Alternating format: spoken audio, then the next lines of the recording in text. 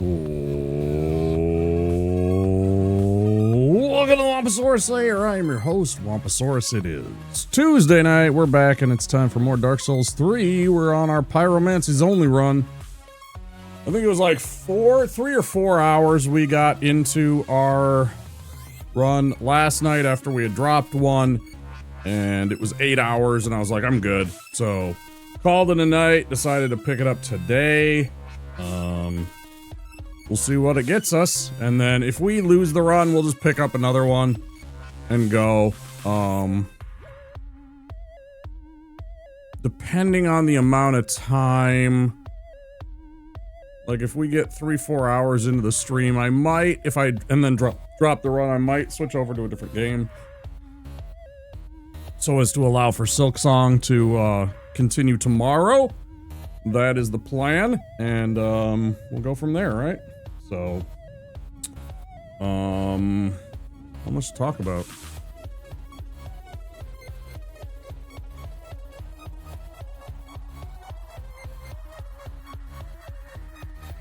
Let's game. Ain't no time like the present time.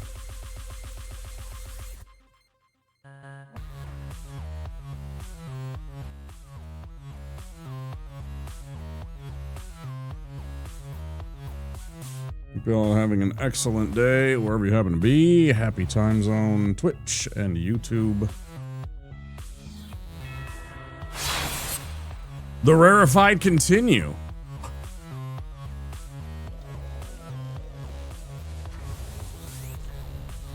Level 49. We've got the vestiges. We are in Irithyll.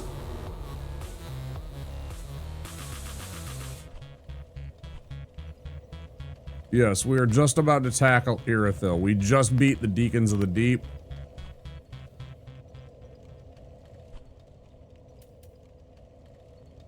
And are about to tackle Irithyll. So...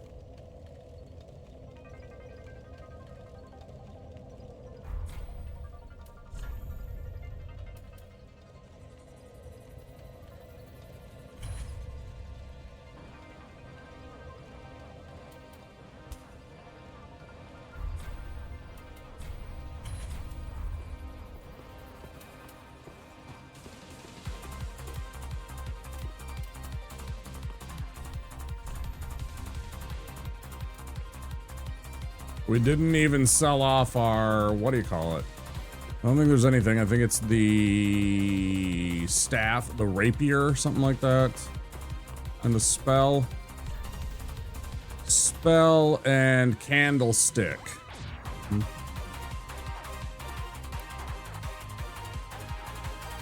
Right, yeah. You can use your weapon as a catalyst. Pretty cool item. Might even use that in our... cleric run, I don't know. Never know. Never know.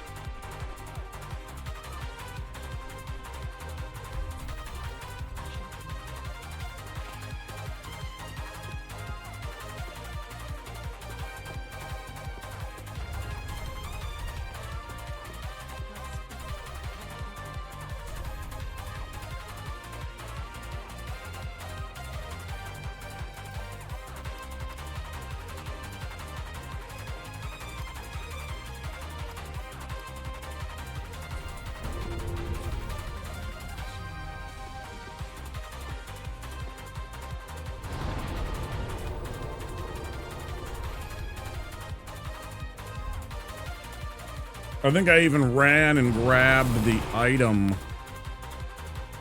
Actually, I bet I didn't. No, I didn't, because I haven't even crossed the bridge yet.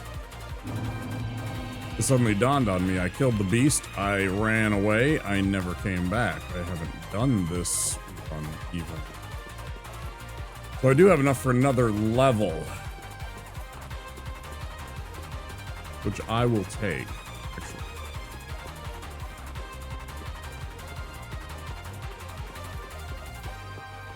But if we wait, I think I get 2 levels. Because this is a big soul right here, right? It's like 5,000. Somewhere around here.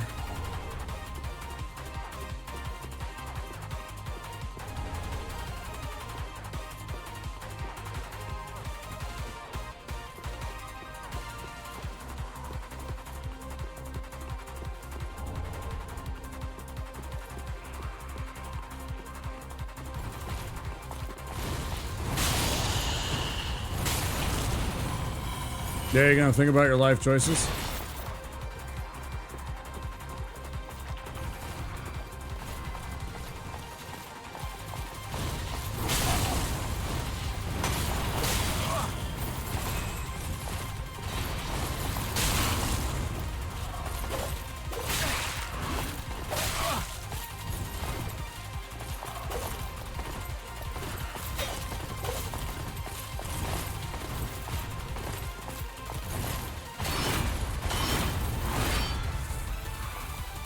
Hold on a second here.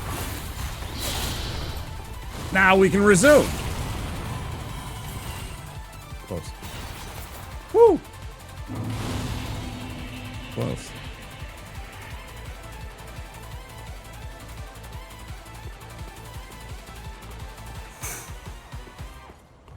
They're all dead. I'm not going to actually sit at the bonfire and have to fight them again. Pontiff Knight leggings, but yeah, we get another soul up here, a decent sized soul. Oh, hard shard. Mistakes were made. Don't need this. Need something like that.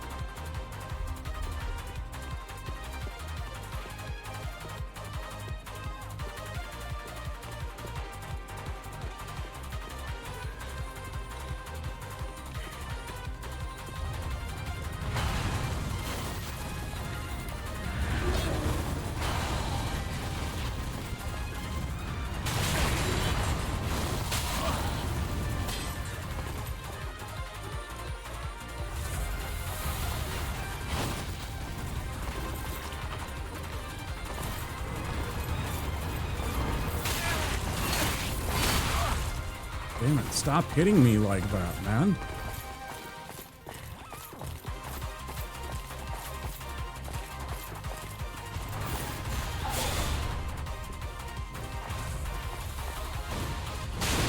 Oh, God.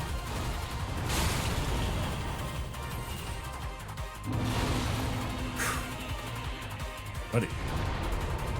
Spooky.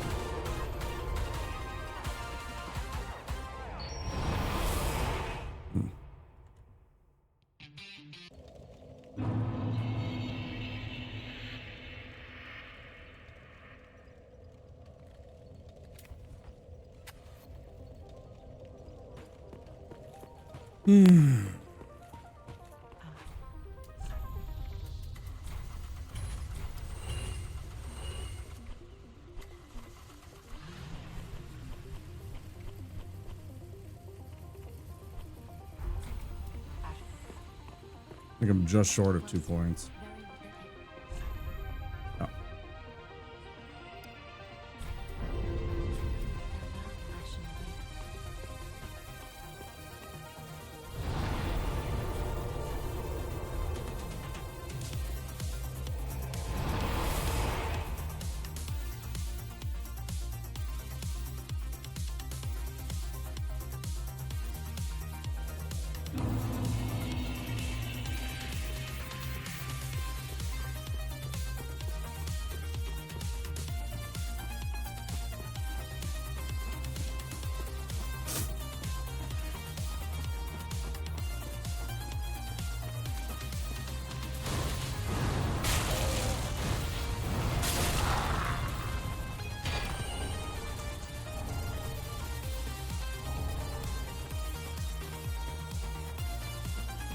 Great knife.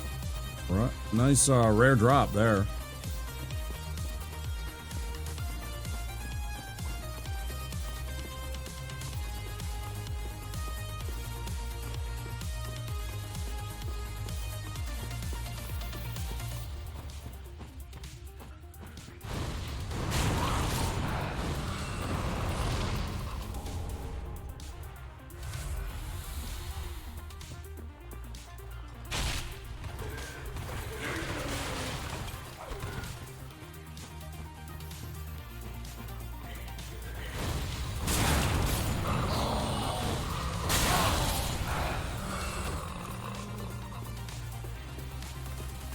Those two guys.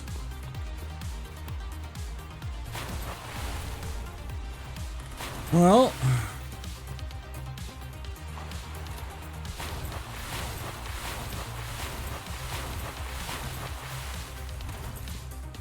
made it back to Distant Manor.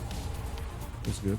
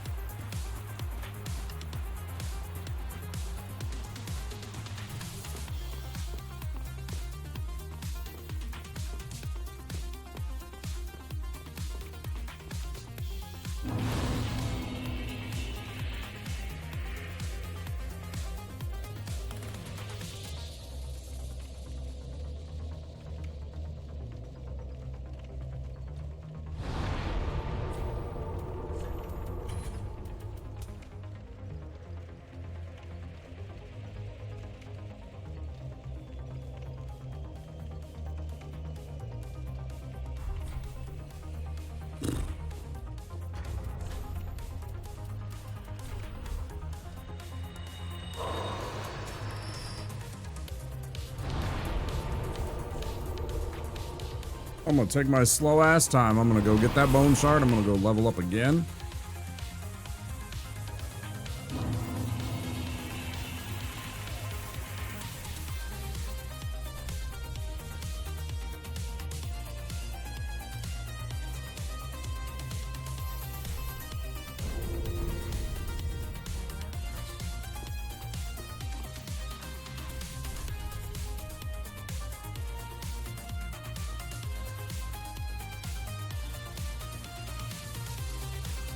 $2,500, damn.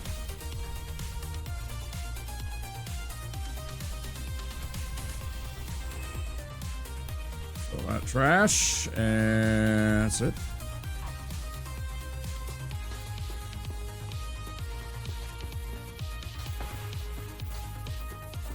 Nah, I don't get chunks. I don't get enough chunks. Not for a long time.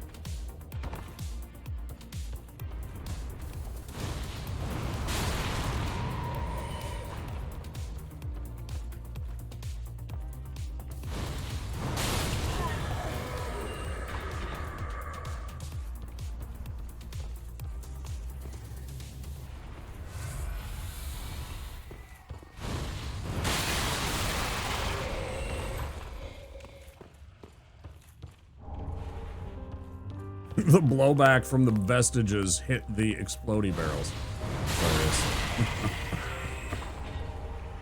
Big AoE.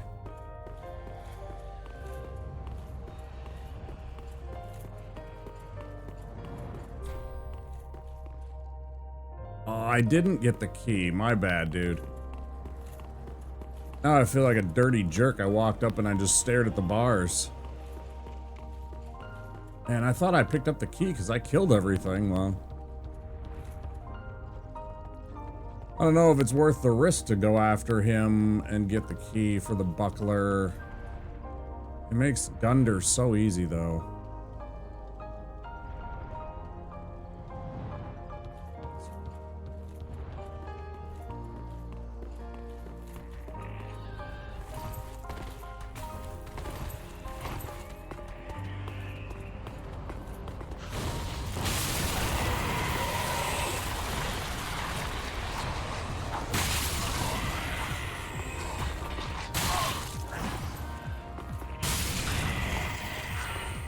You got it, dude.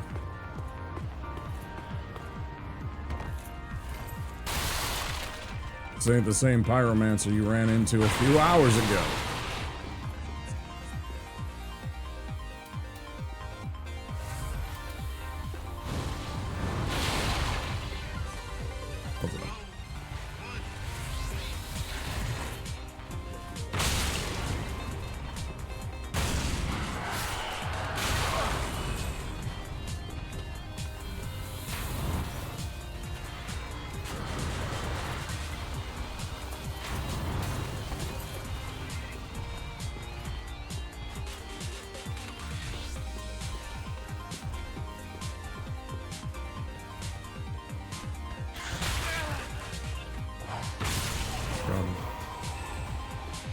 No problem at all, bud.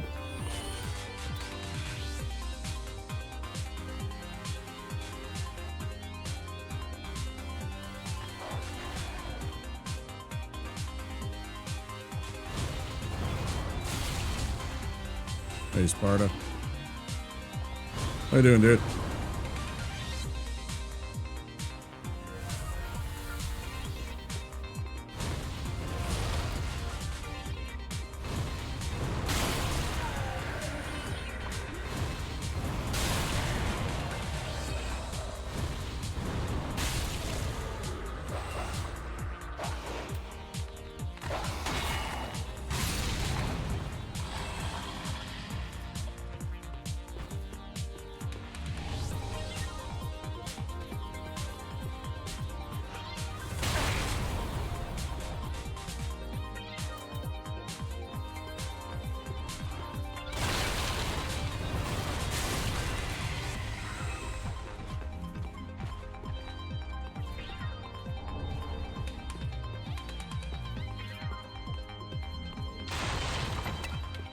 Posted in Discord.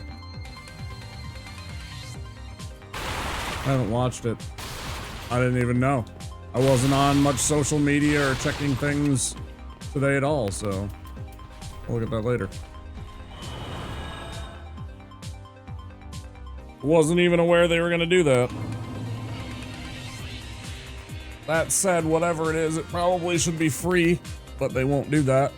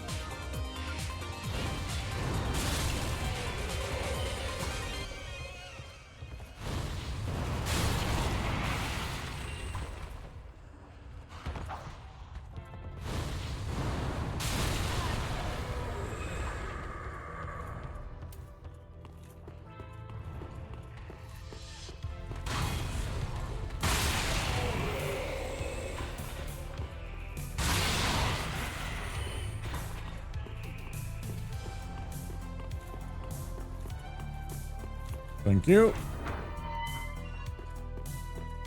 Appreciate that.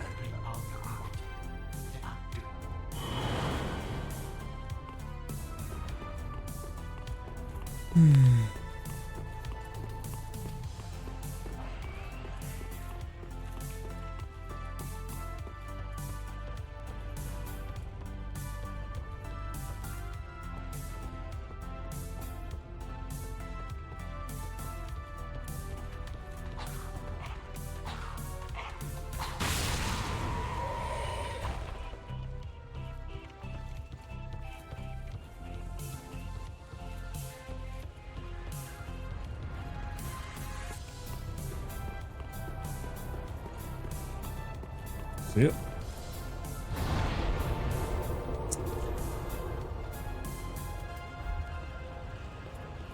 That's literally what Sparta was just talking about, Tommy.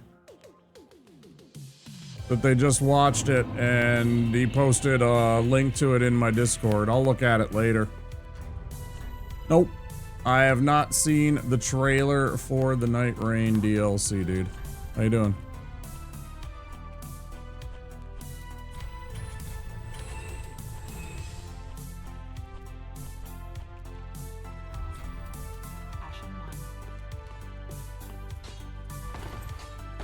Yeah, I'm doing all right. We're continuing this run. We got halfway.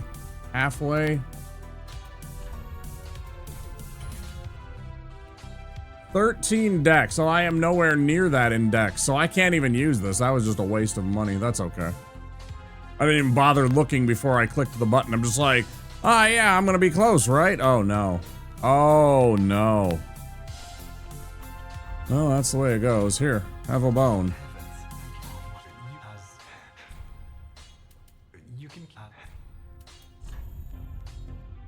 I will keep the ring.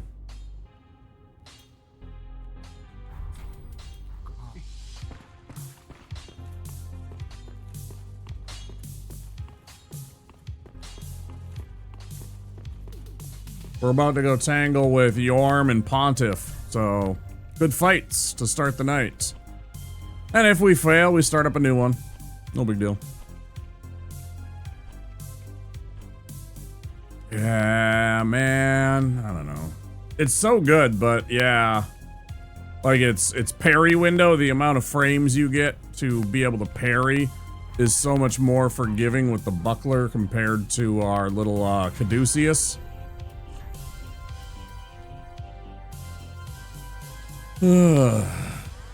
Still, I'm pretty good with that one, so, you know, I think we'll be okay, but yeah, definitely a mistake to buy that for 2,000. Not a huge deal. Barely anything in the terms of the grand scheme of things when you get 20,000, 30,000 for a boss.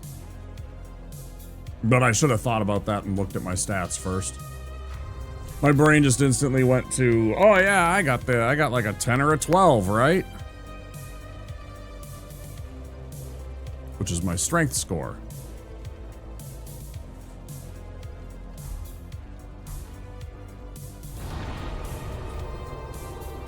Tommy, what games you been on lately, dude?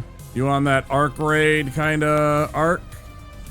You doing that Arc Raiders, or are you on something else? What's your game of choice lately?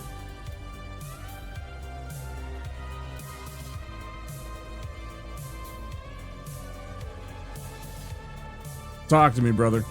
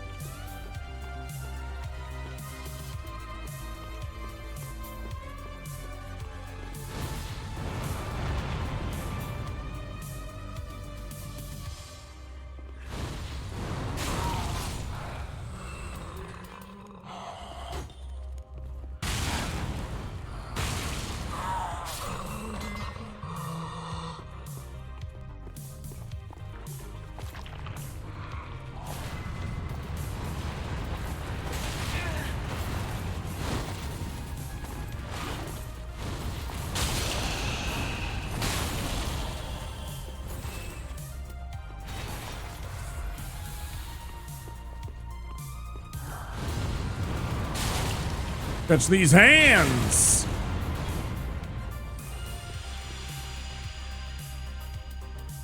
Motherfucker! Do, do, do, do. You know what? You know what, sir? I'll miss you once. Then I'll smash you in the face with my fire bowling ball of fire. I'm taking this. It's mine. I'm claiming it. Can't even have it now.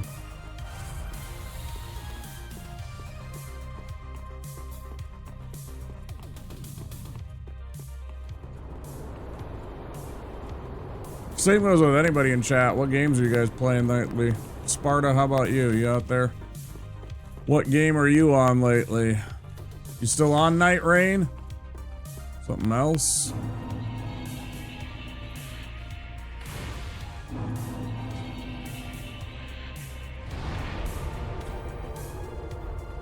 I ain't picky. I'll talk about anything, you know? More or less, anyway.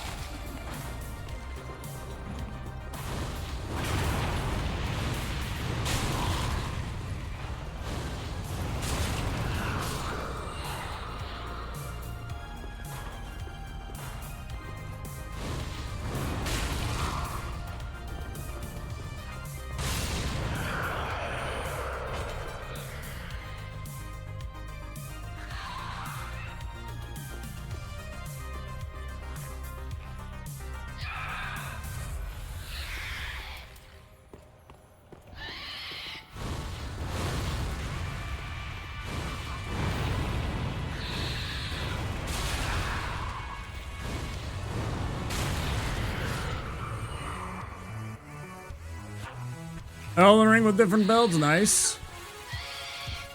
Appreciate that. Oh yeah.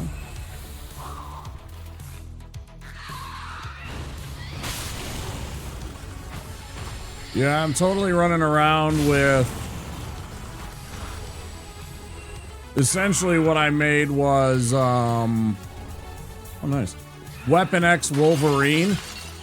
I got the hook claws, and I started as a prisoner so that I had the prisoner helmet, you know, kind of like the if you've seen the old school comic book when he first busted out of the facility where he was being tested upon and experimented with, he was wearing this kind of futuristic looking helmet thing, almost with like a Cyclops style eye visor, and then there was like wires hanging it off and everything like that. It was super cool. And then he's like butt ass naked, or he, you know, some depictions have him in like a I can't think of the term for the Japanese sumo kind of wrapping around the groin. There's a word for that, but just so that they could, you know, be comic book, comic code legal.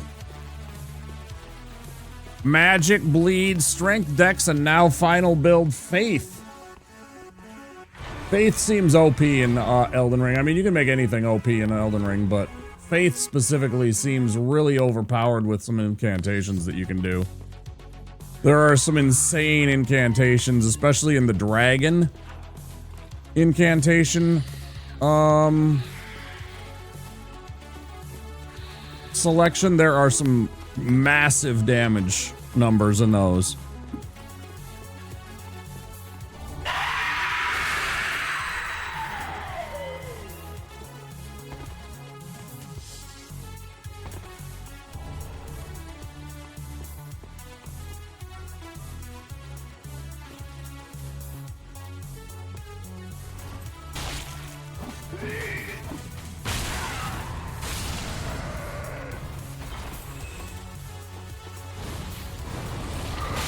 That's such bullshit, dude. That is such bullshit, bro. Yeah, you want to get a fucking shot off on me when I have no low hit points, don't you, bud? You motherfucker. Fuck you. Cheating ass game. It gets real sneakily, suspiciously aggro as soon as you get low on the hit points.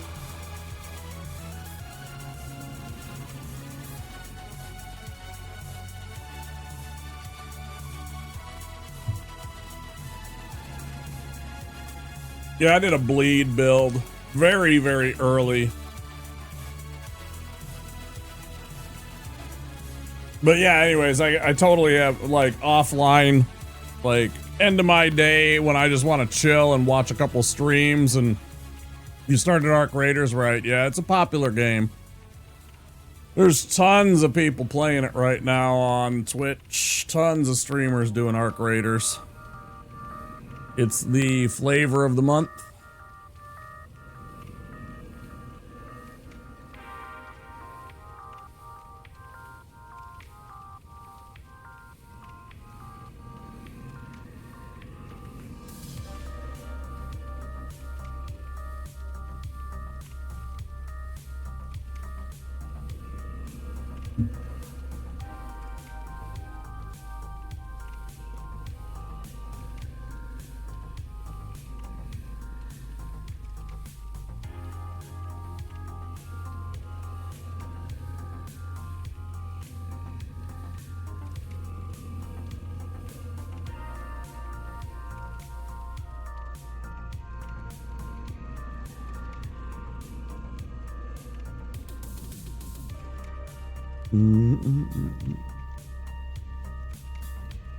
Oh yeah, it looks resource intensive, that's for sure.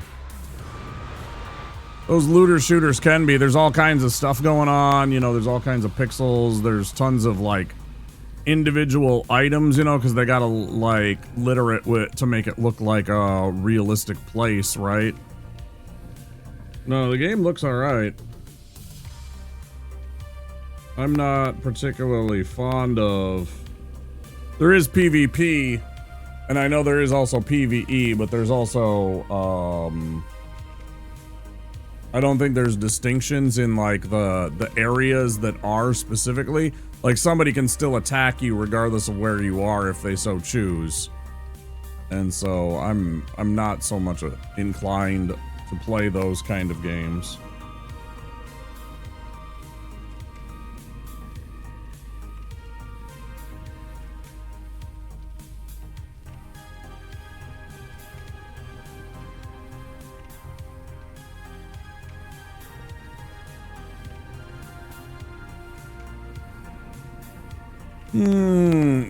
Yeah, totally. I'm more single player type games like this and RPGs and crafting and puzzle games and roguelikes and survival horror. You know, those are my vibes. I should do some more building games. I almost played Sim City on Sunday. We did some FTL, but I almost fired up the old school Sim City for the SNES. Because I friggin' loved that game. I haven't played it in forever though, so it'd be fun. But, well, with a little FTL, I'm glad I did. It's fun. I like that game a lot.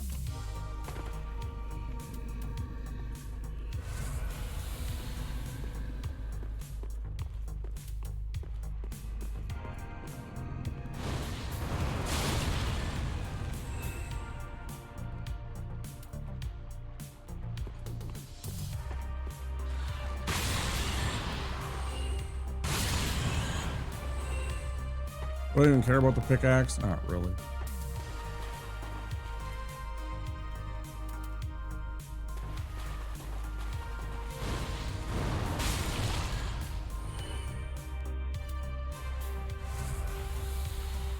Oh, resources are rare. Yeah, I understand that. Bro, you got hit by like an 800 point freaking spell. Do you want to acknowledge that? Or would you just prefer to exist in Fantasyland there, bud? Holy cow. Holy Toledo.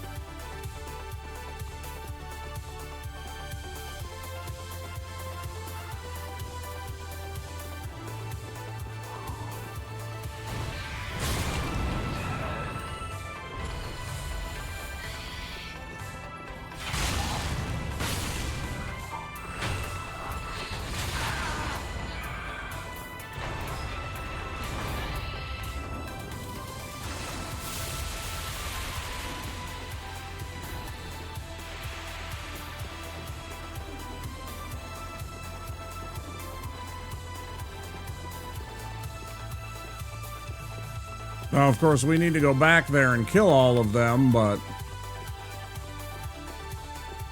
before I can do that, I gotta go free Carla. Before I do that, I gotta go into the capital and get the keys. Because without Carla, I don't have a shot at this, right? I got no damage to him. Poison doesn't work. The boulder heave is pretty damn ineffective.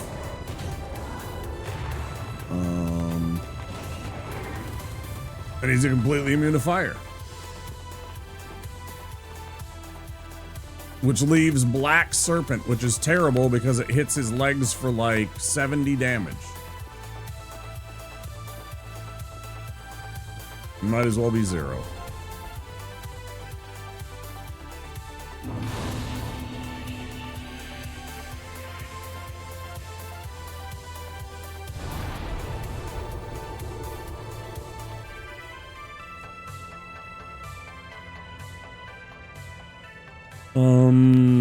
Do I want poison? Is there anything that I can actually poison? I suppose I could poison those 2 jailers, but I'd rather just blast them.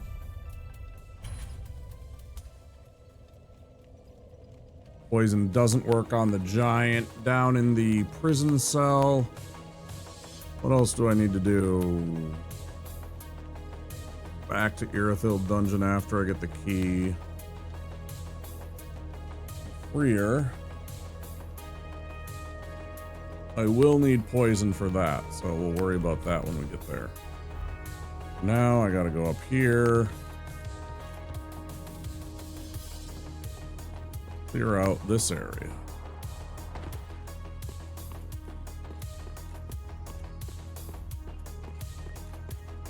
Yeah, game wouldn't be very much fun if they weren't giving you lots of ammo to go and shoot things with, since it's a game that requires you to shoot things for the most part.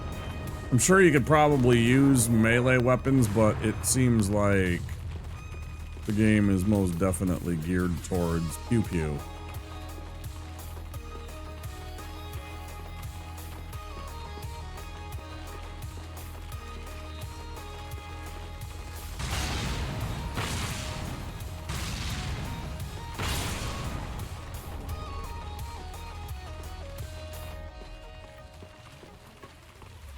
All that said, I still believe that, especially since, you know, if you didn't get in like early in the game, I mean, I don't know how it does with matchmaking. Maybe there's like, you can't run into a guy that's been playing for 100 hours, right at the beginning of the game, or, you know, a guy, you know, maybe if you've been playing for 50 hours, you don't run into a guy that's been playing for 1,000 hours. I don't know how all that matchmaking works, but you know, the later you are into a game to adopt that kind of, you know, any kind of like game that has those kind of potential aspects of PvP, the later you are, the more likely you are to run into a sweat who has been hoarding everything under the sun and will do everything in their power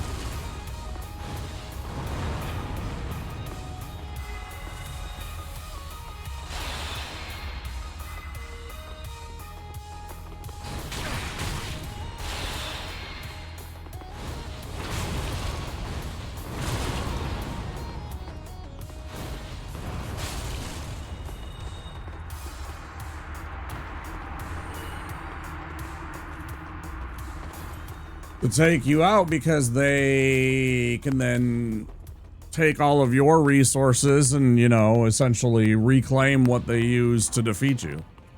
And since they have a significant amount more than you, they have a much better chance of success. Not a guarantee.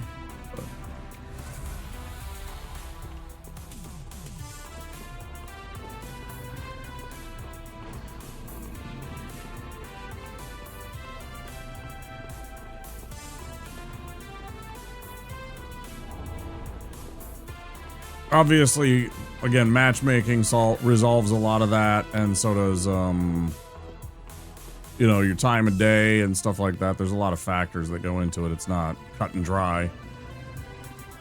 Certainly.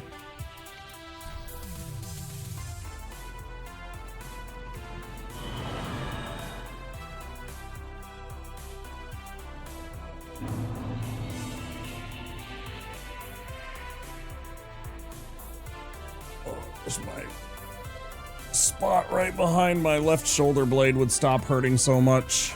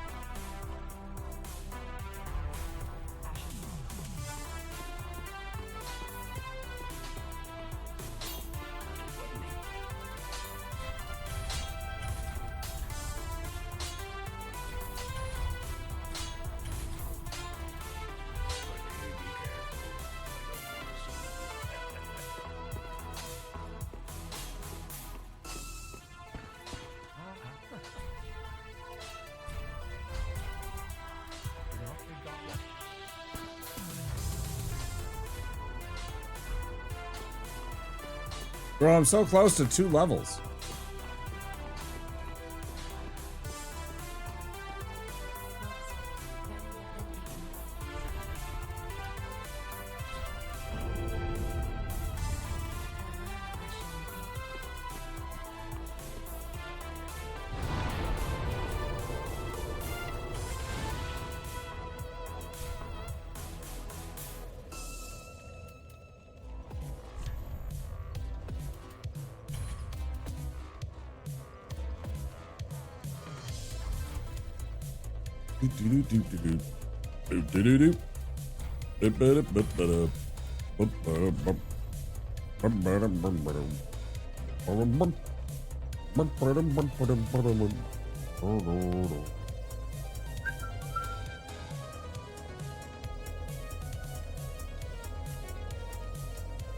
Oh.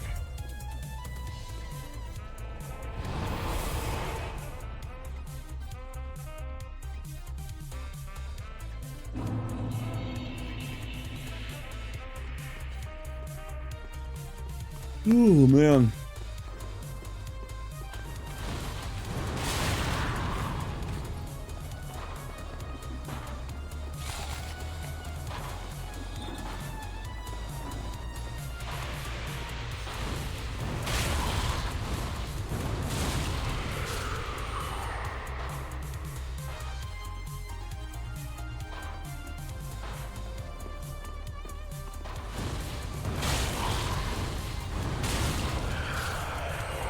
That's probably a complete waste of FP right there, but whatever.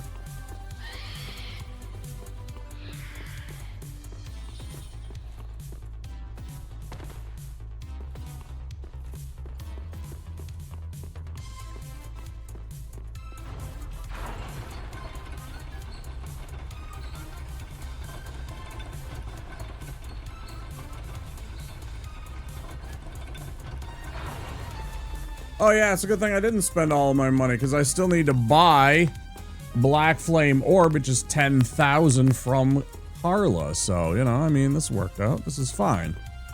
But I didn't spend all my souls, because then I would have been lamenting about the fact that I need to go and earn 10,000 souls. I would have been like, where am I going to find 10,000 souls? You know?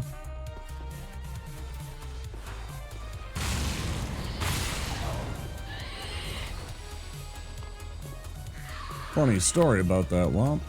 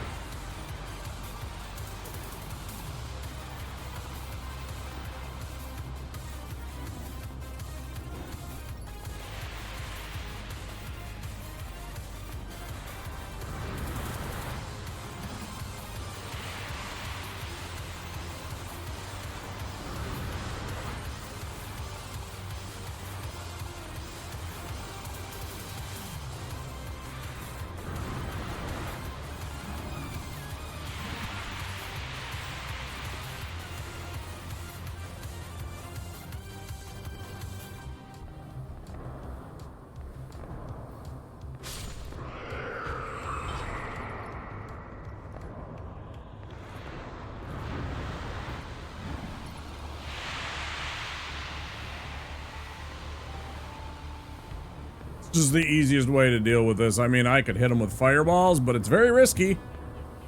Why bother when I can just simply unleash a torrent of poison? Takes less than one of my bars of mana to do. Maybe a bar and a half. Whatever. Very little resource.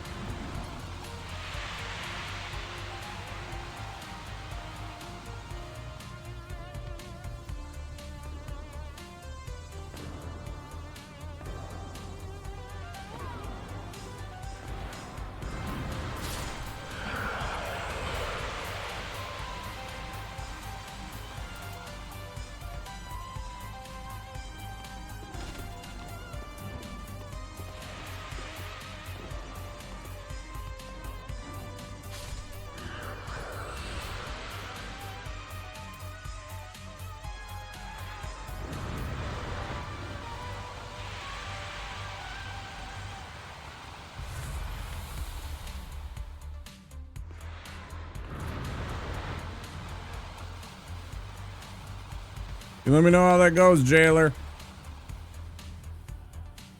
You let me know how it goes staring at a wall.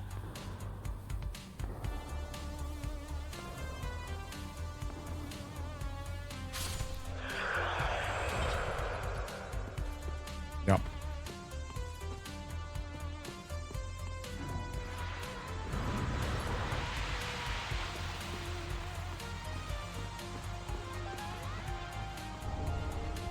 Hmm. Mm-hmm. Very good.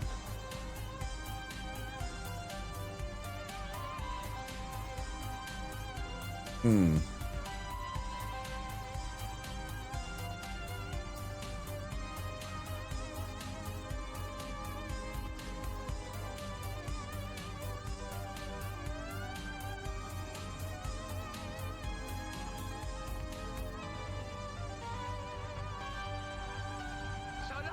Bowser?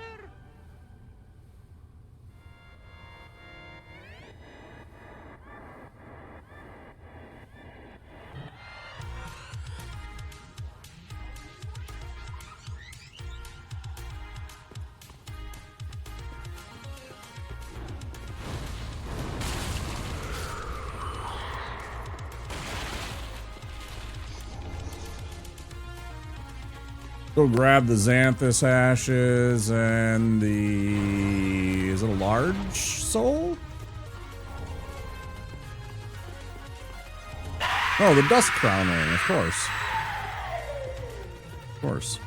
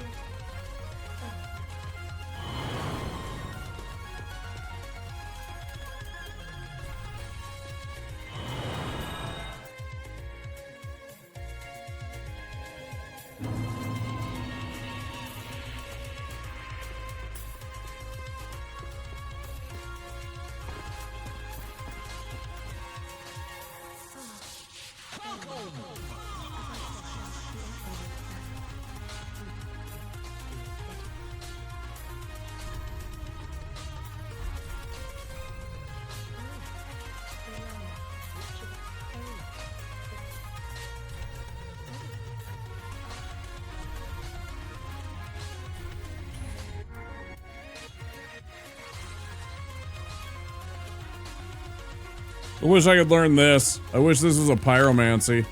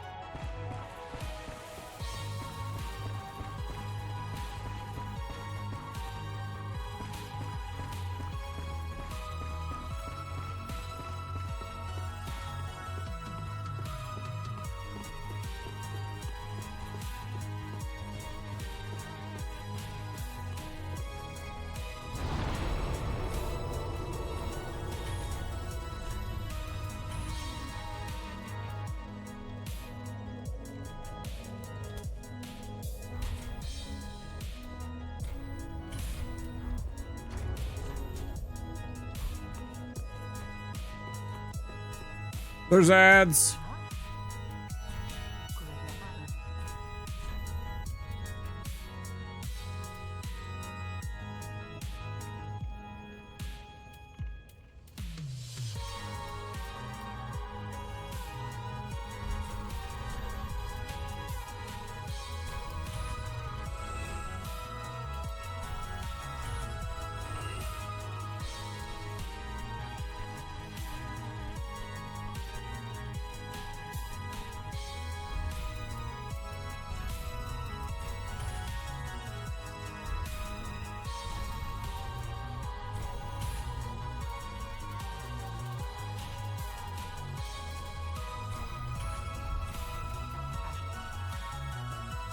Okay.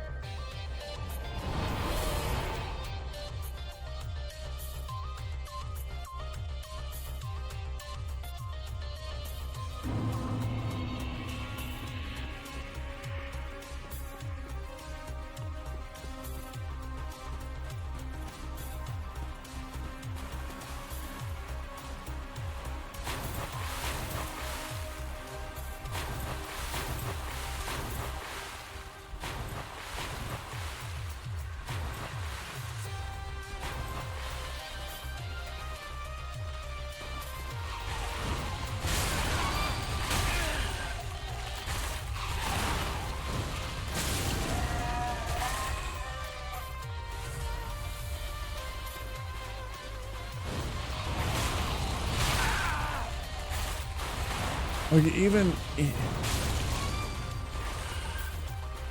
an overpowered spell like this still gets fucking hung up sometimes. It's just like, yep, got stuck. So weird. Grab the poo ash.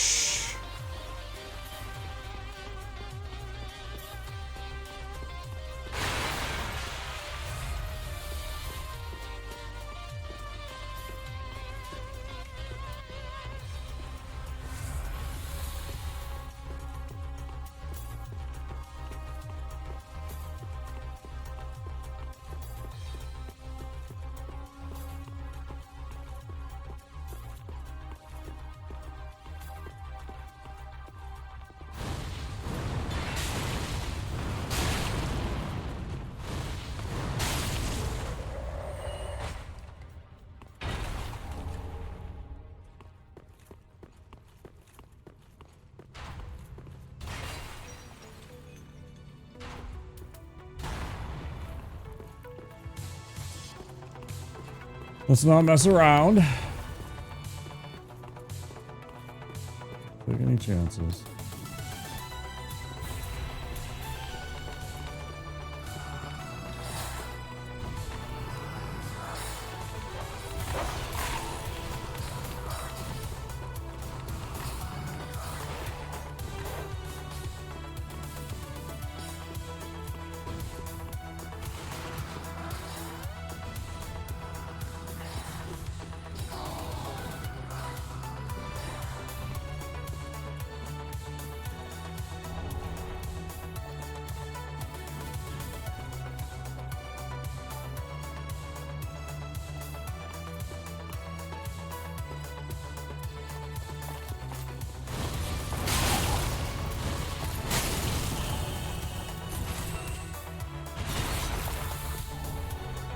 Nice find.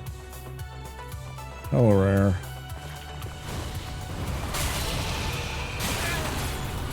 That's cool. We'll trade one.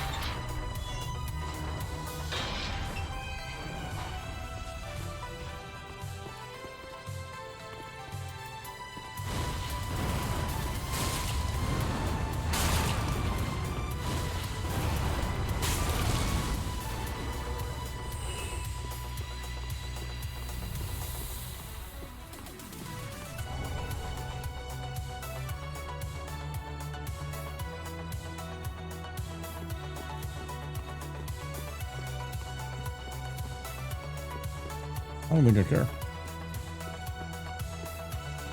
I think it might be an Ember, it might be a Soul, it might be a Titanite. I don't really care. Whatever that is. Chance it and go down there. Oh.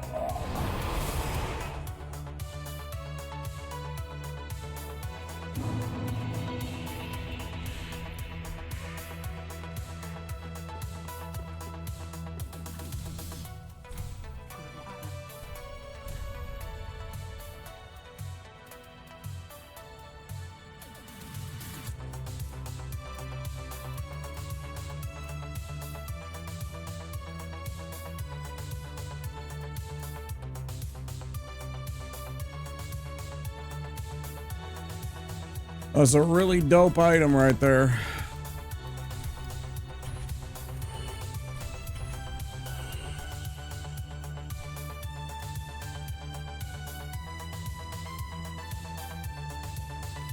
Yeah, A scaling on your decks. It's got bleed.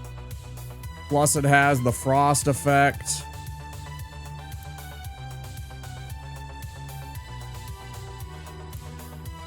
So you can frostbite and bleed your enemies. Fantastic weapon.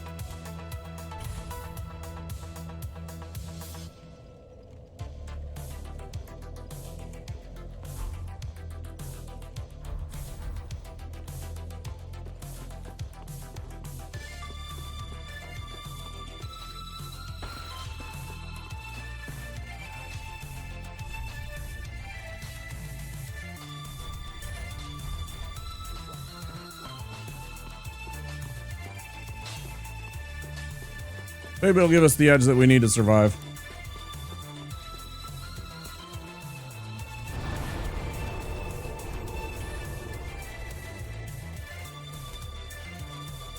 Oh, I'm nervous.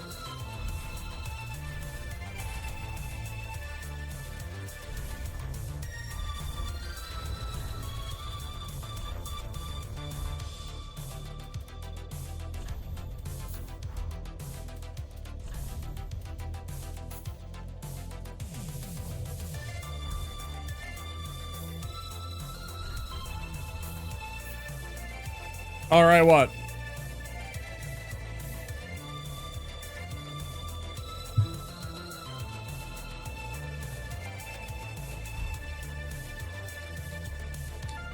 This does me nothing. I should have on something like...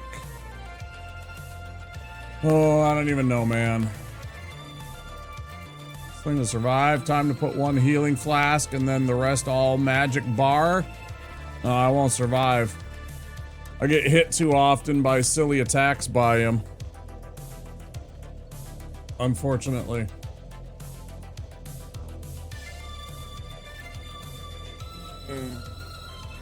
This. Oh yeah, I think this because then we actually survive, and when we heal, it will give us back that ability.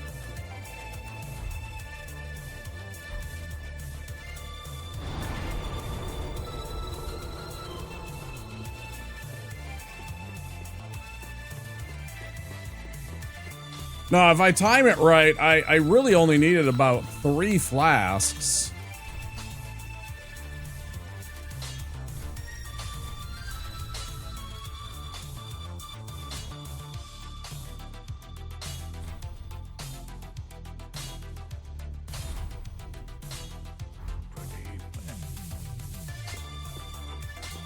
This spell doesn't use a lot of mana.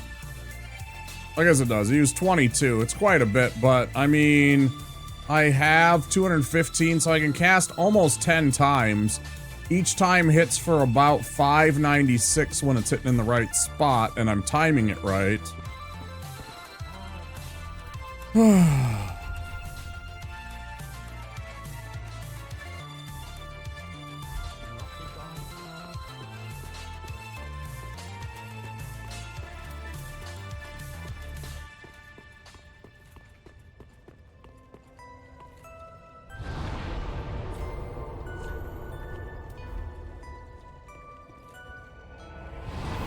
Well, if we fail, we'll practice again on him, and then we'll start a new run. If we get a death here, we'll just practice on him a bit, and then start a new run, because we'll need to remember where that spot is.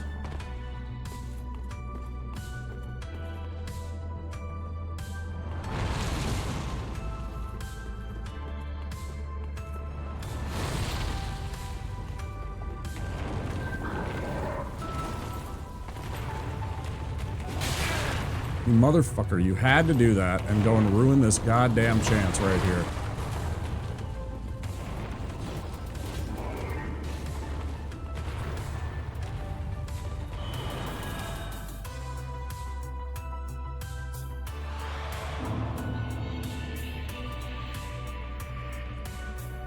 Like, if I have this ring, there's no possible scenario where I go in there with less than full hit points.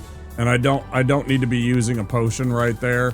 I'd rather burn through one of my homeward bones and make sure that I got a clean run into the fight so that I'm not having to use one of my potions just to get to the frickin' boss arena. I hate that. Motherfucking game! Fuck you!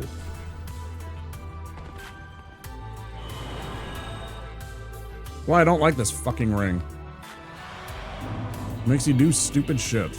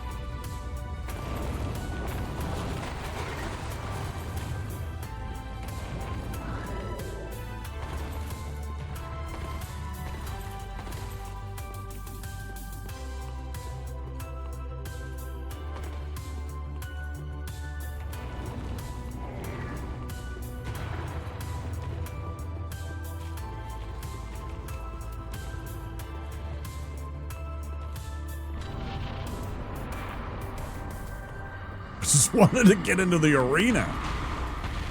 Okay.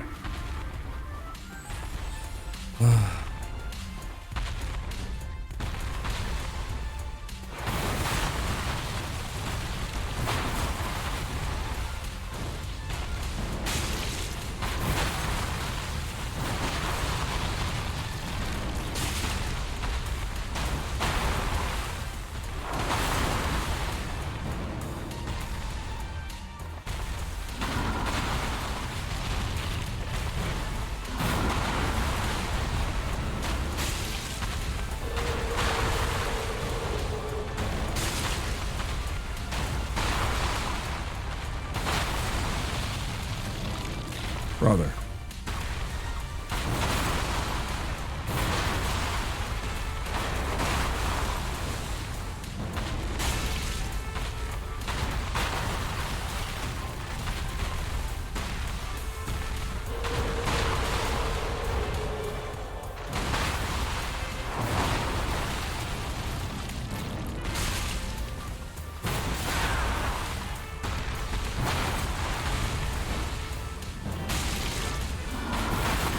Getting the fucking aim right.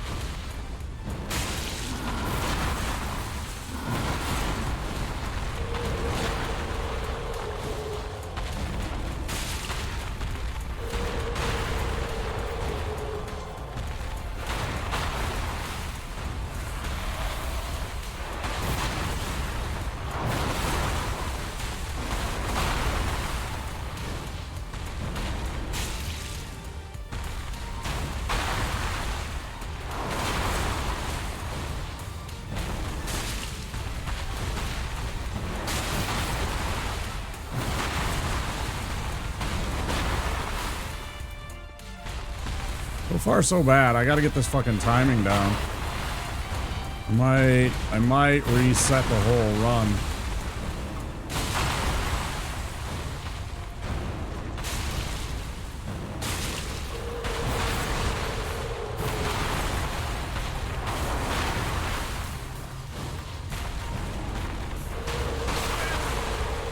How did that hit me?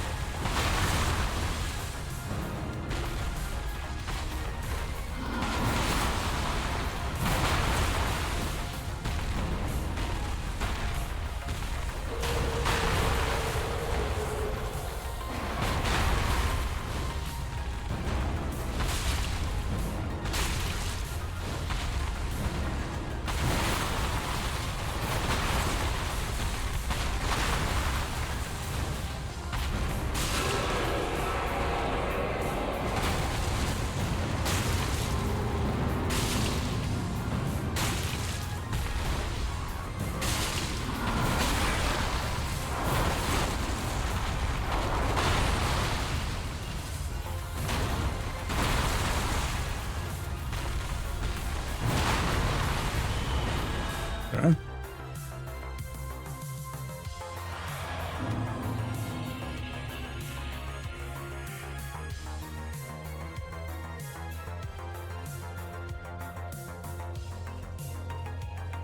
I also didn't even remember to activate my refuse sweat.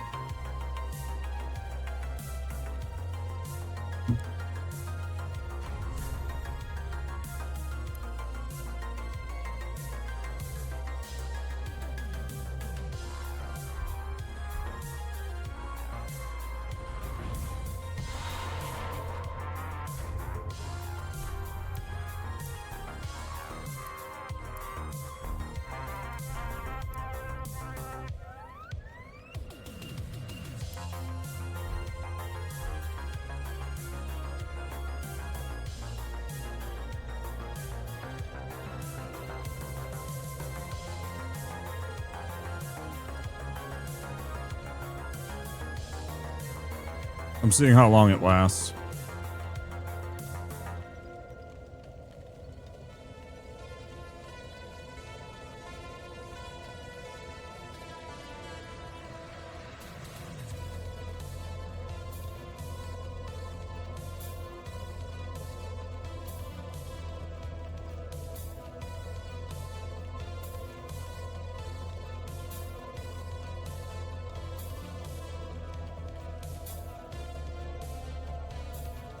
What was it, like 45 seconds? I don't know if that's worth.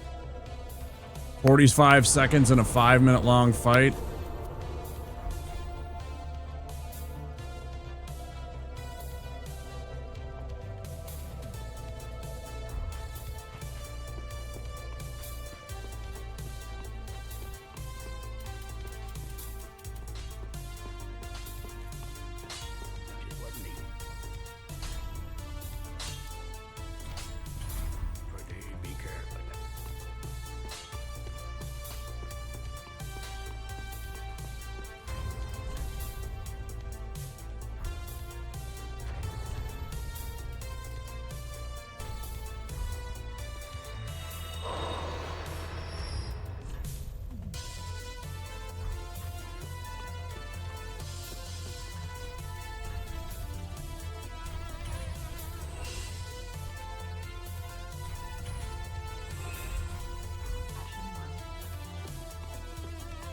Be sure.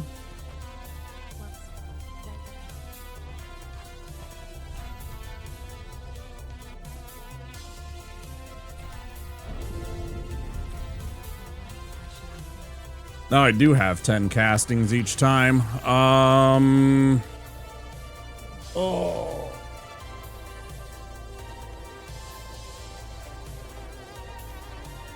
Let me go get my let me go get my little massage device and get it on my back.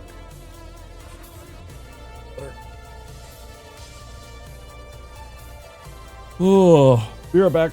2 minutes.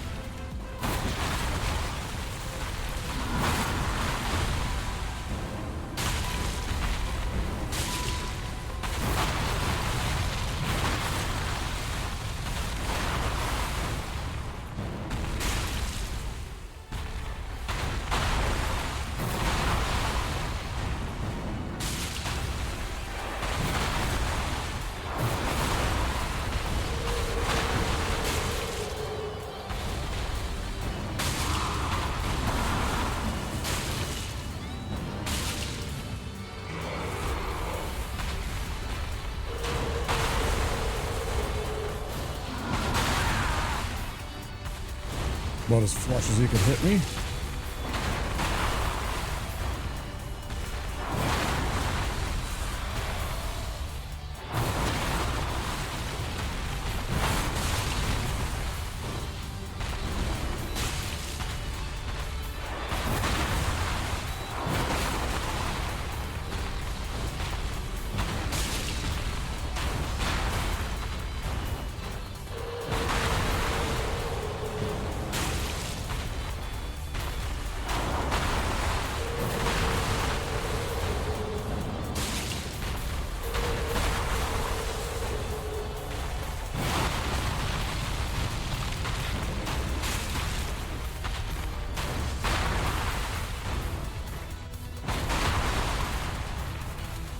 Really?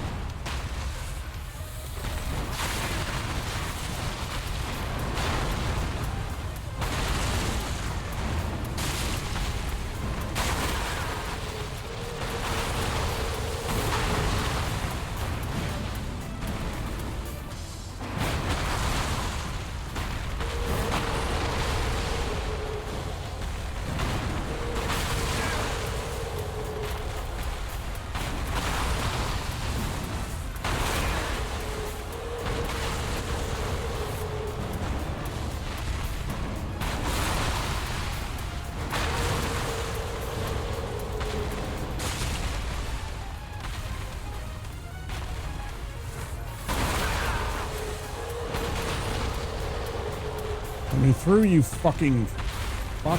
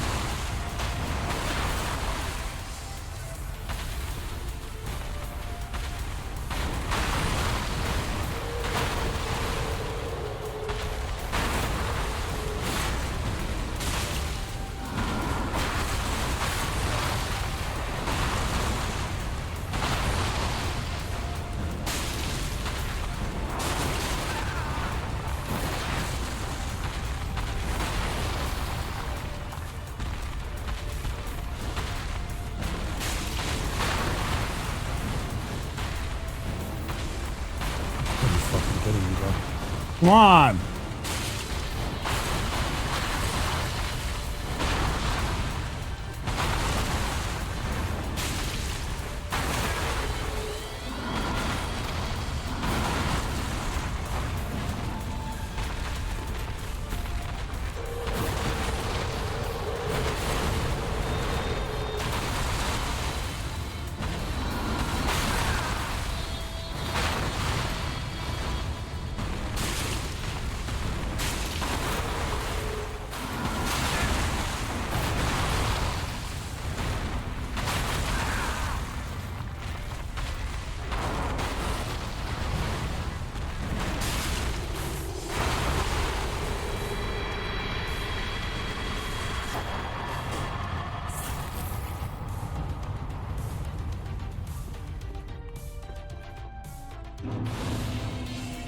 I do not like that fight as a Pyromancer.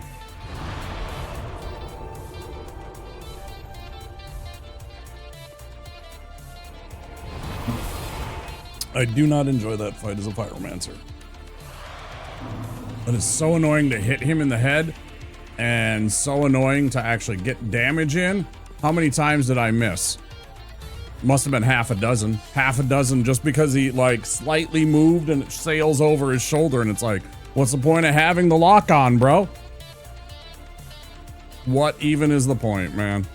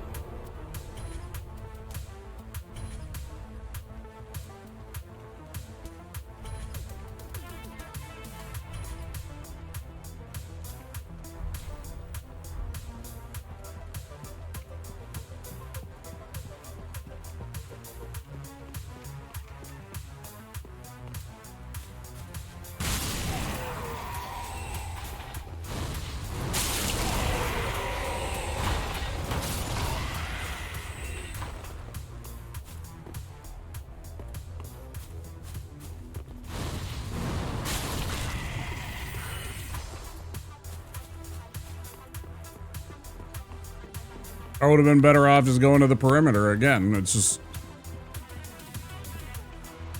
better XP there. It's so weird. In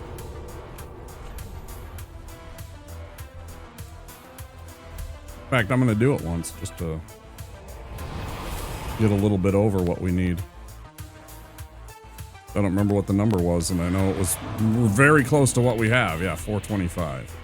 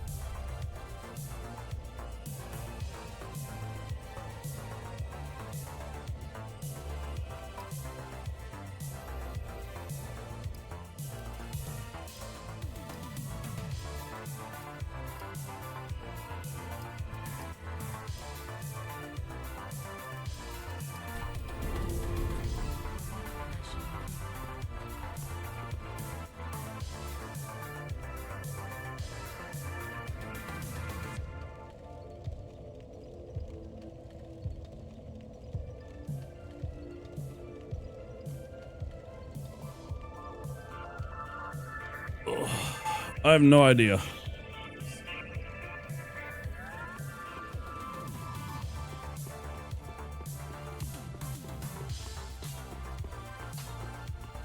No, I don't think so.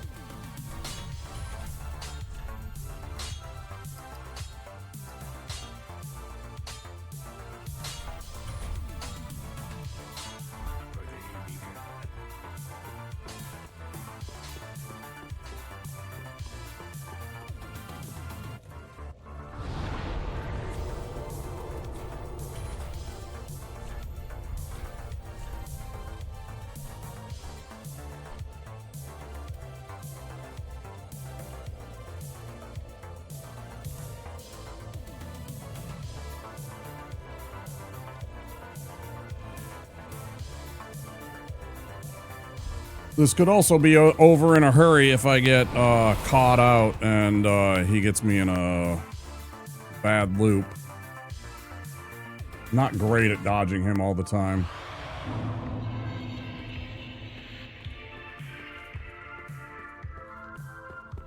I'm even worse at the timing on the parries.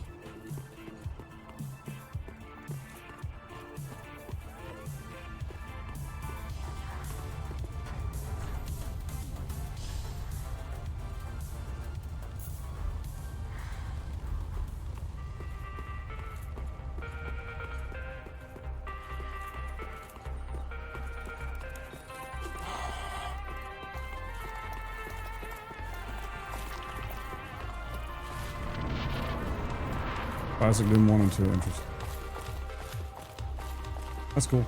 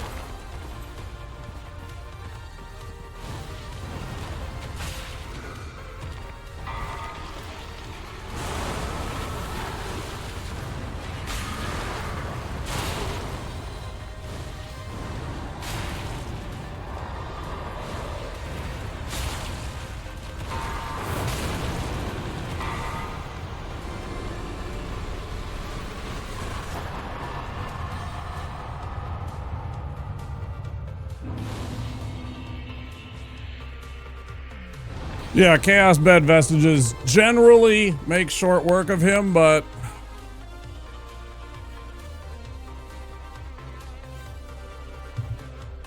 I wasn't 100% convinced that was going to work.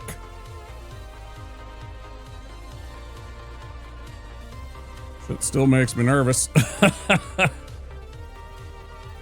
But yeah, really good damage when you stack it all up with the 2 Pyromancy rings, the Fire Clutch ring, and then you get the short casting times off of the Sage ring so that it pops off a little faster.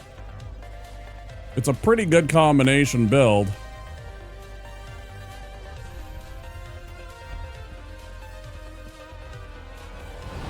Chaos Bed Vestiges is what it's called.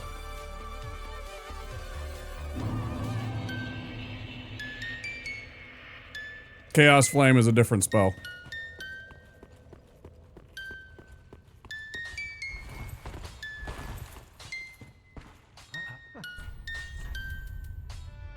That's like this one, maybe what you're talking about, or Chaos Storm.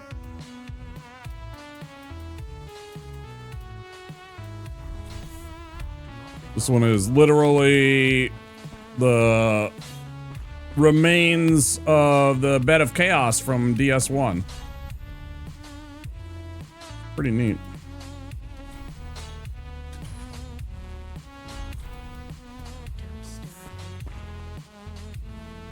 No, I don't have the Chaos one. I couldn't remember where it is. I couldn't remember where I get it.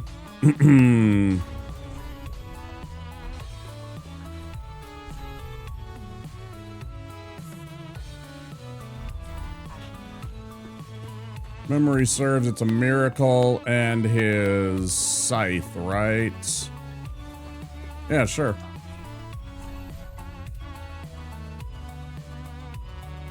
Sword and sword. I thought it was the, I thought there was a miracle. Huh.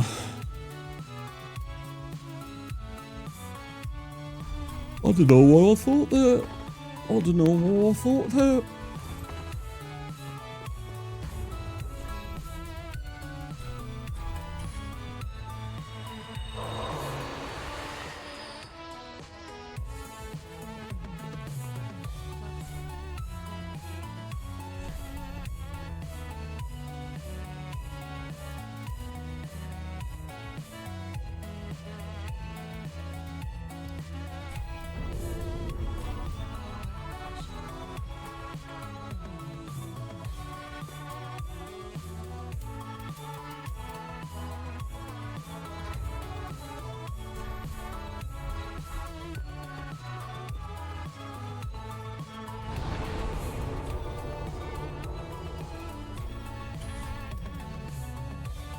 Ugh. Yeah.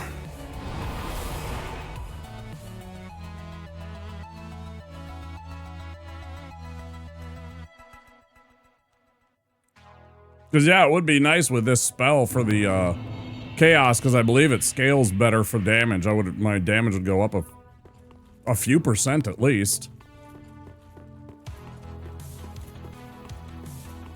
If we had the chaos flame.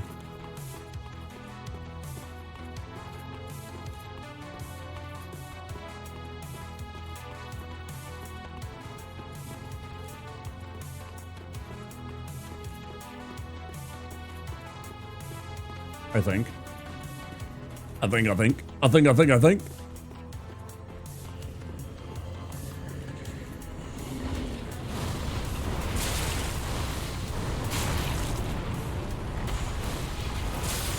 Yeah, you made a bad decision there, Mr. Oh God, I made a bad decision. I don't even know what hit me, man. I actually don't. I want to fucking see that on a clip. It don't matter now. I want to fucking see that on a fucking clip, man. That's such bullshit. That is complete bullshit right there. Fuck you. Fuck you and your cheat.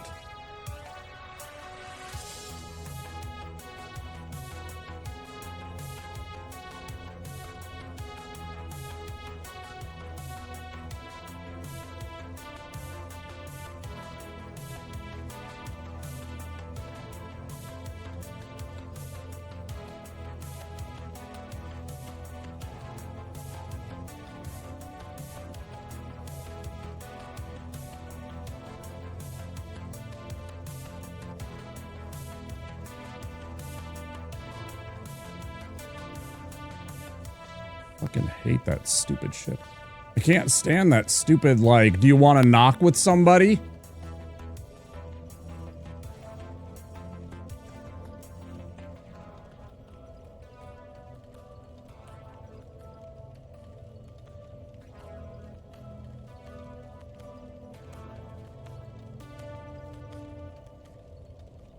Wish I would have remembered about the stupid giant. Yeah. He's got me stabbed with a spear after I'd already almost died. Really shitty.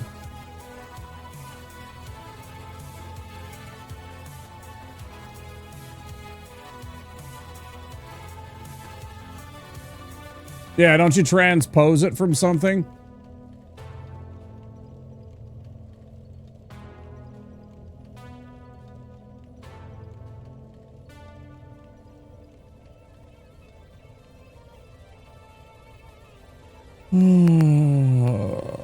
That's really fucking shit.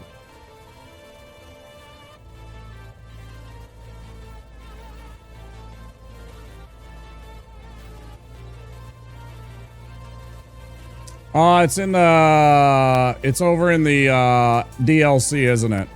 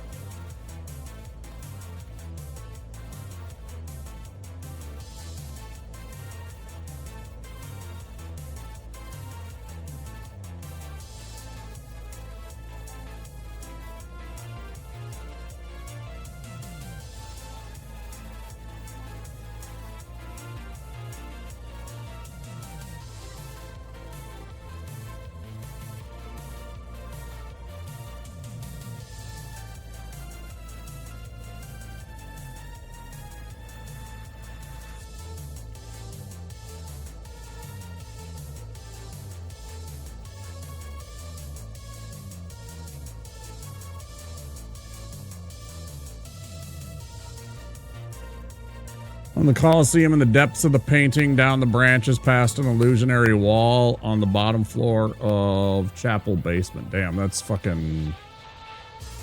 That's so sweaty to get to.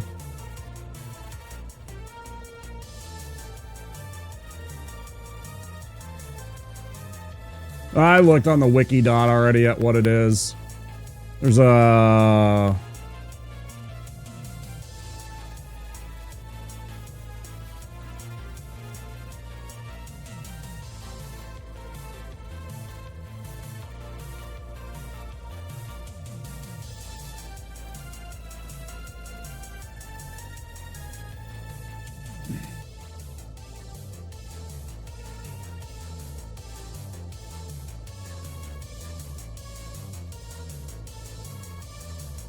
Bro, you're looking at Dark Souls 1.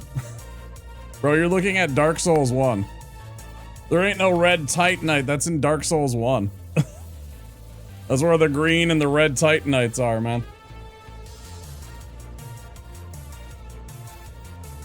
There is another pyromancy flame. That pyromancy flame is in the DLC. It's in Ashes of Ariandel.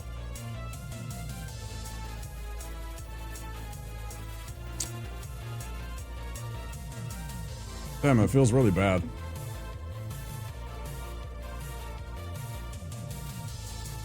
If I can go and stomp on Pontiff and I manage to survive Yorm only to get killed by a fucking giant and Jon Snow in the fucking combination, that's just disappointing. I guess I can take down the continued part of my title.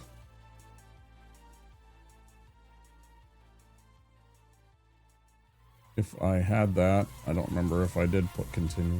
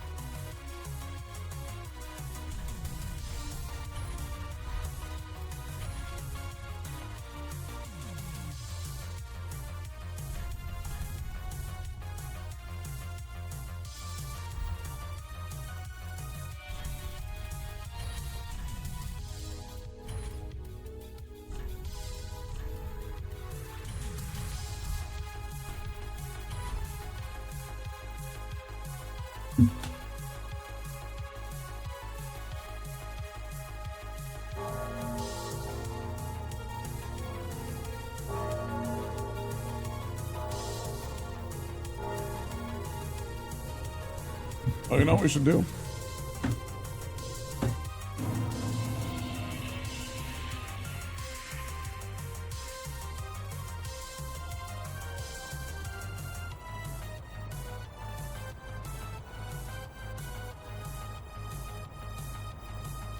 Welcome you.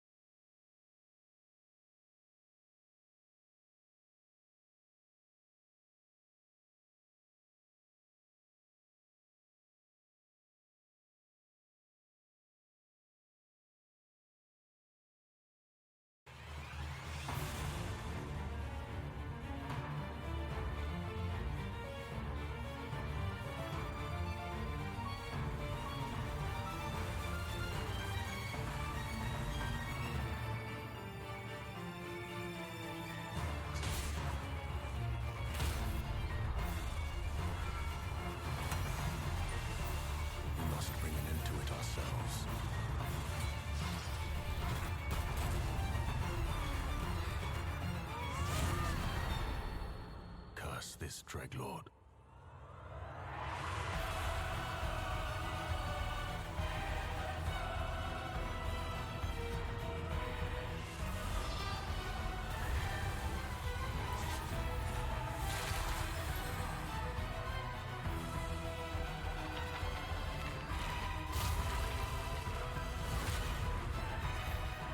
The aftermath of the long night.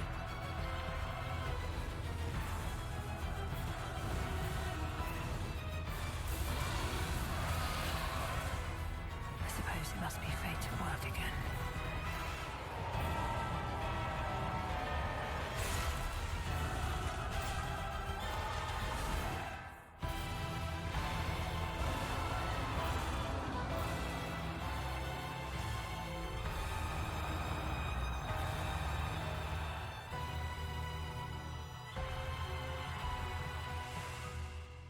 November 4th, coming soon. Pretty dope.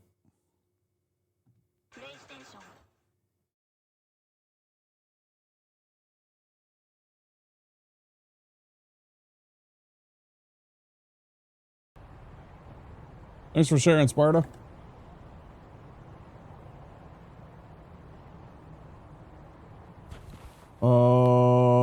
Also ads are about to happen, so I guess I'm just gonna take a break.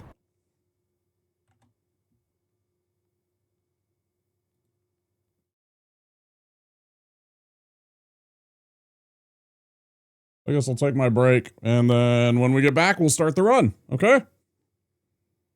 You guys know the drill. Some words on stream, some dumbass commercials that you probably won't pay attention to. I'll see you guys soon.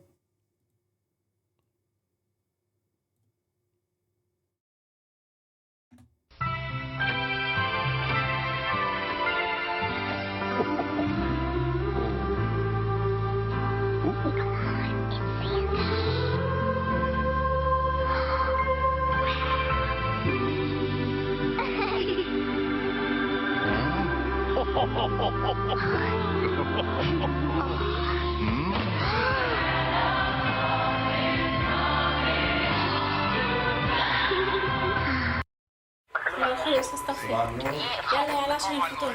جايبه لك النهارده سندوتشات جبنه. لا والله ماليش نفس. بين القاصي والداني وبلغت للعب العام وضحرت ودعا لسنين ودعا لبلد المهم جت انتخابات الزمالك الاخيره الراجل دخل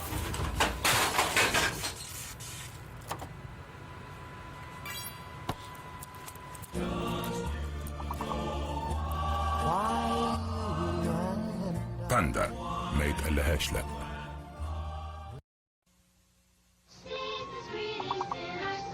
Yummy fruity pebbles in our bowls. Oh, here comes you know who. Yabba dabba fruit, delicious do. Ho, ho, ho, I'm hungry. Santa, my pebbles! Your pebbles? 'Tis the season to be sharing, Fred. Happy holidays, pal. Oh, Fred. Fruity and Cocoa Pebbles cereals, part of this nutritious breakfast. Ho, ho, ho, ho, ho. After these messages, we'll be right back. Hello, Mrs. Jensen. You don't have any Snickers in your shopping cart. The neighborhood kids love Snickers on Halloween. Let me help you. Oh, I'm only helping. Snickers. We're definitely going to her house. This Halloween, nothing satisfies like Snickers. after these messages, we'll be right back.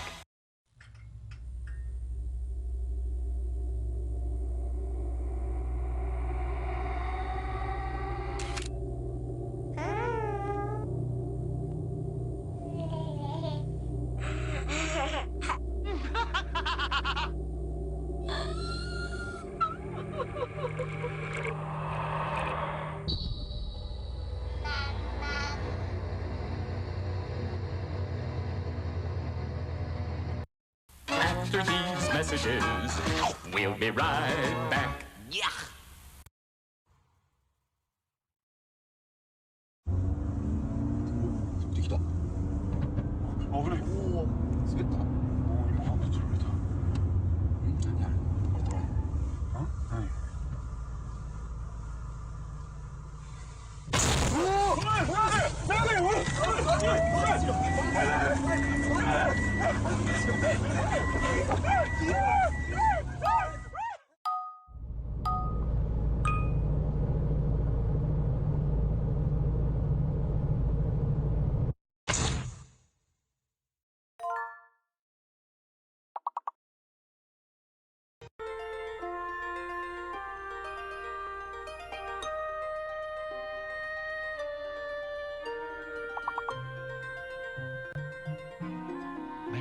wish.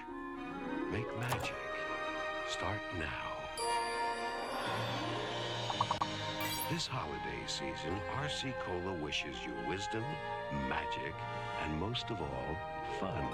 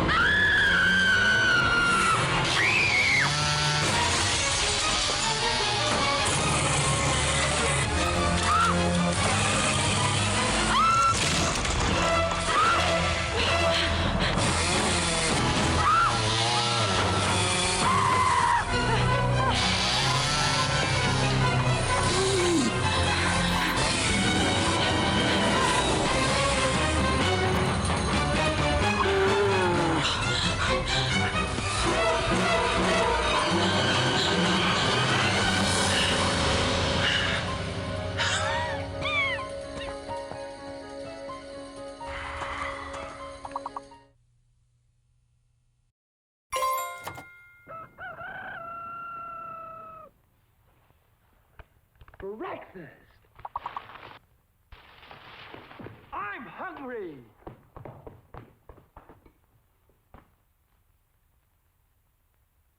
Take it from Carinkles. That's me. The best breakfast under the big top is post-sugar rice Carinkles. So crinkly, so delicious, so different. Each grain of rice in sugar rice Carinkles is carinkled with honey and sugar. It's so good, I crinkle every time I eat it.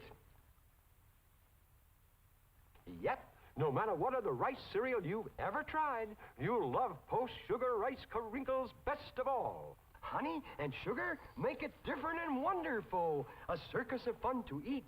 So you crinkle on down to the store for post-sugar rice Carinkles, the greatest cereal treat on earth. I've replaced your shoelaces with fruit by the foot. So you did. I replaced your fingers with fruit by the foot. Bravo. I replaced your bones with fruit by the foot. Indeed you have. I replaced your guitar strings with fruit by the foot. Seems like a step backwards, but alright. I replaced your DNA with fruit by the foot. That would be end game, my friend. Fruit by the foot. Fruit-flavored snacks. Backup! I need backup! A rookie cop facing unspeakable evil. There's something really wrong here. These things aren't dying. I just blasted this thing, and it's still alive! One of the most anticipated games of 1998, Resident Evil 2. If the suspense doesn't kill you, something else will. Everyone's gonna die! Skittles presents Bite-Size Horror.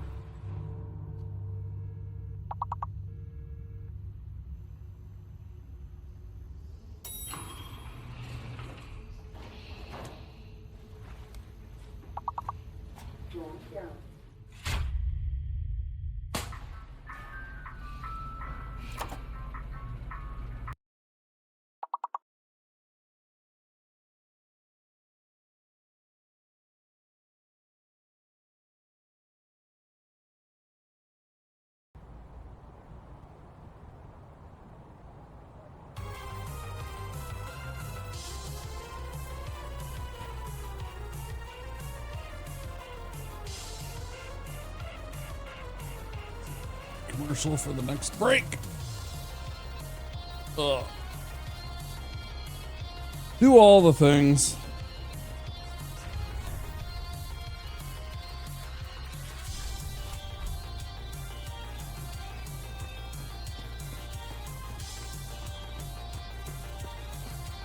Stupid mistakes, man. A lot of work I just threw away.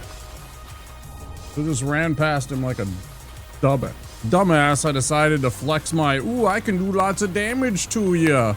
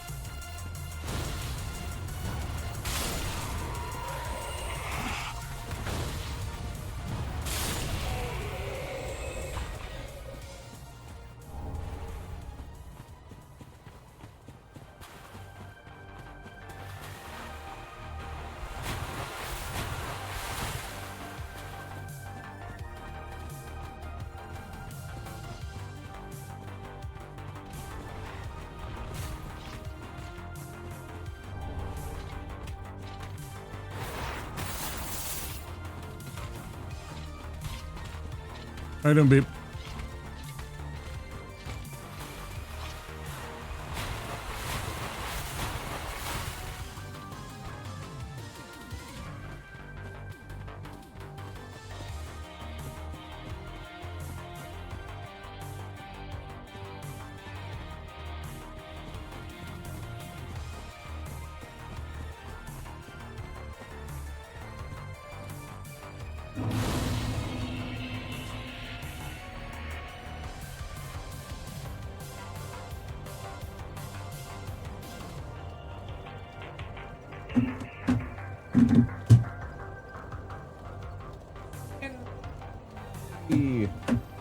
Stay put. Trying to adjust my stupid. Ooh. Device. I can get some pain relief there, guys. Chill.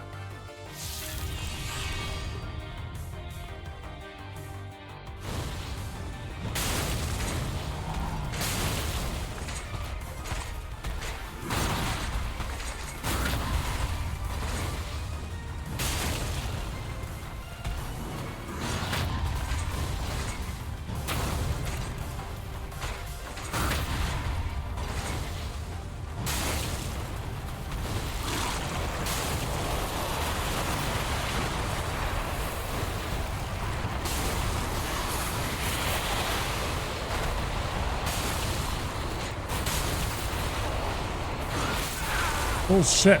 Bullshit. Bullshit. Oh, I'm dead.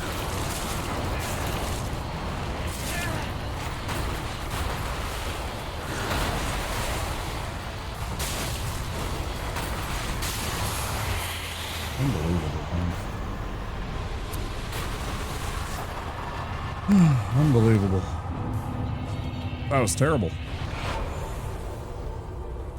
About as bad as you can do.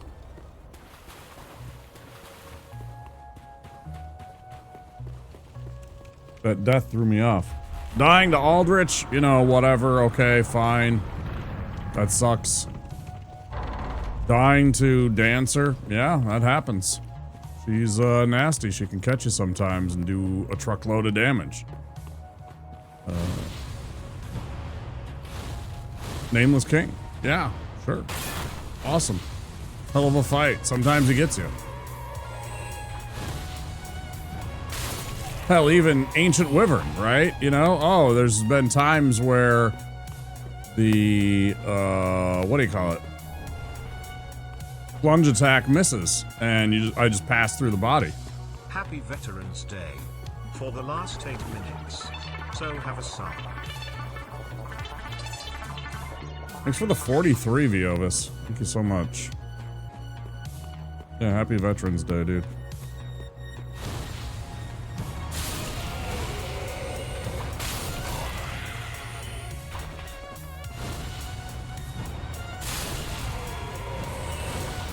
Thank you to all the vets and their service to this country.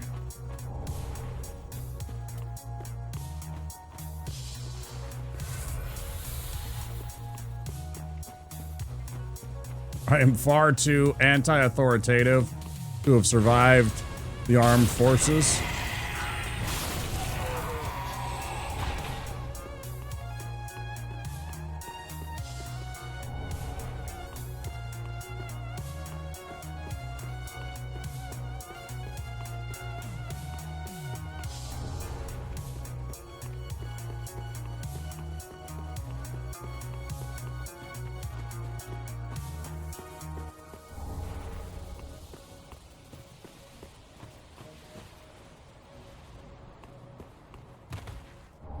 Yep, I understand.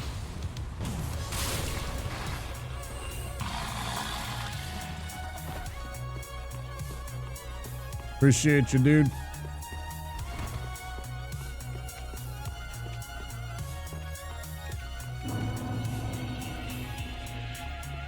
What the heck?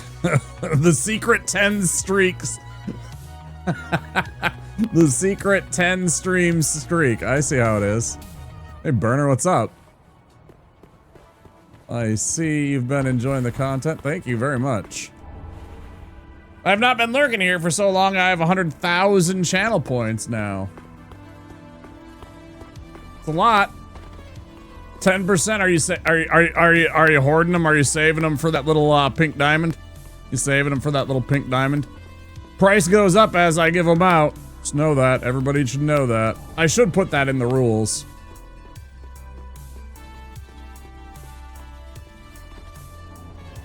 Every one of those that I hand out that way will increase the price of it just a little bit. You want some of my points? No, that's okay, dude. One day I'll make another redeem of some sort, and maybe you'll want to use them on that. Always make sure you save them, or you know, like for example, Swed has a good thing going. If I ever got my audio separated properly so that it was working in the way that it's meant to, I would like doing what he does, where he has like days of the week where people get to request songs for channel points. I think that'd be a swell idea, you know? And all the time he has people that use them there, but then also if somebody wants to request a song for someone else, he allows that too, you know? He doesn't care who it is, you know? You get 3 songs that you can redeem each stream. Secret 10 streak. I've been secret lurking here for a long time. Yeah, that's cool. I love my lurkers. Thank you so much, Burner. I appreciate you. I appreciate that you've been enjoying your time here.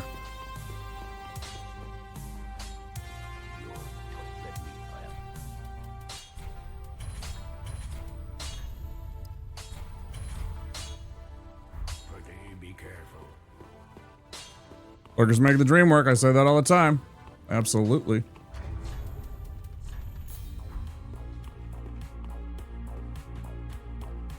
Bro, if I didn't have lurkers, I mean, because there's plenty of nights where, you know, I go hours where I'm just yapping and nobody's talking, and that's okay. I understand that. Lots of people go to bed. There's lots of 9-to-5ers. There's lots of diurnal people that stop by, you know, late in their day.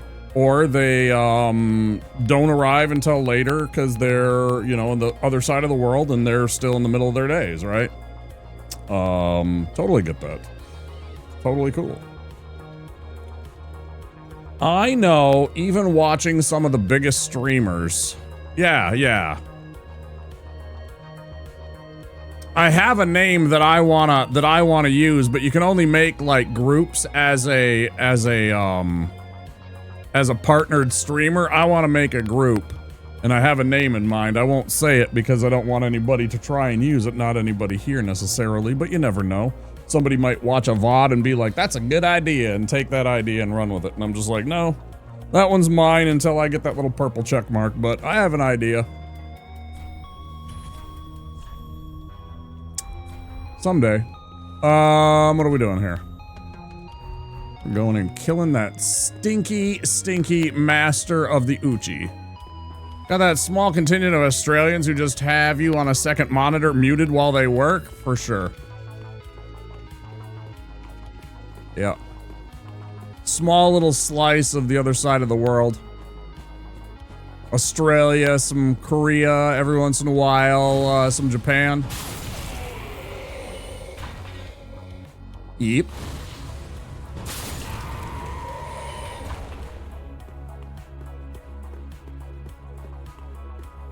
Appreciate you guys.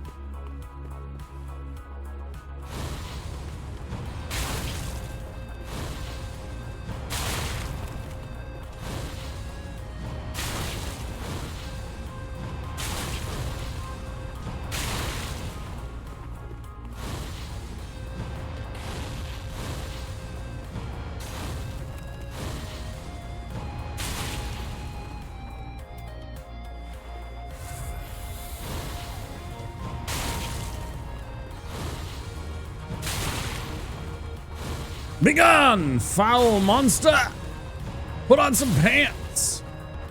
Just kidding, just die.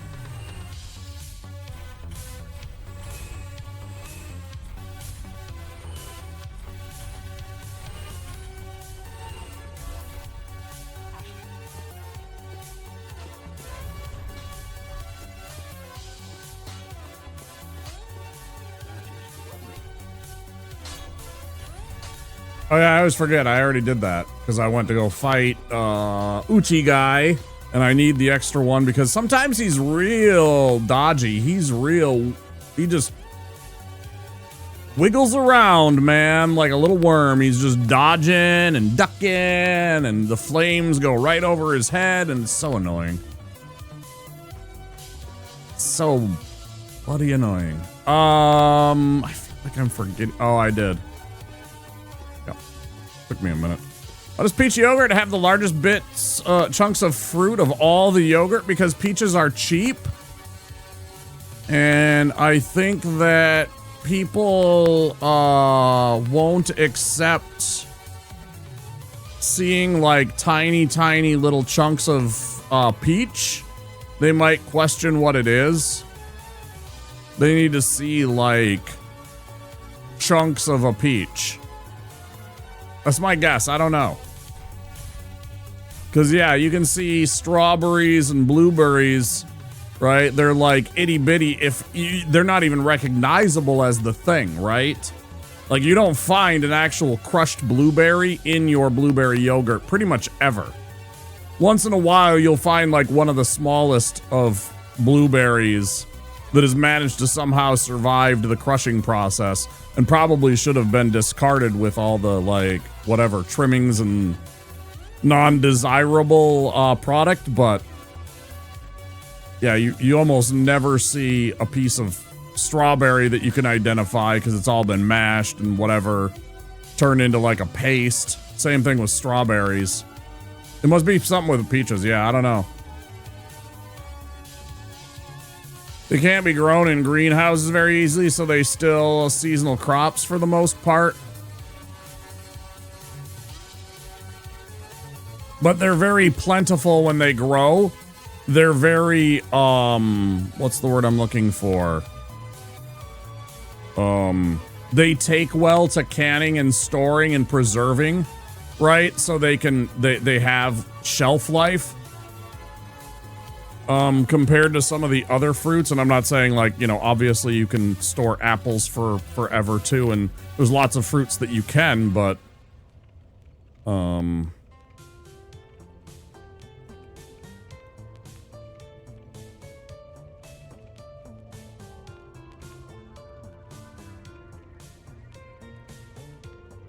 like I'm comparing them to like berries mostly because like strawberries and blueberries, the stuff that you would see in yogurt a lot of the time and a lot of jams and such like that, don't really, you can't really store like slices of strawberries, and you can't really store blueberries without drying them or turning them into some form of like pectin, right? Some kind of jelly, jam, whatever it is first.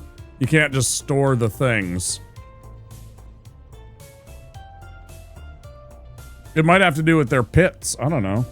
Hell, I'm not a food scientist, man. Why are you asking me these questions? I don't fucking know.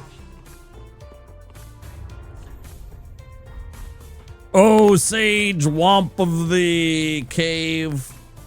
Why do peaches preserve longer than other fruits? Ah, yes. Wait. Ah, yes. You see, the answer lies in the magic of the peach. and the fairy dust that is sprinkled upon them in the moonlight on the first week of March. I don't know. 3 licks to get to the center? Yeah, something. I don't know. Fucking A. I should make that a redemption. I really should. I have access to that so easy, and I could do like 5 minutes of, you know, just pop on the old, secret agent womp, what do you call it? Witness protection womp. That's what this one is. But you can't guess where I'm from. You know, stupid shit. I don't know. I've thought about adding that as a redemption a couple of times. You know, 5 minutes of talking silly. I have an easy access to it with that voice modulator, so I should use it.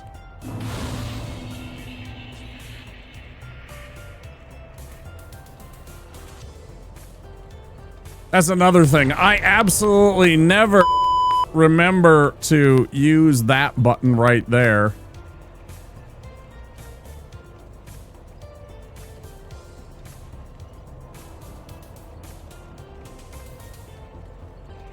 Ask Sage Womp a question and he will give you a 5-minute nonsensical answer. 10,000 points? Yeah, something like that. Yeah, that's what I've thought about. Yeah.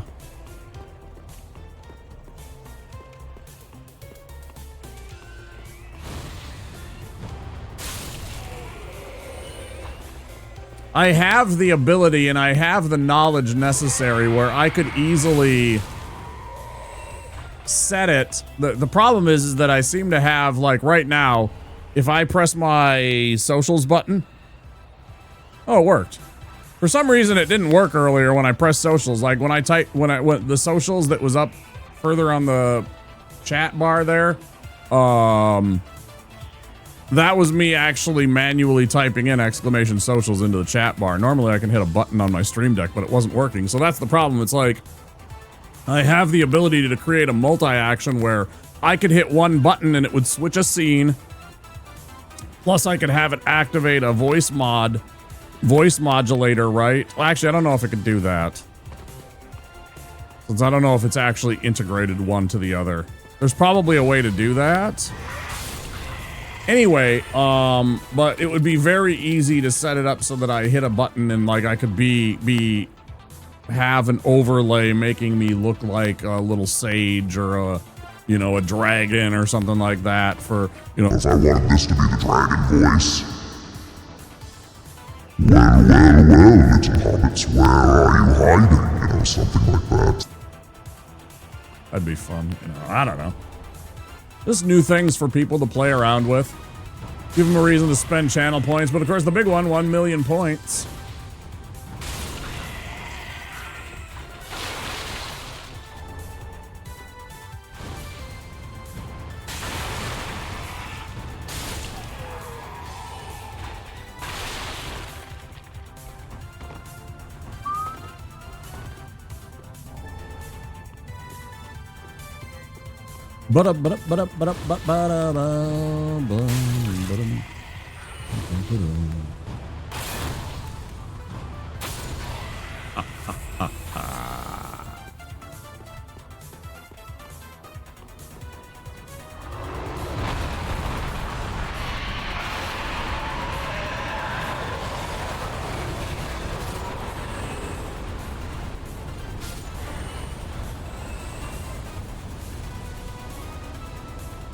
You know, I've thought about that every once in a while. Like days that I feel ooky or don't feel like getting on camera and stuff like that. It's not very often, but there are days where I'm just like, no, I don't wanna, you know what I mean? But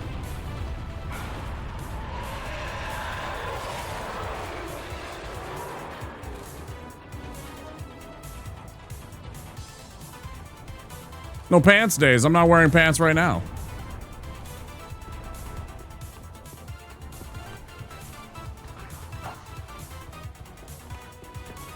What are you talking about? No, I'm wearing shorts.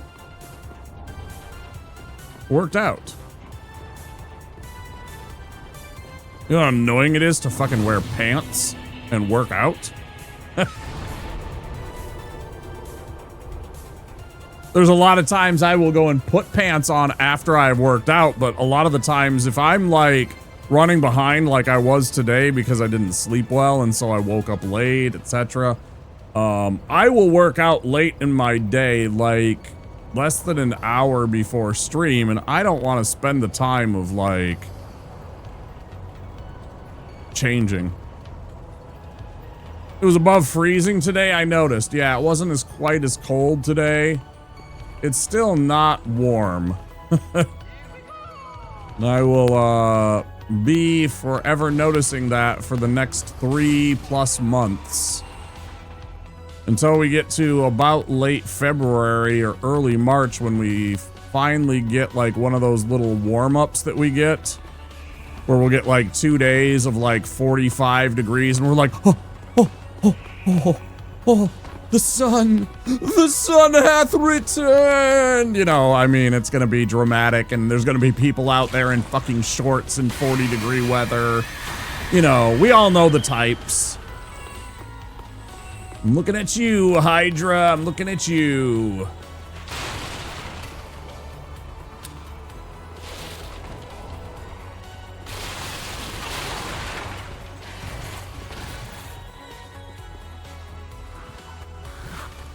I'm going to be cold for the next 3 months, and I understand that. I have workout windbreaker pants that can go over workout shorts. Yeah. I have some of those. They no longer fit me. They no longer fit me well, and honestly, at least part of that is not because I am like... It has a lot to do with, they don't fit around my thighs anymore. I'm being completely honest.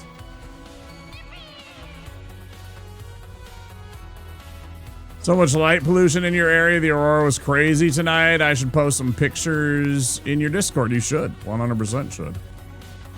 I completely and fully endorse this idea.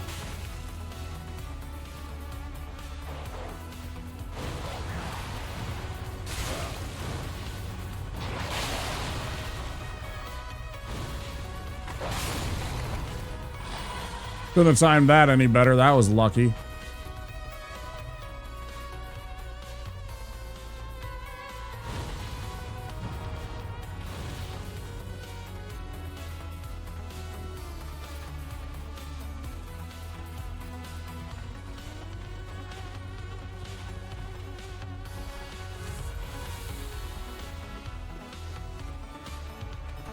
It was such a stupid way to lose a run to, man.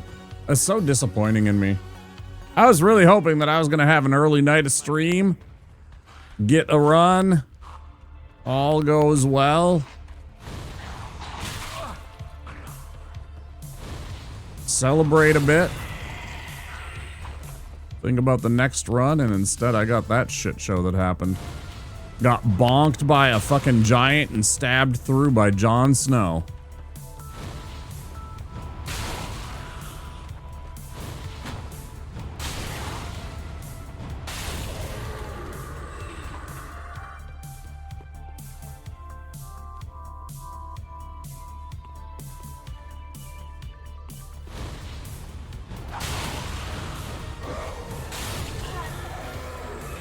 Pity.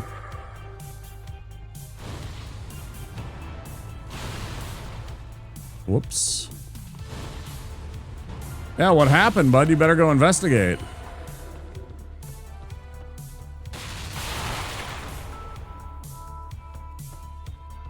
There is a pics and selfies channel.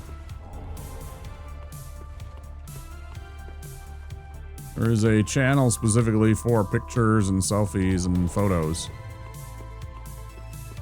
That would be the more appropriate channel to have uploaded them to.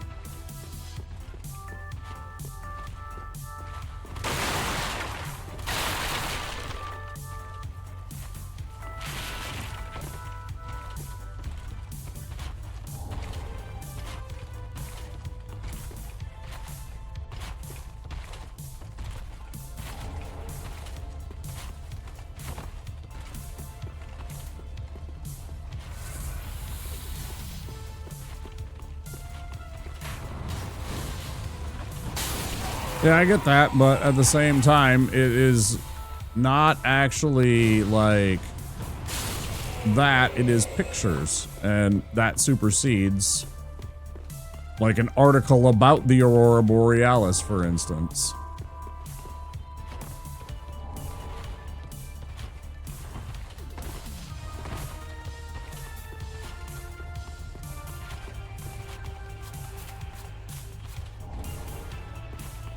Yes, but picture is picture, and it's my Discord. So put them in fucking pictures.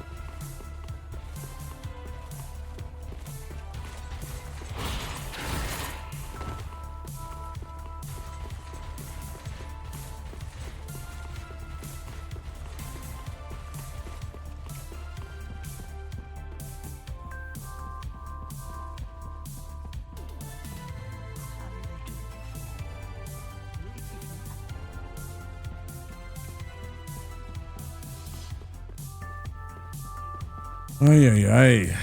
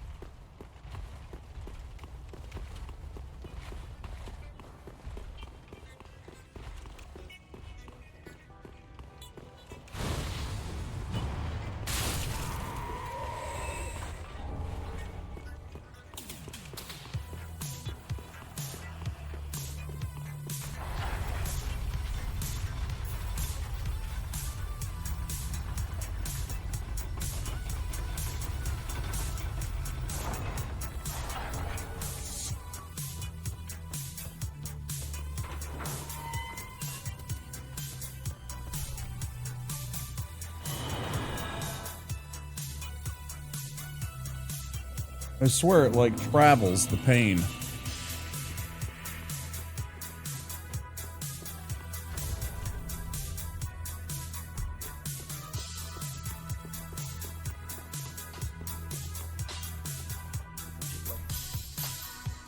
Oh.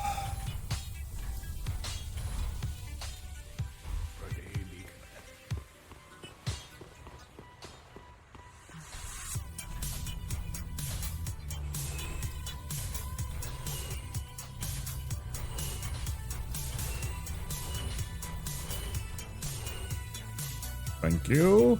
Appreciate it. I appreciate you sharing.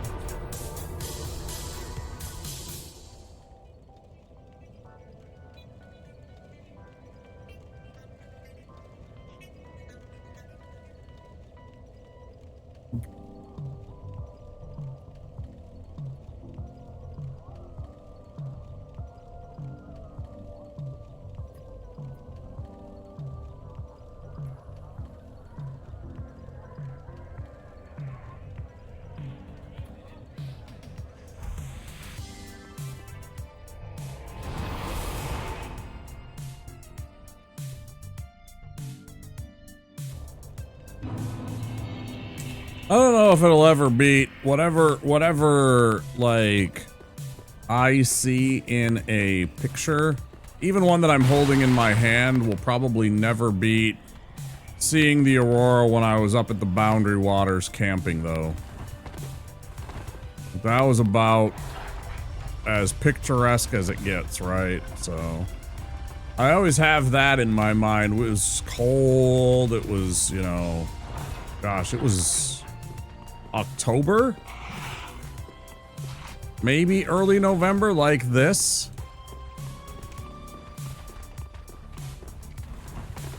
You know, we had a couple of those mummy bags to stay warm and everything like that. We were doing some cold weather camping.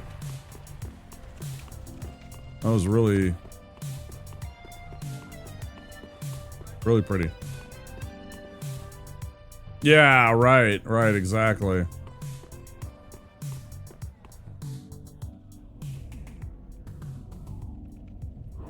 We're up on the Gunflint Trail.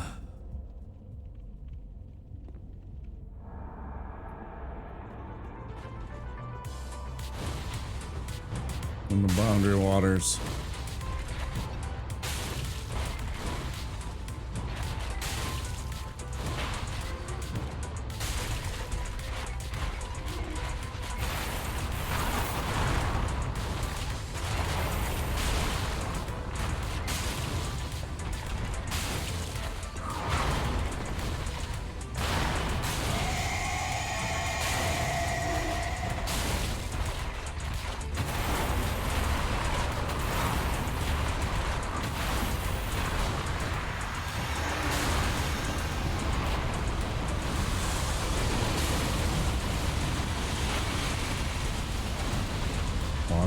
One. You got me. Oh, that's bullshit, though.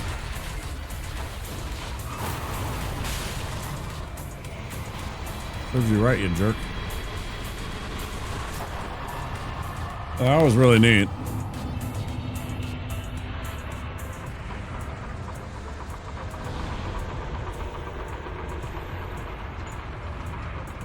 But yeah, I do wish I could also just see them from where I am, but...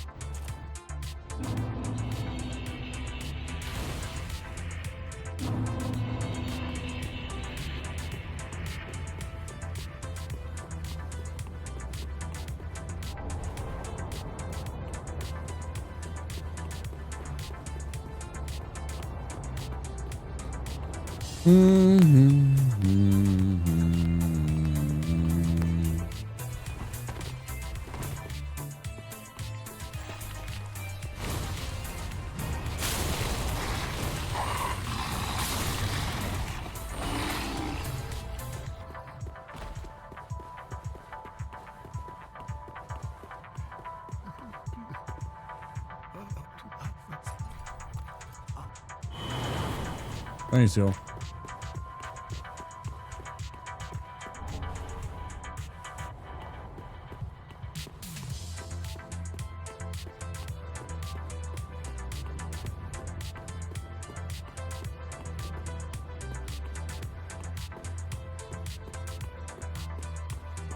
What?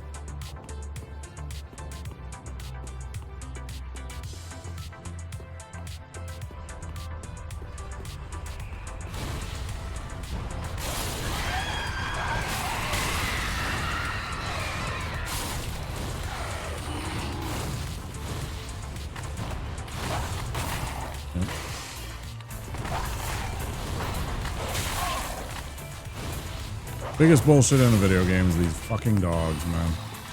And the way they design your spell.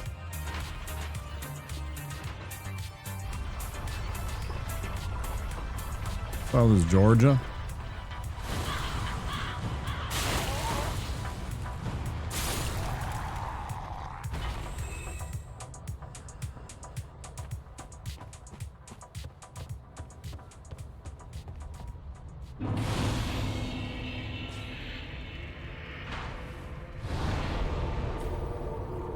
Pretty crazy to think about.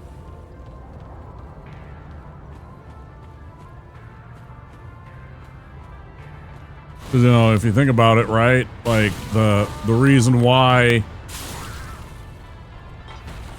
that would occur is because the solar winds are so strong that the Earth's magnetic field is putting on a bit of a display showing how much it is resisting the whatever's coming in, right?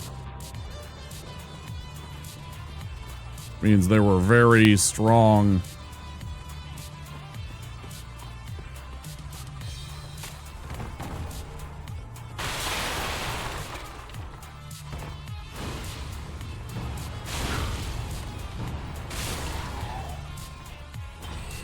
Like, whatever was going on. Oh, shit.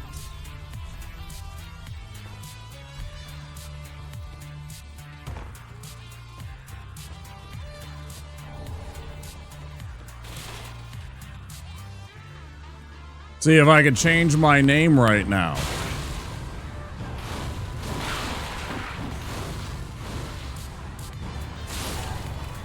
Change my character's name to Char Sassin or something like that.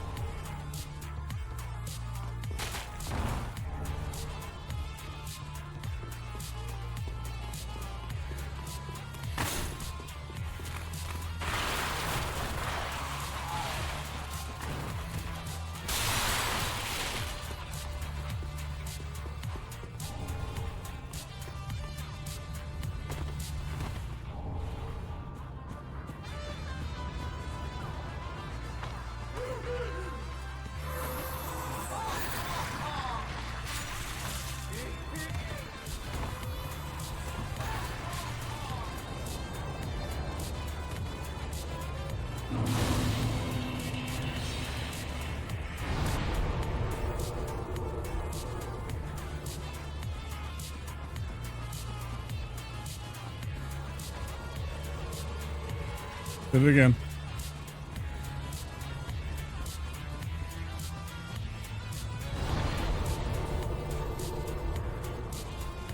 I gotta start getting in the habit for this run of doing this, going back, and immediately going after Cornix.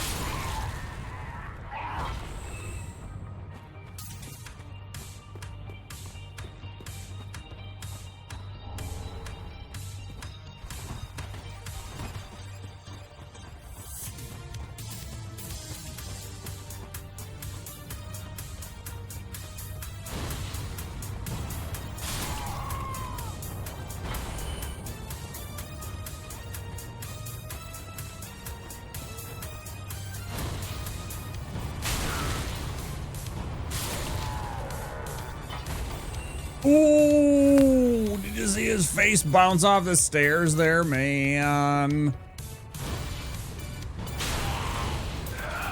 Totally brutals. Dude, fuck you. You fucking cheat. I still don't like that. I still don't like that somehow enemies' attacks get priority. I was already, like, casting the spell. Why doesn't my move go off? I'll tell you why, because this game's a goddamn cheater. Thrice damned, I tell you.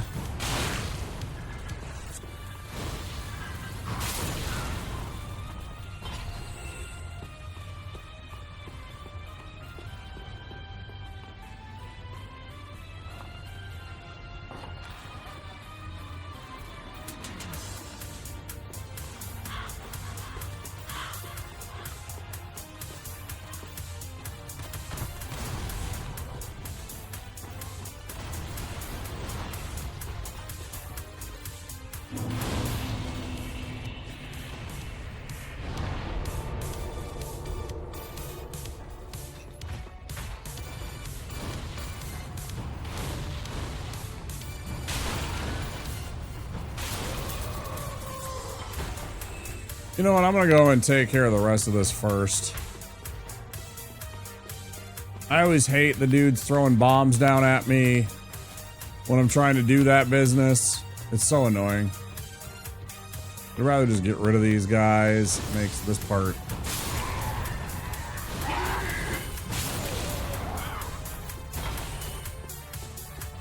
so much easier if I just take them out first.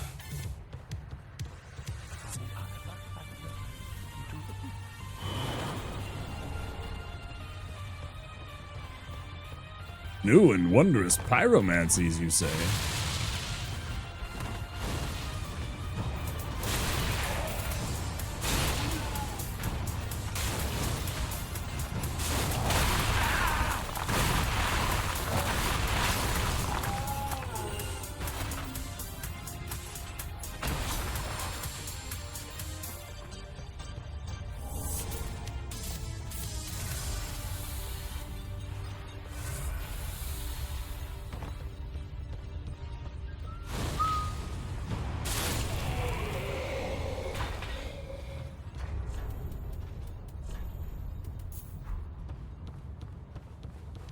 And that's such a huge early pickup for us.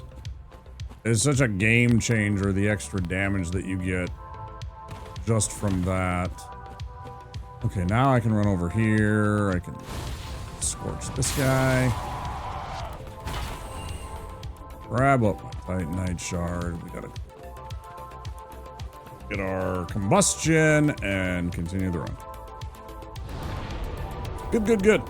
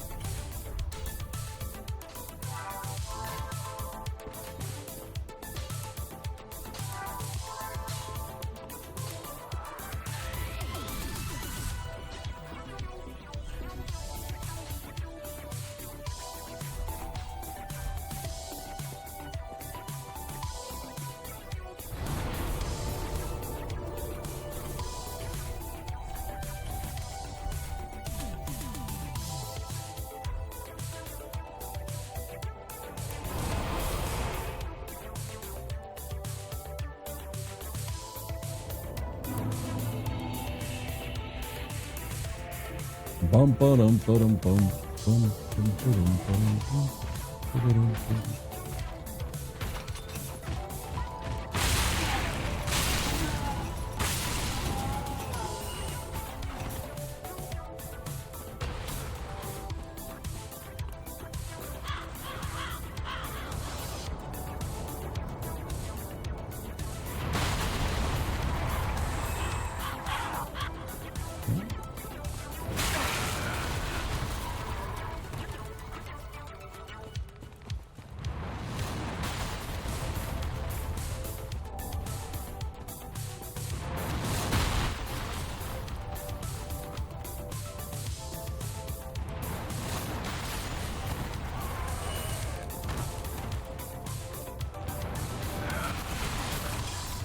Perhaps we can come to some form of armistice.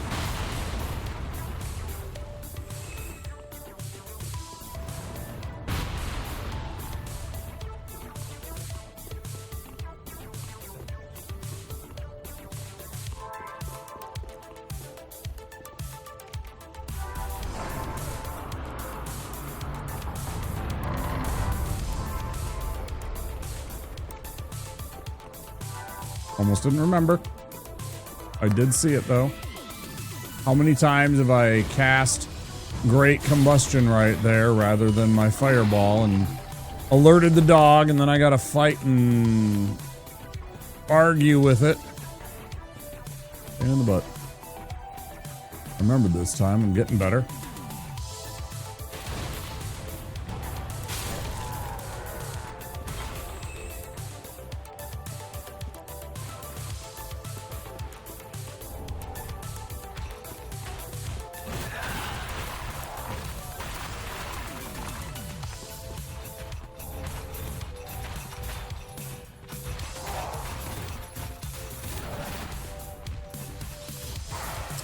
Still want to know how to do that well.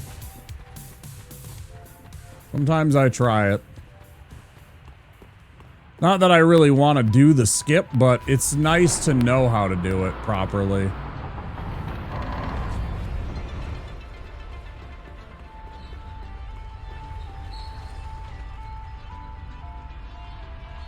I don't even remember exactly where it deposits you. It's somewhere weird because you skip over all of Farron.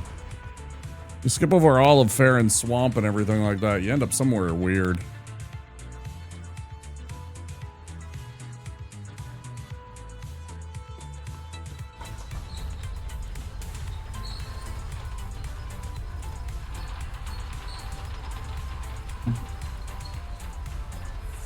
You know, all of this BS that we're about to go running through, you skip it all.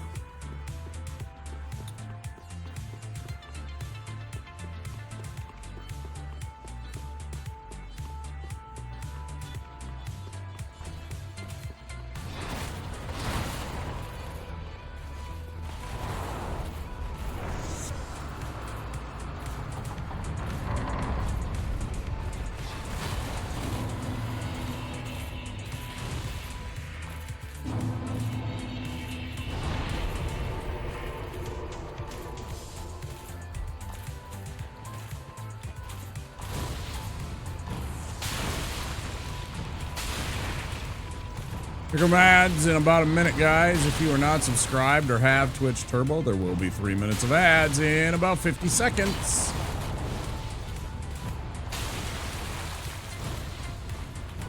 My one and only time I will take the opportunity to remind you, you can use your Prime Gaming sub every month on the Wamposaurus and get free viewing and all the emotes. As part of your Amazon Prime subscription, consider subscribing today.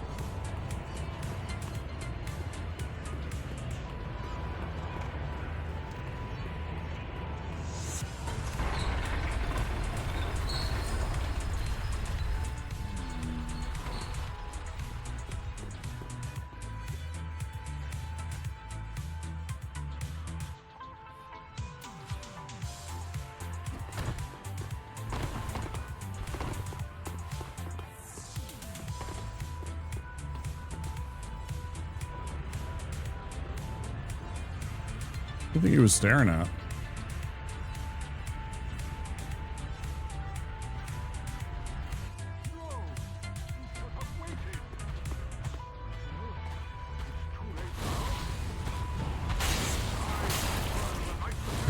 Get bonked, Zigward. Jesus.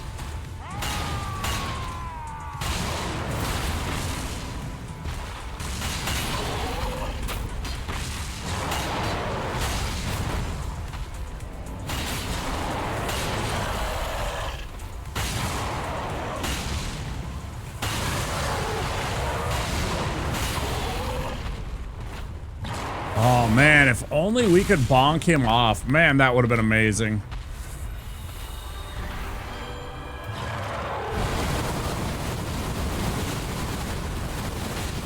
For a half a second there, I thought that sound was me collecting the souls of him killing Zigward, and I was like, no, not my boy.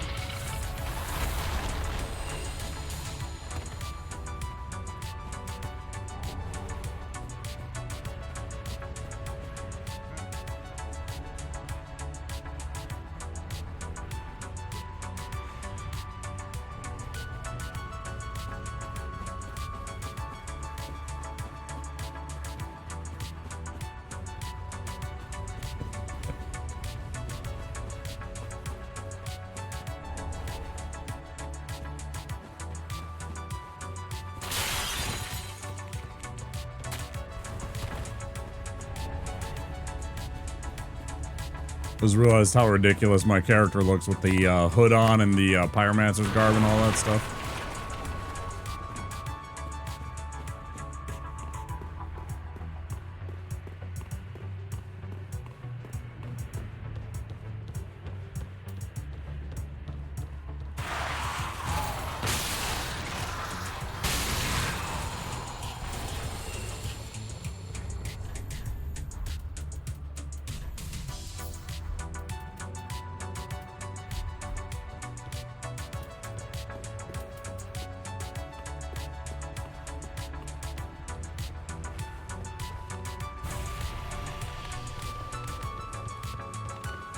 That was really good because they both activated quicker than they normally do, which is kind of good for you. Gives me plenty of time to throw that without them being chasing. Because the other one sometimes won't aggro well, and so he'll chase after you sooner. He won't take the alluring charge quite as long. That was good. That was good.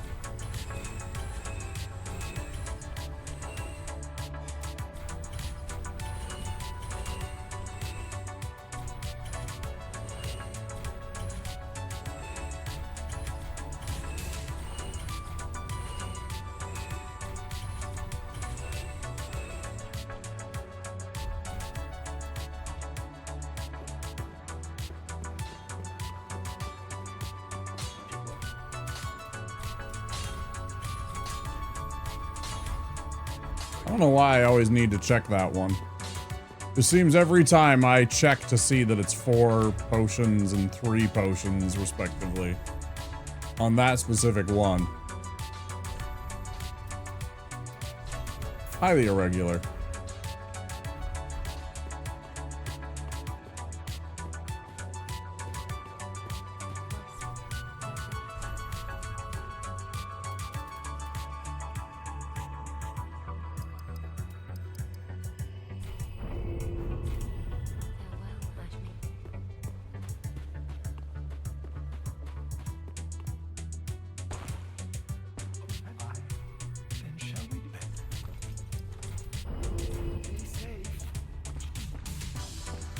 Thanks, y'all.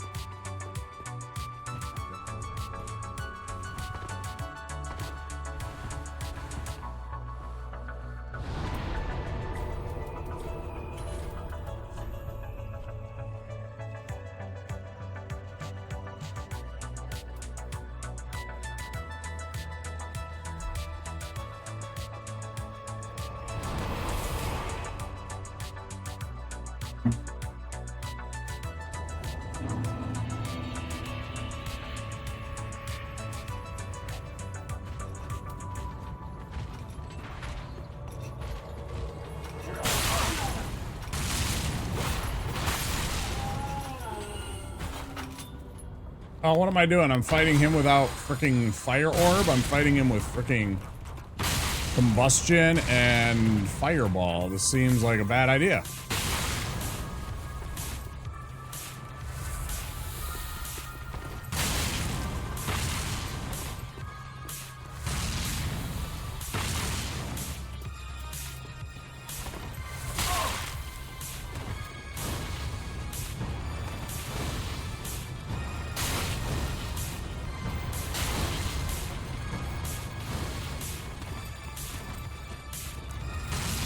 Why am I even fighting you? Why am I bothering fighting this idiot? I don't even know the answer to it.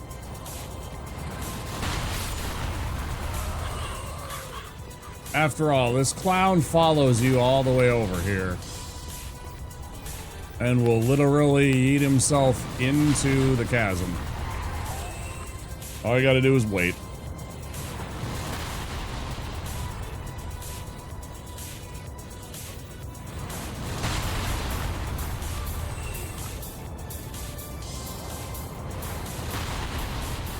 Ooh, the giant almost hit him accidentally.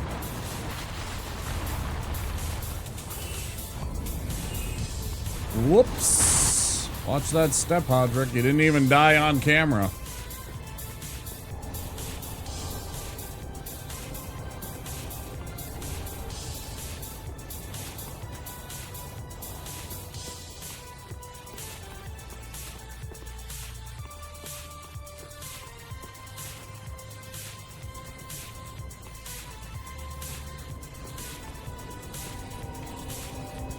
Thanks for the free healing, though.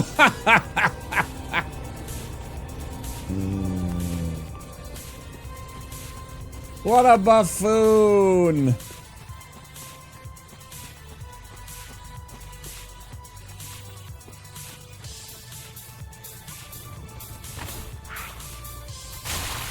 Oh, he does hit me from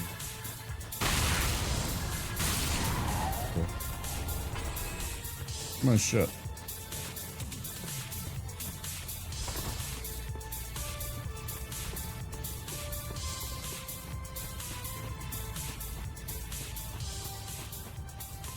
Oh, great machete.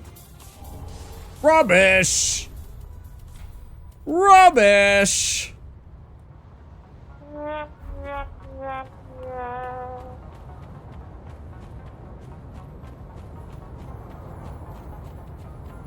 Always immediately discard your rubbish, kids.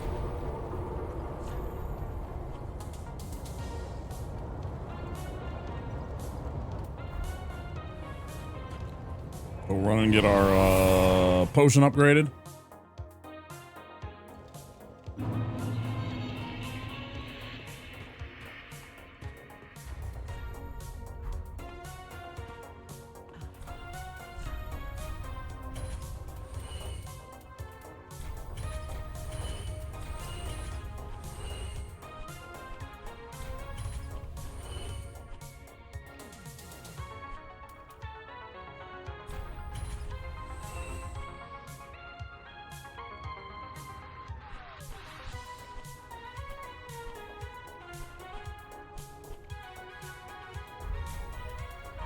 Okay, and then just the bone shard.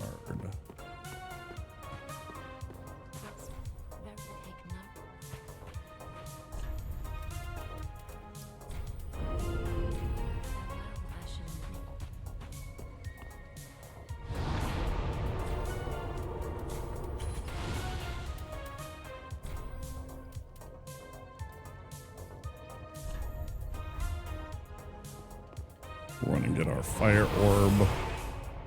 By picking up the Pyromancy tome and all that stuff to Farron Keep we go.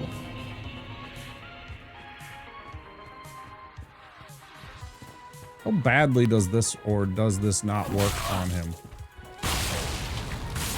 Pretty good.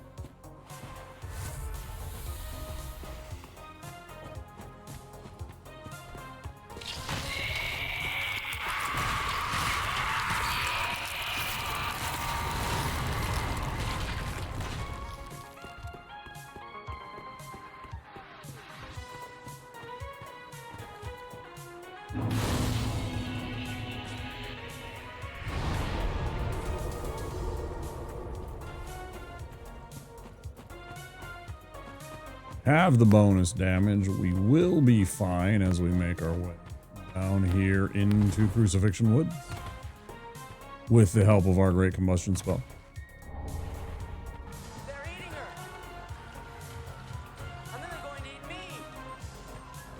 I don't know that I'm safe here. I'm going to keep going. I'm going to give you a shout out, and just as soon as I get to the bonfire. Hi, Ava. Hi, Raiders. Welcome in. How's everybody doing? Wamposaurus here in the Wamposaurus Lair. We're a variety streamer from Minneapolis. We are playing Dark Souls 3, trying to do a Deathless run. We made a foolish mistake earlier tonight and cost ourselves a run. Trying to just do silly amounts of damage to an NPC invader character. Ah, I see. The double raid. Oh my god, it's a double raid! Hi, Zero. Thanks for the raid, guys. Appreciate you guys. 1 minute. I will give you guys some shouties and say hello to everybody. It's a dangerous area. And the game doesn't wait once you get past a certain point. Okay, perfect. Deathless run is crazy, Goopy? Yeah, it's pretty crazy. Welcome in, Goopy Ghost. Hi, Zero. It's good to see you. Hi, Straw Jungle.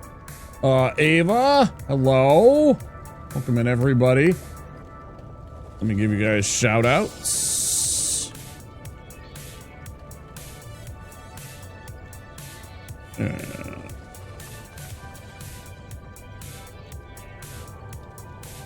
How's Space Marine 2 going? And of course, I will give you a proper shout out first, Ava, and then I will get Zero in a few minutes when it lets me.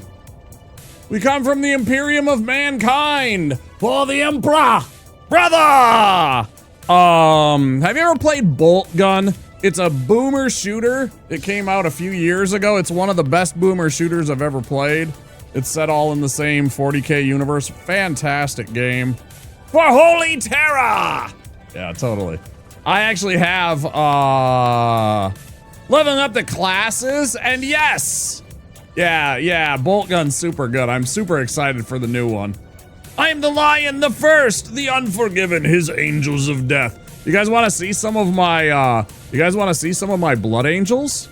I could go grab a few of my Blood Angels, and I could show off some of my minis. So if you guys were playing Warhammer... Hold on. I'll go grab my Blood Angels.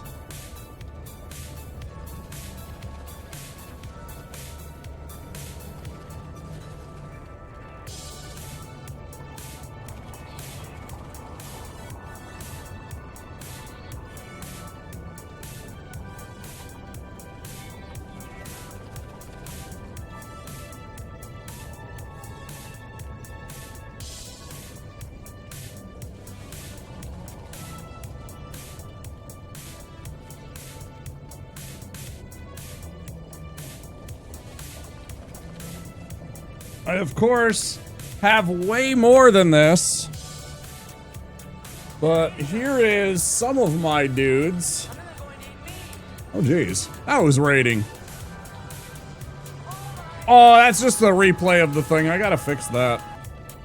I don't know why it keeps replaying the raid alert after I switch scenes. So I have, here is Commander Dante. I painted him myself.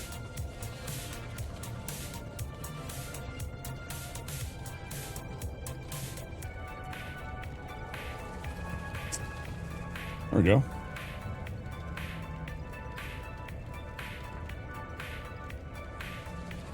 There's Commander Dante that I painted. He's our chapter master. This is a librarian dreadnought that I did. They take a psyker and they stick the psyker inside of one of the dreadnought bodies instead of a regular dude. He's got this giant force halberd and everything like that, and he does psychic powers. They took him out of the main rules of the game at this point. Here is the Dread Mephiston. There is Lord Mephiston, the version of Dracula in 40K. I keep moving him. It's so hard to get him in camera. This was not painted by me. This was painted by one of my friends. They are very good at painting.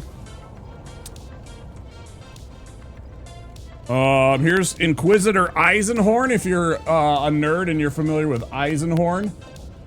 The same friend painted Eisenhorn here. But then, you know, like, these are the troops, right? You kind of see, like, a whole bunch of the, standard Blood Angel troops, and then I also have...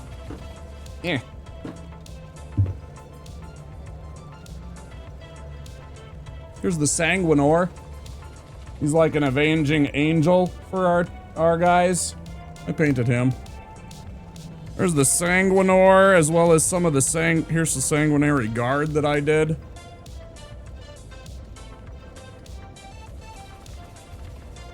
They're like these, super bodyguard dudes.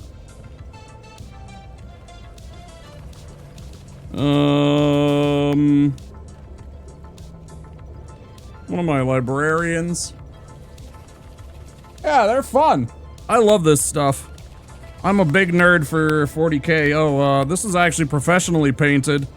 This is actually professionally painted by some people. If you've heard of Den of Imagination, they actually painted this. I don't know if you'll get it on camera, but they even painted the inside and did a little swirl and shit.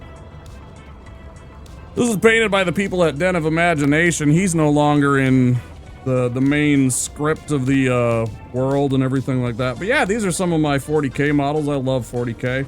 I'm glad you guys had fun over on Ava and Zero's channel. Let me give Zero a proper shout out now.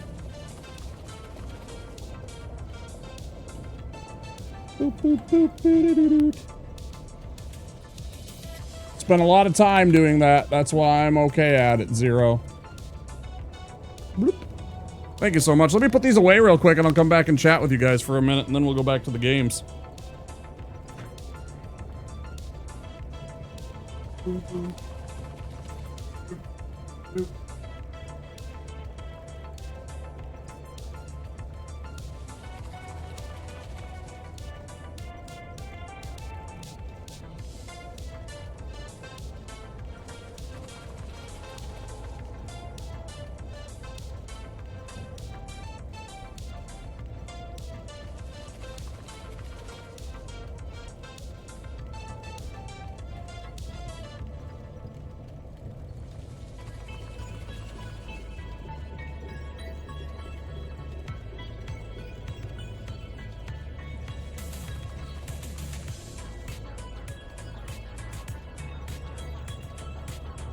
Okay, hi guys. Thanks for sticking around with me. Me and Ava are fans of Loyalist World Eaters. I'm actually painting...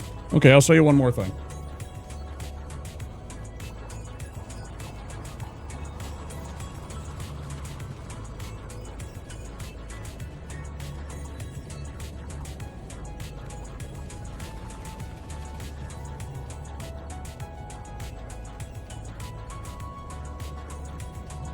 I'm actually painting some Plague Marines in their Loyalist pre-heresy white.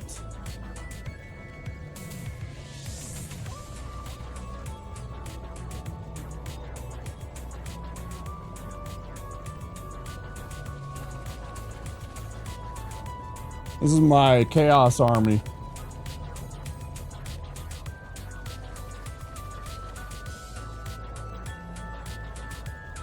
Sorry. Pretty neat. Yeah, I think this is a really cool design. I did a really good job on these guys. I'm being very, very putsy and slow about it, though. Okay, I'm gonna put these away.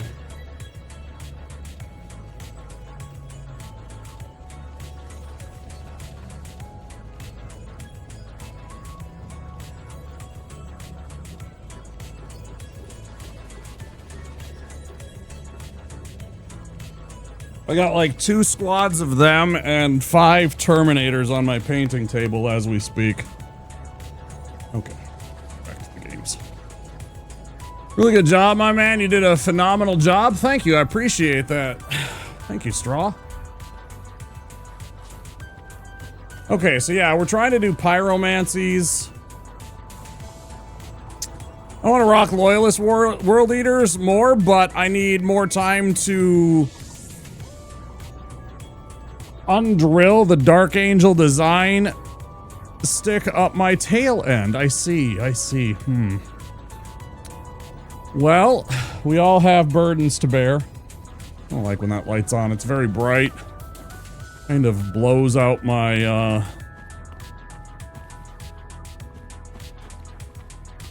color a bit. Because I can't get it at an angle that I would rather prefer, so it would be offset.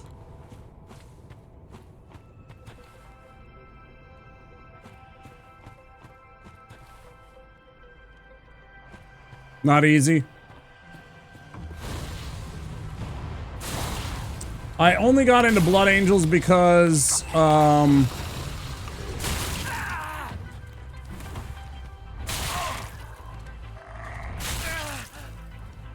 excuse me a second, I gotta make sure I don't die here from some asshole that's deciding to fuck with my shit.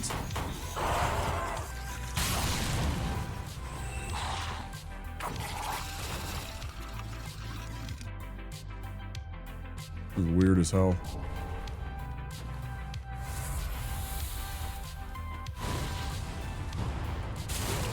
That made you tense? Now imagine how I felt.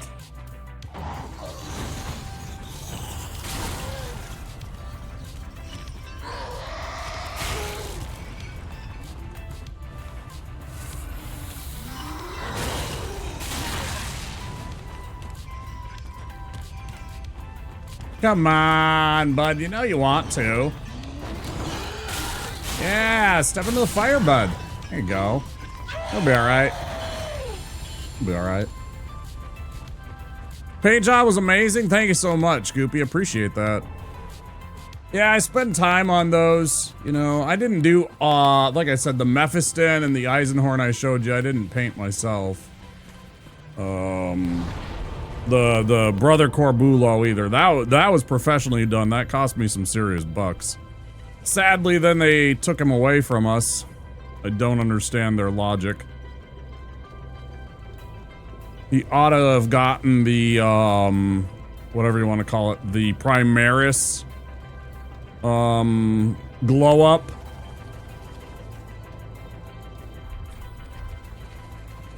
But they still haven't, so he's stuck in the Legends rules, so you can't even use him on the tabletop. He's one of my favorite characters. He's like us. He's like, got like, he gets weird premonitions. He's not a psyker, but he gets weird premonitions. He also carries around the quote-unquote, essentially the holy grail of the 40k verse. You know, if our Primarch is Space Jesus, then he carries around the red grail that, you know, has Sanguinius's blood in it. And currently he is on the bench on the tabletop version of the game, which is sad. He doesn't strike me as one that they should leave out of the game, but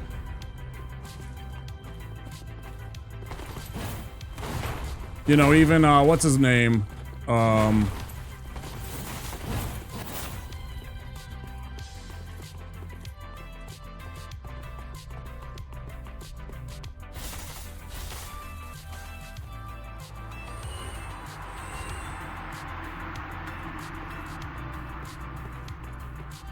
Return the Fallen to our ranks and unified the Dark Angels, but that's all been brushed aside as things, side things, and no big deal, so we all don't know what they're doing.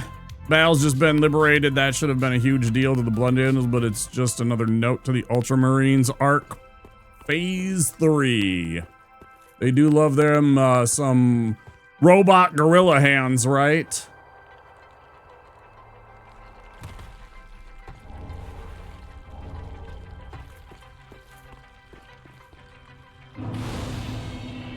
Mr. Rowboat Ghoulie Hands.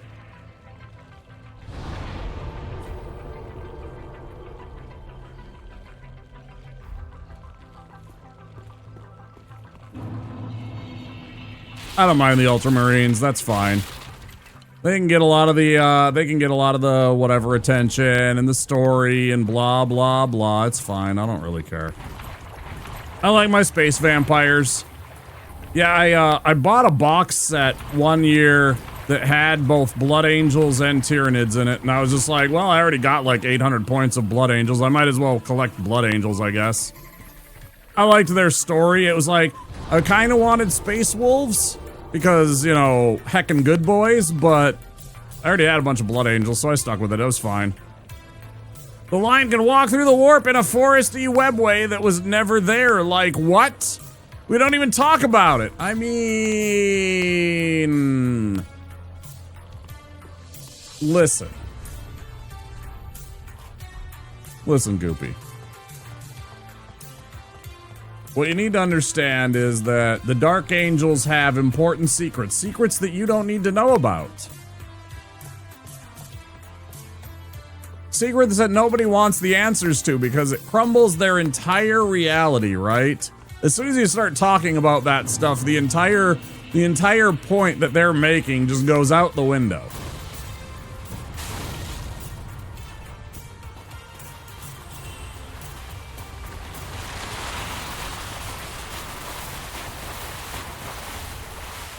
Their entire little house of cards goes up in flames the second that you start talking about all these strange things that may or may not have been happening.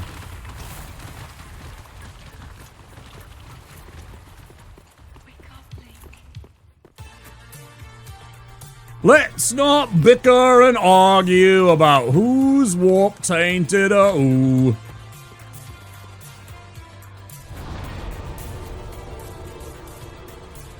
I wish that other chapters, Blood Angels, Dark Angels, Salamanders, Raven Guard, etc. need some more books, lore, love too right now. I agree. I especially think some of the other chapter codex compliant ones do. Like you said, Raven Guard, Imperial Fists, I hate them, but they should get some stories. You know, let's not forget about the White Scars. You know, all these bros should definitely have some more stories going on, but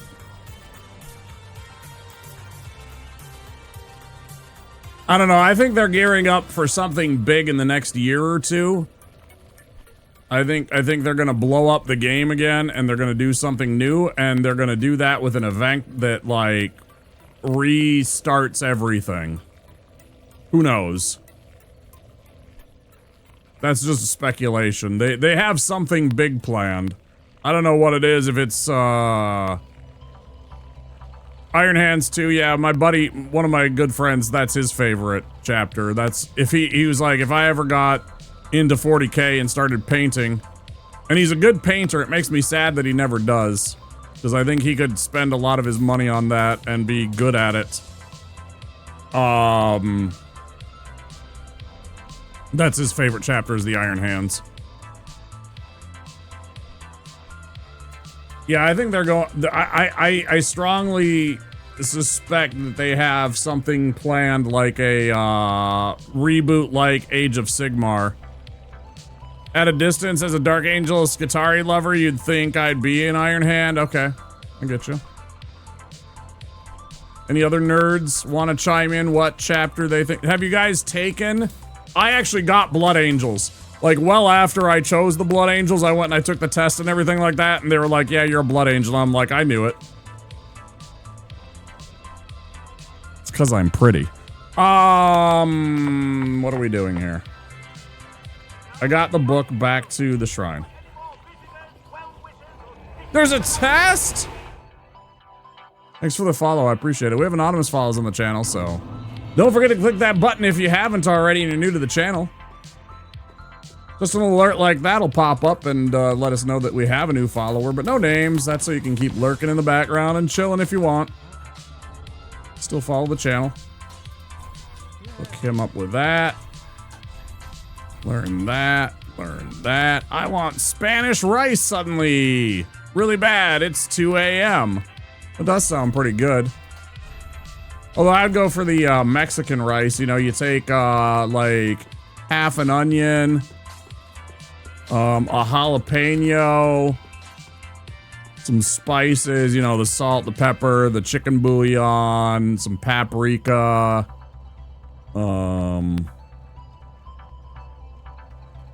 Mexican rice, super good too. Yeah. That does sound pretty good.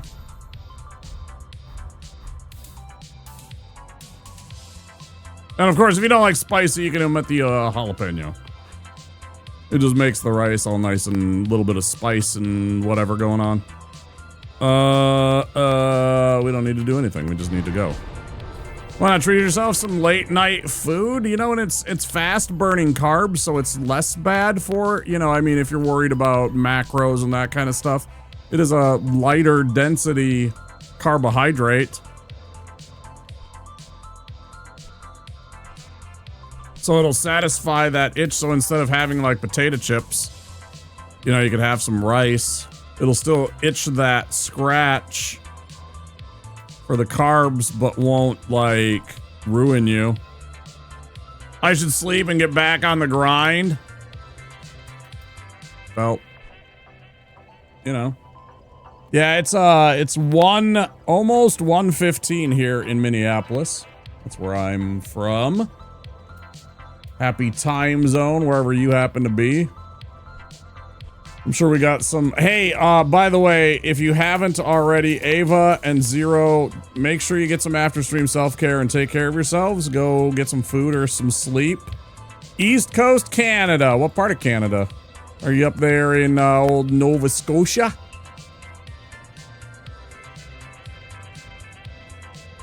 Maybe in our friends in Quebec. Quebec.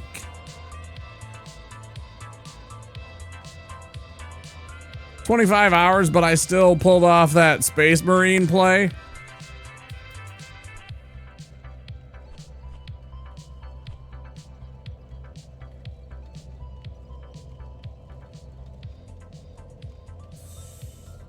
Okay, now we go fight the... No, wait, we don't have to. We already did all this stuff. We did it with Fire Orb, and we shouldn't have been fighting him in the first place. Okay, never mind. I don't know what's wrong with me. Get sleep, Pog.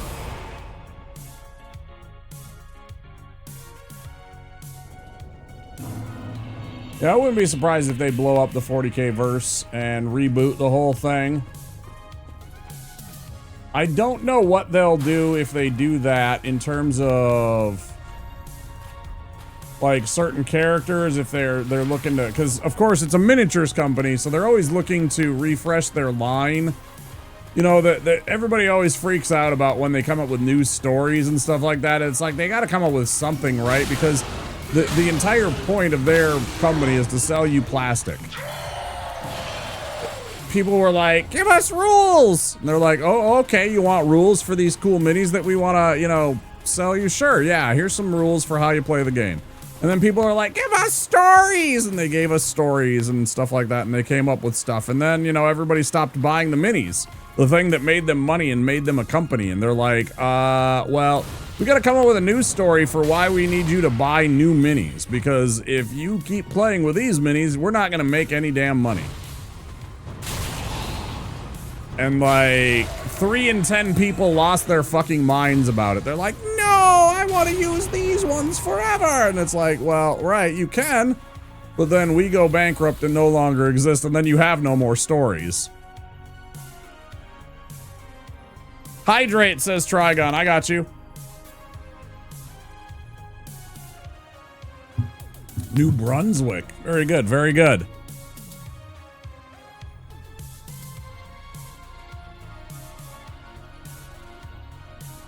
You're gonna use the stream as white noise?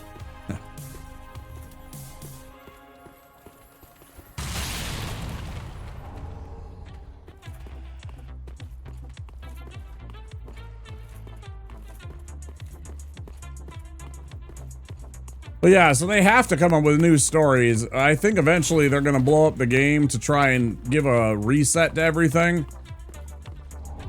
You know, declare that anything that's not Primaris is no longer the legally acceptable rules for the game.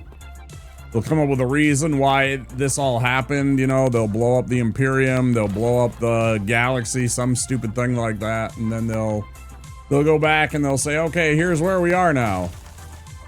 Because they have to come up with something, and they have to come up with some reason why you can't keep using your old minis and stuff like that. It's stupid, but that's, you know. Again, they're in a business of selling you plastic. They have to come up with a story for why you need to buy the new plastic. Needs it a bit. The real question would be, would they go so far as to do things like bring Sanguinius back from the dead? Would they bring the Emperor to life, right? Maybe he finally dies, and of course, because he's an eternal. It's so funny how they you know, everybody knows that if they let the Emperor die, that they wouldn't have warp technology for whatever time, but then he's an eternal, so he would die and then be reborn. And so why haven't they let him be reborn? Most likely pass out on the sofa like 11 or 12-ish. My world eaters would scream in surprise and joy. Why? Because Kabanda wants to turn us so bad? And you guys are all about that? Isn't Kabanda like aligned with the world eaters sometimes? They personally feel guilty for his death? I mean, let's always remember that good old Rogel Dorn had a personal teleportation device, right? Where was Rogel Dorn when Sanguinius was fighting alone in the throne room? Where was Rogel Dorn? He had a teleportation machine that just happened to what? Be on the fritz?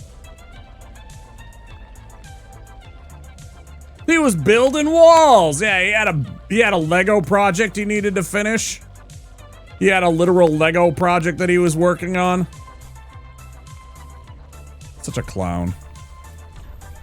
He's such a clown. Little shithead. I'm biased. One of my good buddies is Iron Warriors player, and he always complains about Rogel Dorn. I get to hear all the stories about Rogel Dorn. He's an Iron Warriors player. Them's his boys. Good old Peter Turbo. One of those Lego Masters videos, but it's just Dorn building Imperial Lego walls for sure, right? Yeah. No, it's actually Dorn building Dorn. He's actually recreating a bust of himself. Or no, it's a scene of him overseeing the construction of a wall, of a Lego wall. It's a scene of him overseeing the construction of the Lego wall.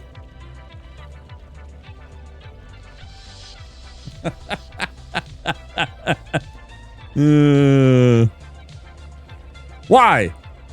Yes. Yeah, that same friend of mine that was big on the Iron Warriors put me on to the Emperor TTS. That's pretty funny stuff. I haven't watched it all, but I've watched enough of it.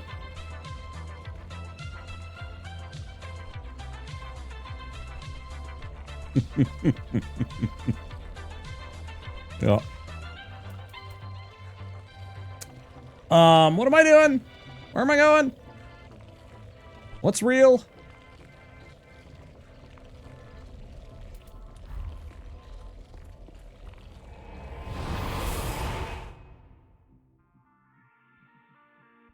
The Lego mosaic of him watching his Legion build a Lego. Exactly. Yeah, there's a bunch of Imperial fists and him standing there, right? That's what Dorn was building while Sanguinius was fighting off the heretics, the traitor guard. That's exactly it. Yep. While the Empire was crumbling, Rogel Dorn was building Lego of himself.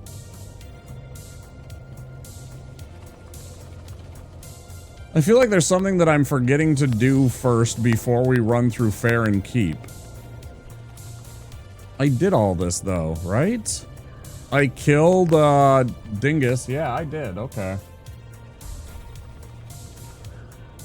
We ran through all of this. I have all of that shit.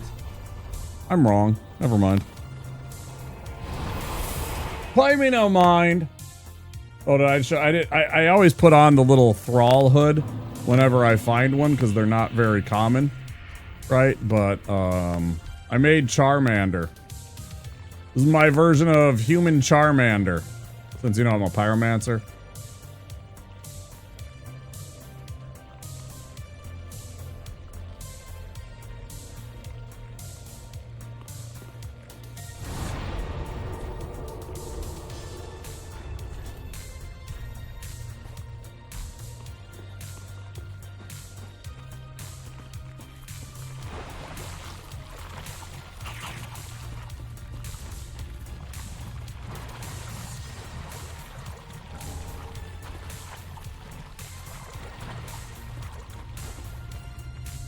Contemplating the magic pain glove right now inside a Imperial Fist Terminator suit in the Golden Throne, and everyone knows it's him, but yeah, they won't do anything. Totally.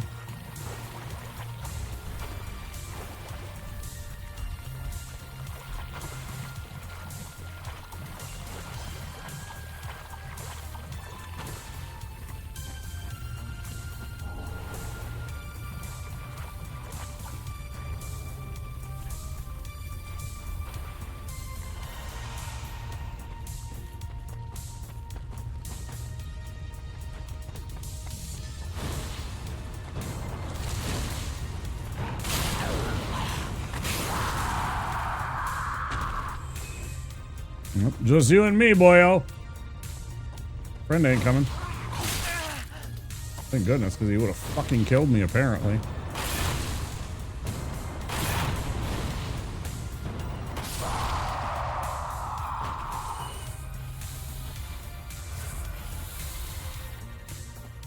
Oh yeah. 2 hours, 47 minutes. Corvus is literally a demon now. You think so? Probably. You're probably right. What do you think about old Heckin' Boy? You think he's gonna be returning as a demon?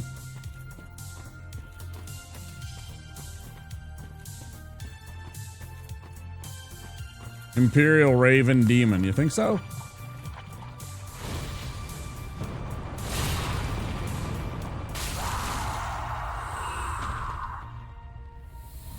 Or giant... Demon Russ is drunk in the warp, or a giant wolf demon. Yeah. I think he's a giant wolf demon. I think he's turned into a wolfen that then got corrupted by the warp, right? Because if he fell to become a wolfen somehow, like if that somehow tainted him, he would likely be more susceptible to the corruption, right? That's fact right now. I haven't looked into any of the events that have been happening, like, in months and months. Probably 8 months at least. Since I've actually read about storyline arcs.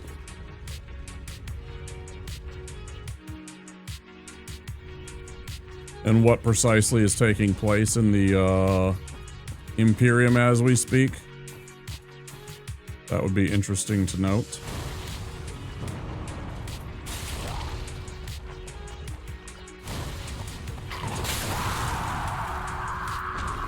Touch. Literally a straight up greater demon of the Emperor. So he's like a loyalist demon.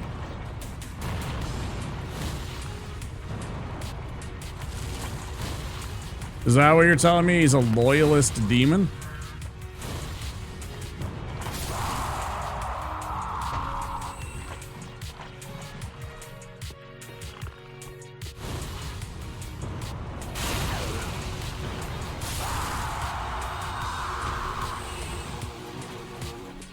Hellbound on destroying chaos. Interesting.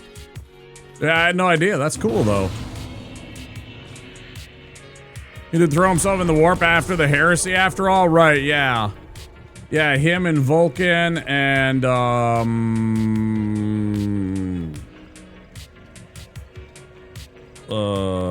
Lionel, right? You know, those three disappeared. Khan too? Yeah, he went chasing after, what's his name? Fucking my guy, Mortarian, right? He went chasing after the Death Guard or something like that.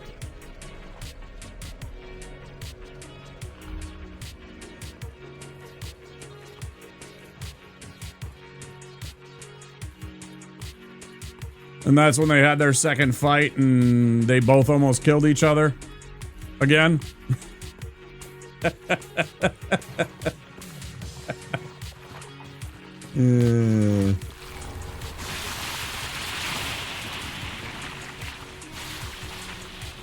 Woke up in a shard of it flying through space as a ship 10,000 years later. Yeah, I never looked at the story of exactly what... I just know that the lion came back and then all of the fanboys lost their fucking mind because he looked so cool. You know, and he's got his little Watcher figures and they loved his freaking new mini and stuff like that. And he's super badass on the tabletop.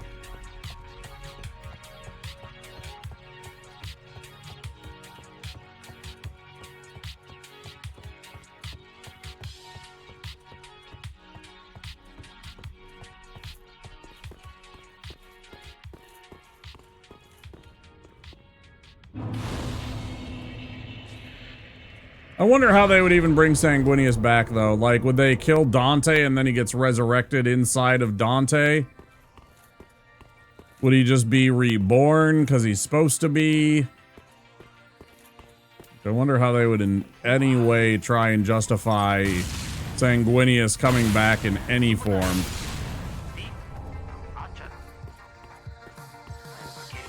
Thanks for the follow. Appreciate the follows, guys. It's great to have you. Dante will never die. They'll never let him, right? When he's actually supposed to die in like another 500 or 1,000 years, you know, he's already 1,500 years old. He's the oldest space marine besides maybe Bjorn and a couple of other guys that aren't Primarchs. Like, aside from Primarchs, there's only a couple of space marines in the entire galaxy that are older than Dante. They might even not even be around anymore. No, he's not an Eternal. That would be funny, but no, he's not an Eternal. But, like, he's like 1,500 years old, and, I mean, they keep bringing him, they keep keeping him alive, right? Dip out for a bit to go to the store, but if you are around when I'm back, I'll definitely come and hang out more. Straw, I will be here for at least another 4 hours.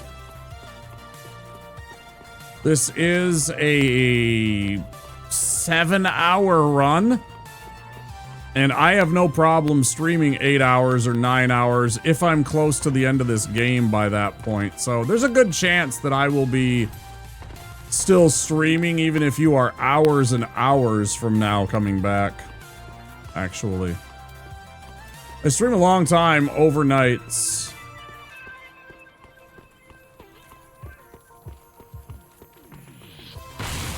Oftentimes much to my detriment because I know that there is a much smaller audience that gets the chance to watch me.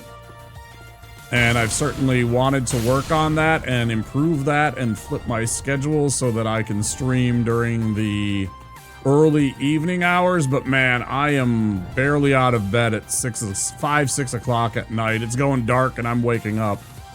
I'm a true vampire. What can I say?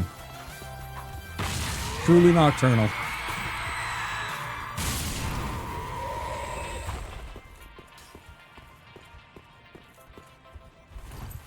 How I lived most of my life and probably how I will live all of my life.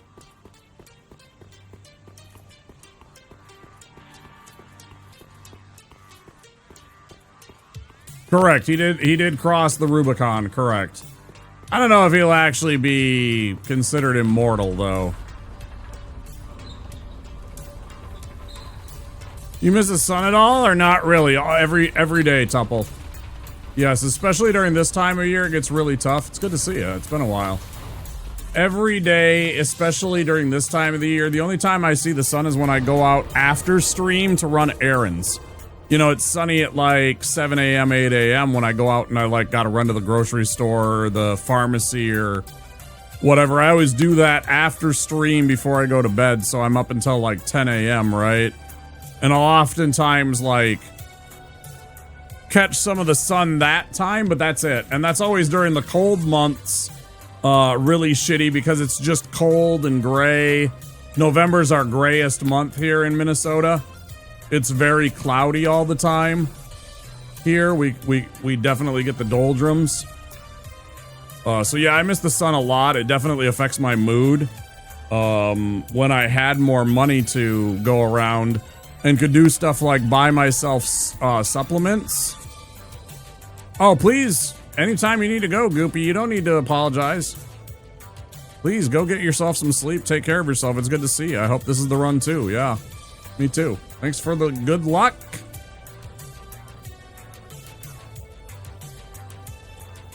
Batupal gifted a tier 1 sub to Goofy_Ghost. They have given 20 gift subs in the channel. Tupple, you can't give subs when you're not even subbed yourself. What are you doing? Goopy, enjoy the emotes and the ad-free viewing experience. Thank you for saying thank you. I appreciate it. Tupple, that's very kind of you. Thank you. Yapping is good. Yeah, I like a yapper. I need people to chat more. It definitely helps the stream. I love my lurkers too, but I absolutely love when I have somebody that can keep me talking about stuff. There. Okay, yeah.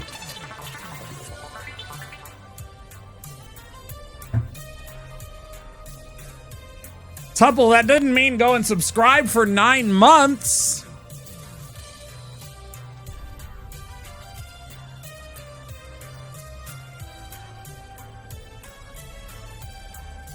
Thank you so much, Tupple. Thank you for the gift sub and for the tier 1 for 9 months. That's very kind. They'll do it again. It's best that they don't. It's best that they don't. People start getting ideas. Hey, I hope you enjoy the emotes, Goopy. I got some good ones, I think. You done it now. You converted them. Look, I'm just some little streamer from Minneapolis trying to play some video games, keep people company, give them something to watch, you know.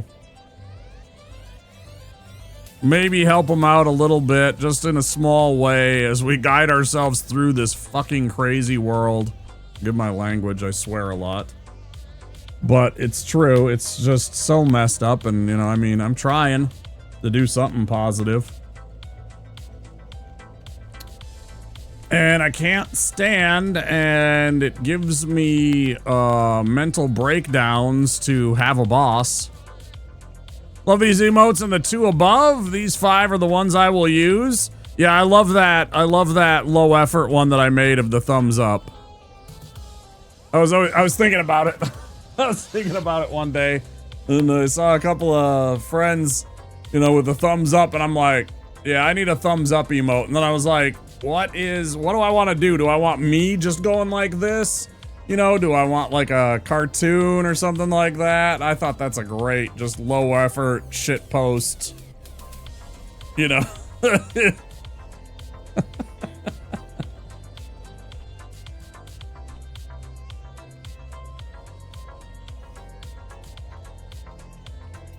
Because it can be used both.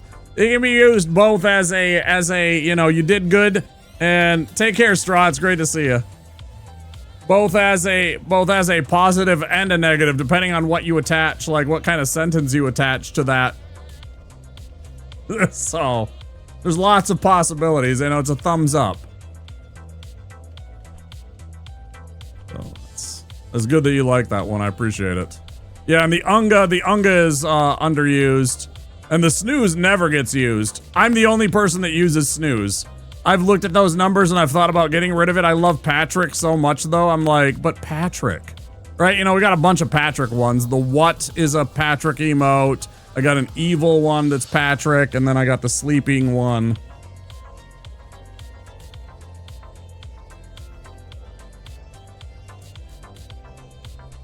We like SpongeBob around here.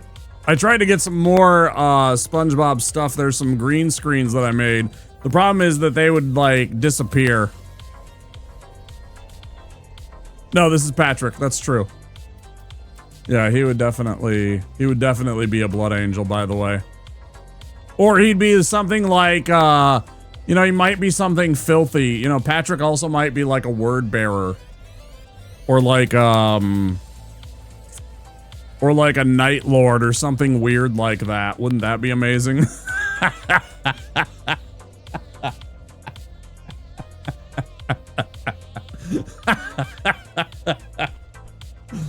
Oh shit. I'm just thinking about Patrick as a fucking Night Lord. Oh goodness, that's amazing. If you really think about it, it's funny.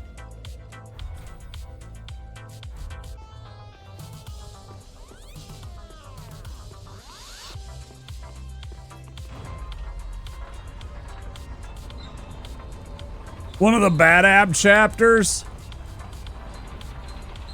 My friend who I said earlier likes the Iron Hands. His other choice for a chapter, if he decided to make something a little bit more obscure, a little bit more him, he always loved the Carcharodons.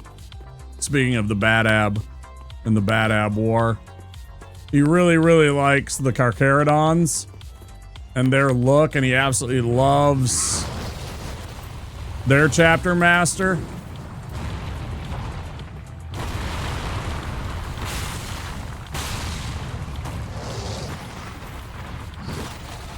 Yeah, speaking of the Bad Ab.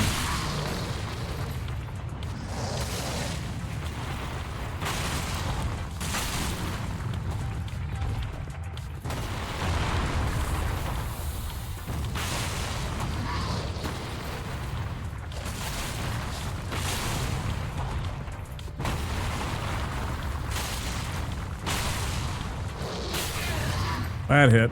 Breach.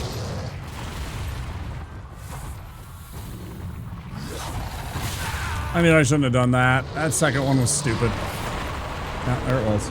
I fucking hate that move.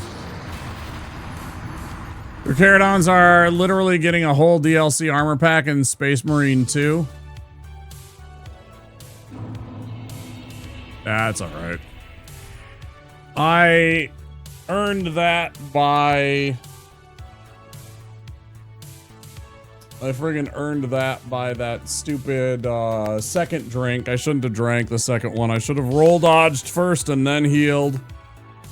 I got greedy with the potions, thinking I had enough time, and he ended up doing that quick sweep attack, and that was what put me down, yeah. Because then I was in a bad position already. If I wouldn't have been in a bad position, I would have survived. Like, if I wouldn't have healed and would have waited, I would have been behind him. He wouldn't have done that spit attack. So, I mean, it's my fault. I know it. I'm just, you know, disappointed. All right, guys. Well, well, I guess we'll go like this. Get him deleted. New game. Ads are running right now, so what I'm gonna do is I'm just gonna pop in my BRB. I'm supposed to take a break every 2 hours. I make myself take breaks when I to make sure I stretch and move around and all that good stuff. So I'll be back in about 5 or 10 minutes, guys. 5 months. Till then. Hey, Veus, look at that. Another one. 5 months. Thank you so much. That's fast. It's already 5 months. Yeah, I'll be on break for a few minutes, but I'll be back soon, guys. Little words on stream while I'm away. Until then, enjoy the stupidity. I'm going to check those Northern Lights pics too, Viovis, if you happen to still be out there. I'll see you soon. Skittles presents Bite-Size Horror.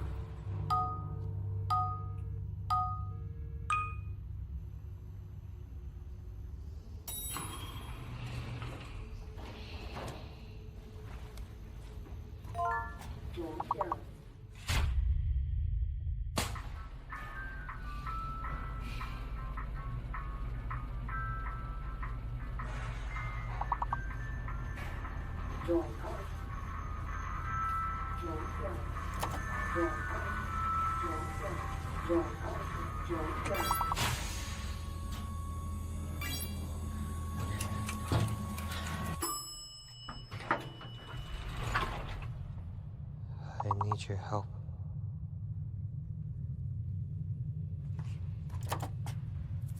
I need your help. What? I need your help. All right. Can you quit it? Turn around. Okay. Please. You gotta turn around.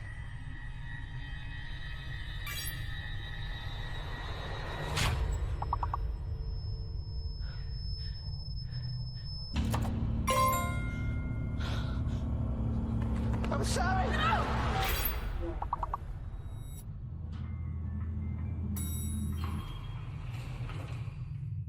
Hello? Hey.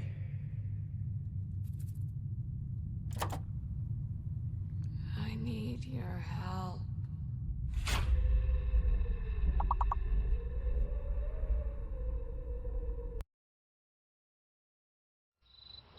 Speaking of logs, I'm gonna take the Casby kids down to the river. It's on your sleeve, kid. Fire on your sleeve.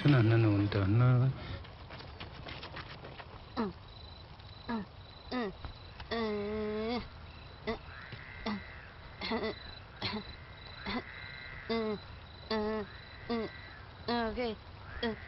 Alright. Stop. Vistina Transkino to Yoksajil, Aline Ayo Wiskesha Kilo. You didn't take anything out of our tent, did you? G.I. Joe!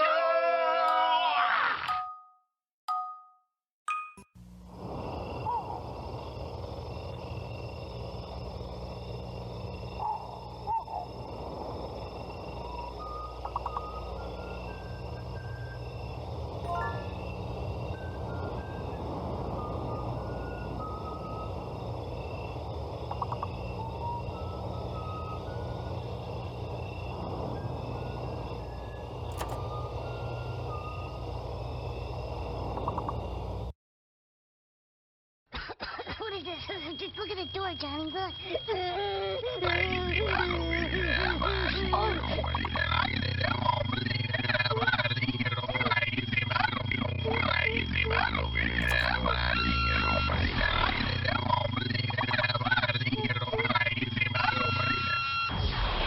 G.I. Joe!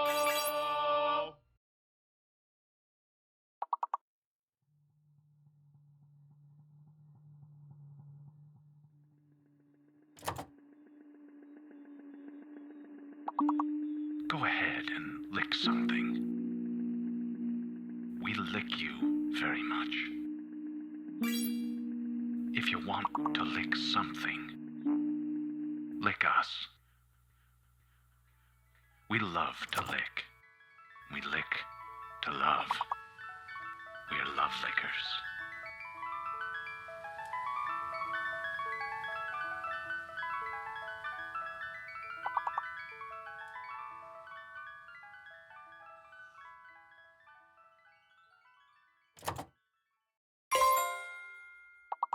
Little baby's ice cream.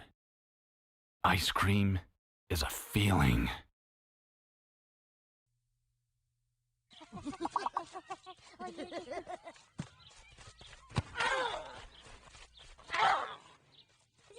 I want someone to take me to the hospital. You sure about that?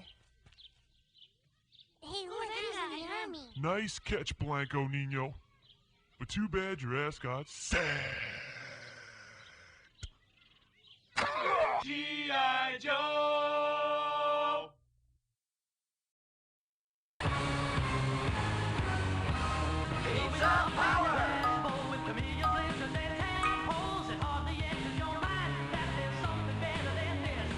A better sleep and a carrot, maybe a seed from the parrot. Believe me when I tell you the word tornadoes don't exist. But she's the power of flying saucers through delight. She's the power, all that's what makes us feel alright. The signal goes out. An intruder has been spotted at Wayne Manor. Down in the Batcave Command Center, it's time for Gotham's greatest hero, Batman returns. Not a bad nest. Batman makes a crashing entrance and sends the Penguin flying back to his Arctic hideout. Without warning, Batman appears. Surprise, Penguin! Pity penguins can't fly. Batman returns. Batcave Command Center and Figure Soul You better separately, get some hell. assembly It's sitting required. right there. That's right. Mom, Dad, come here, you gotta see this. This is so cool. G.I. Joe!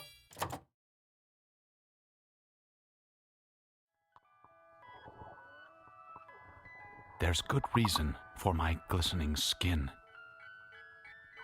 and how I shine, and how my pores are so clean and clear.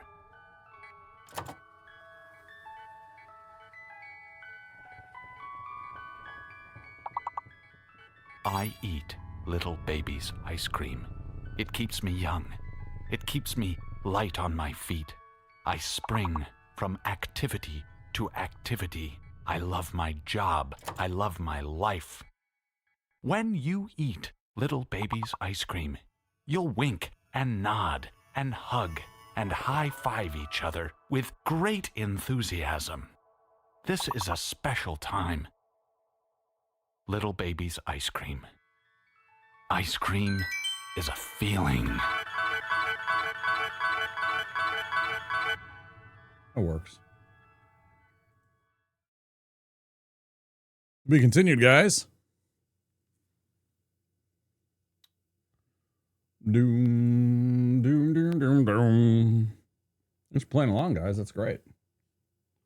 You know, I mean, I don't expect anybody to play anytime particular. It is late, but it's always great to see people give it a try. Type flump. Even though I know there was no F. My brain went on strike when it said lich wasn't a word. Oh, was that in one of the other rounds? I was literally not at my desk. I was grabbing a quick snack. I had like some little bread buns and I was shoving some jam in between that and having a little sandwich, a little jam sandwich real quick, you know, sugar and carbs that keeps you round two. Right.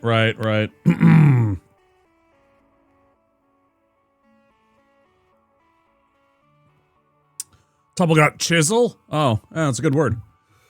All right, what are we on? We died Charmeleon. Okay. Let's get serious here. I don't know what's going on here. Why did I die? Why do thing happen?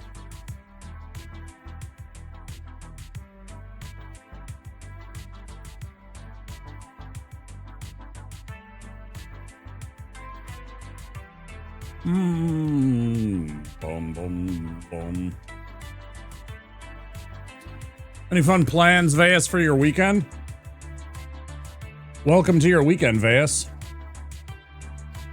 It's a good one. We got some things that you're gonna get done. Oh, apparently I forgot to,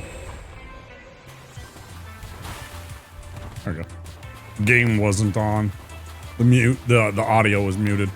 I do that when because you can mute individual panels, individual scenes, etc. So I mute the game, but then keep the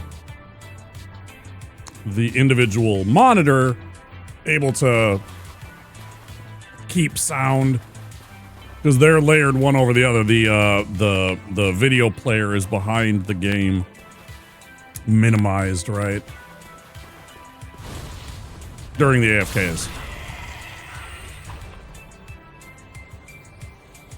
One more day of stuff to do. Boo. Boo.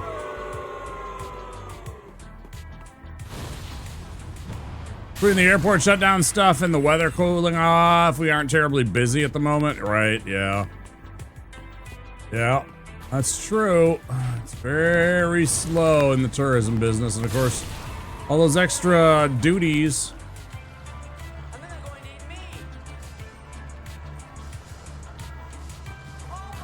Oh my god, it's a Soy Fiesta raid. I see you, Kratos. Hi, Soy. How are things? Thank you for the raid, my friend. Welcome in, everybody. If you don't know me, I'm Womp, Wompasaurus. You can call me Womp, Wampa, Wompasaurus, Womps, Wompy.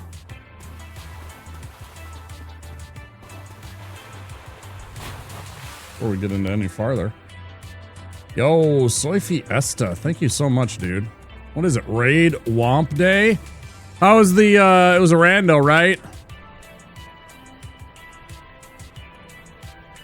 Doing another rando? What was your time? Talk to me. Tell me the things. Did you get a PB?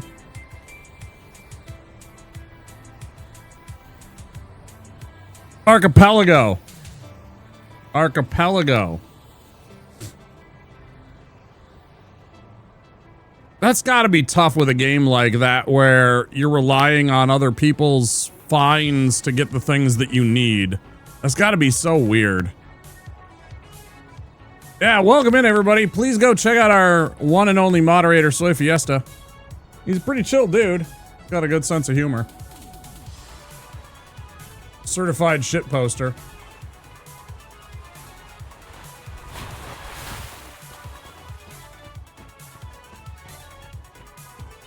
I really appreciate the raid, dude. Solo Archipelago, 3 different seeds. Ooh, neat. So you bounce between them. When you find something, then you can swap over to the other seeds and do other things. Interesting. That's fascinating. That'd be kind of fun. You know, that'd be fun to do as a Dark Souls thing. Dark Souls Trilogy Archipelago?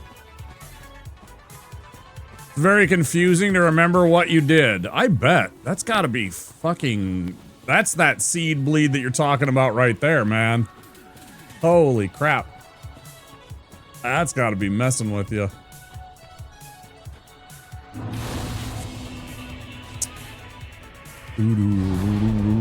Yeah, we're just chilling. We've lost a couple of runs tonight. Doing it over multiple days? Right, yeah, totally. I lost the good run that we had going to stupidity and just being a idiot, to be honest. I'm like, I'm gonna kill this guy, Jon Snow, because I got chaos bed vestiges, and I totally did. Right, I killed one of them, and then I totally forgot that there's giants that want to come and smash you, and so one of them smashed me. Took most of my life, and then I had tried to dodge the giant, and rolled directly so that my back was to one of those big tree plants when you're running out of Pontiff Sulvan's little area. And I got stuck against one of those and Jon Snow stuck a spear in me. It was great. I was super excited about it. Hate it when giants smash me. Me too, bud. Me too. Yeah, it was really disappointing. I was on to Aldrich almost, and then I just wasn't paying attention and I was being a little shit. I should have just stuck to running by everything, ignoring them all, and keep going on my run, but no. Let's try using Chaos Bed vestiges on these guys and see if I can't show them what for, you know, just fucking stupid. Like, bud, just do what you need to do. You don't need to, you know, create new problems for yourself, but by God, do I ever try. I still don't know that particular attack. I do not know the parry timing on that attack. It's so weird. That one messes with me more than anything.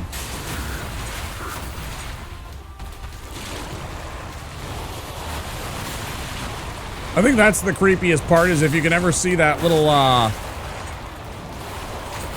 vestigial kind of claw hand that he's got here on the left. When it first appears, I am just being terrible. Like my focus and my concentration is just not here today.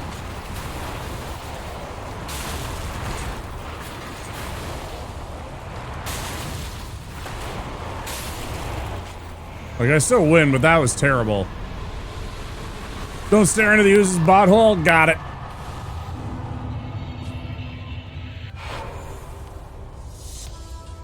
And here's what I was talking about with the shit posting. And how it can be used effectively as a shit post.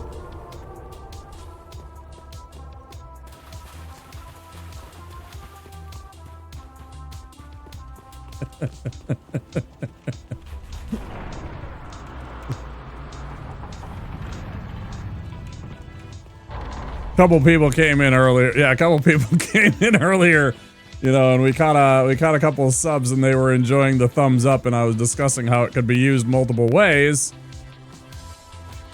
And I was happy about that, right? And that is a perfect teaching experience kind of moment right there.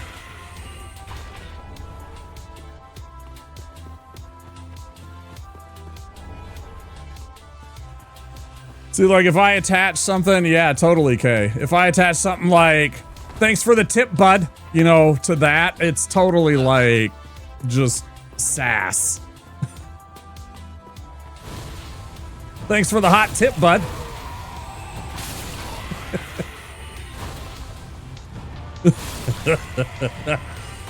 In that classic, see, we here in Minnesota, we breed passive aggressive. We have honed that down to a fine-edged blade.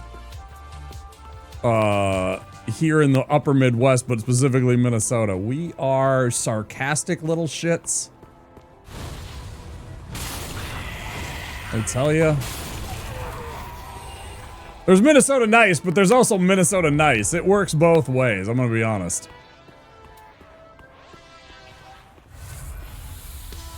Versatility is often what gets mileage out of an emote. Precisely.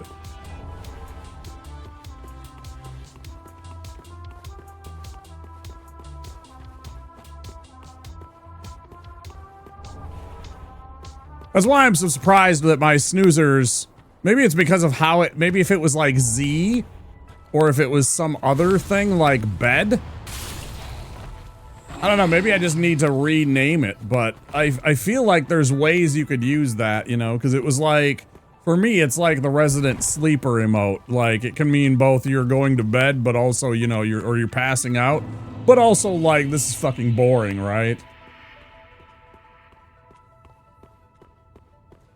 I want to be as ambiguous as possible with the thumbs up. See, that's like perfect, right? That's exactly it. Now you get it, Tuple. Now you're on to it.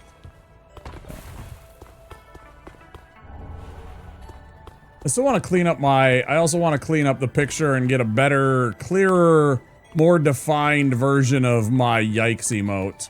It's good, but you have to zoom in a little bit to really see the kind of cringing face that I'm making well enough. I don't know. It's the beard.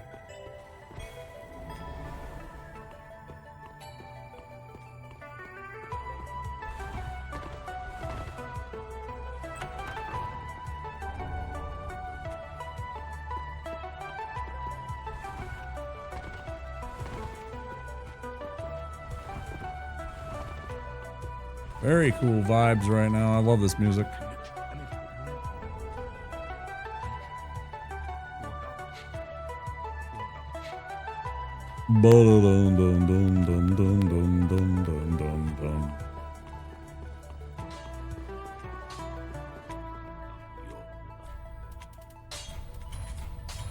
Vibes are good.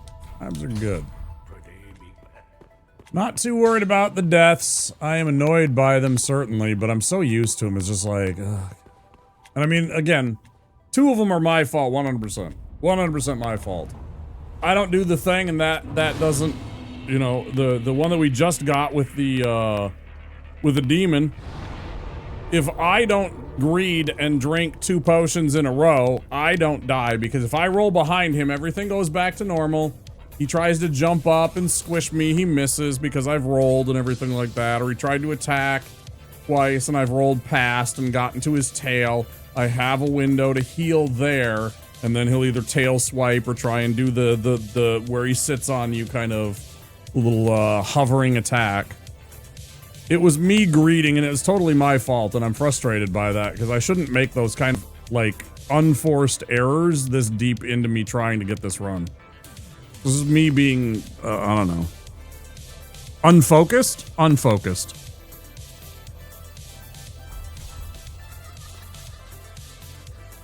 You know what I mean? Lots of emotes are too small, but that's readable. You think so?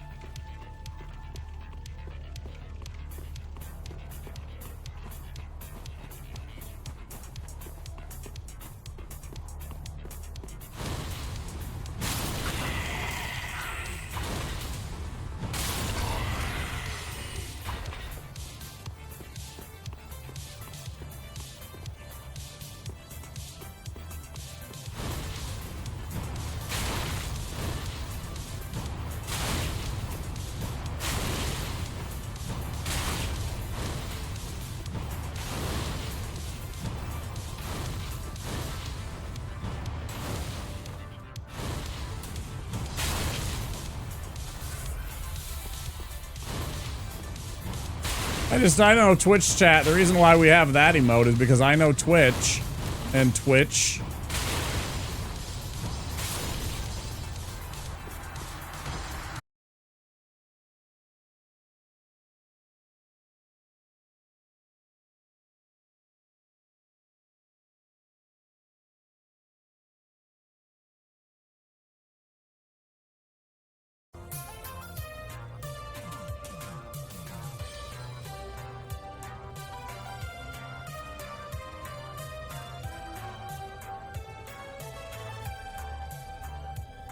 Let's see how we're doing. Hopefully you guys are still here. I do apologize for the F, but yeah, I was dropping hundreds and thousands of frames. Back in the present now.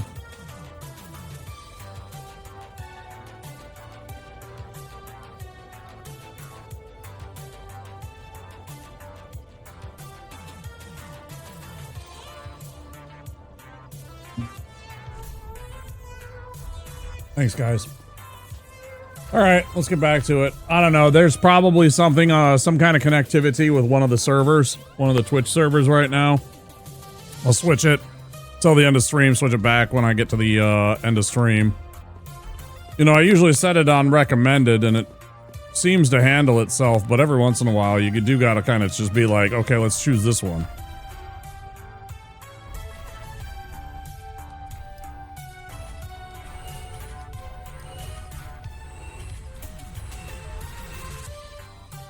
Oh, whoops, I haven't sold everything.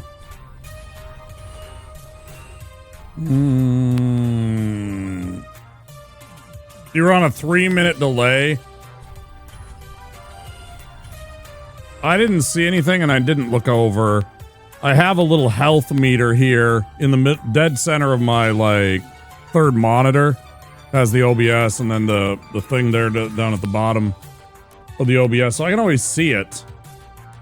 But sometimes I forget to check and see and make sure that it's glowing green. Usually it has been very good. for the most part, but I definitely notice. Oh yeah, hold on. I did want to do something.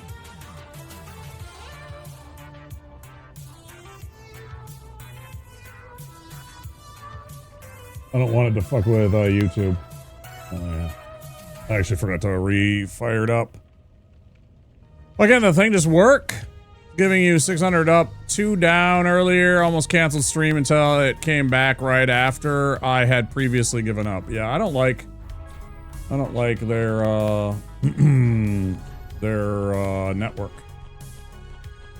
Needs a serious overhaul and upgrade. And I would be delighted, absolutely delighted to be able to get Google Fiber instead.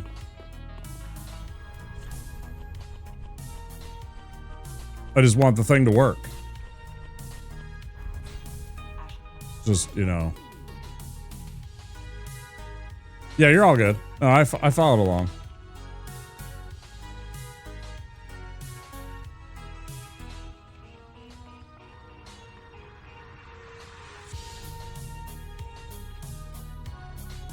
Amazing anyone gets in an airplane.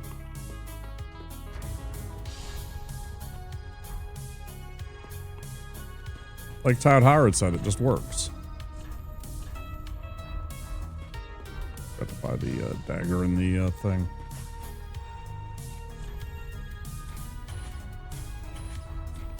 Okay, well, oh, and also we're definitely not gonna get the run tonight. At this point. I don't see myself doing a 12-hour stream today, which is what it'll take. So do understand ahead of time that at some point we will decide that that is as far as we're going to get tonight. Since we lost it, we dropped it. It's sad. It goes.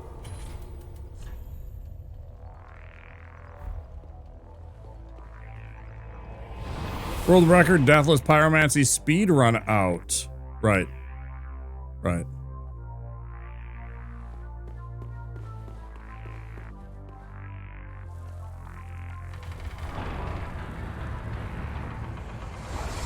My best time is about 3 hours. It's like, or about 4 hours. It's 3 hours and I think it was like 42 minutes. Somewhere in the 40s minutes. 3 hours and 40 something minutes. I think it was 42. It's been a long time since I looked at that VOD. I think it might, probably not. I was gonna say it might be on the,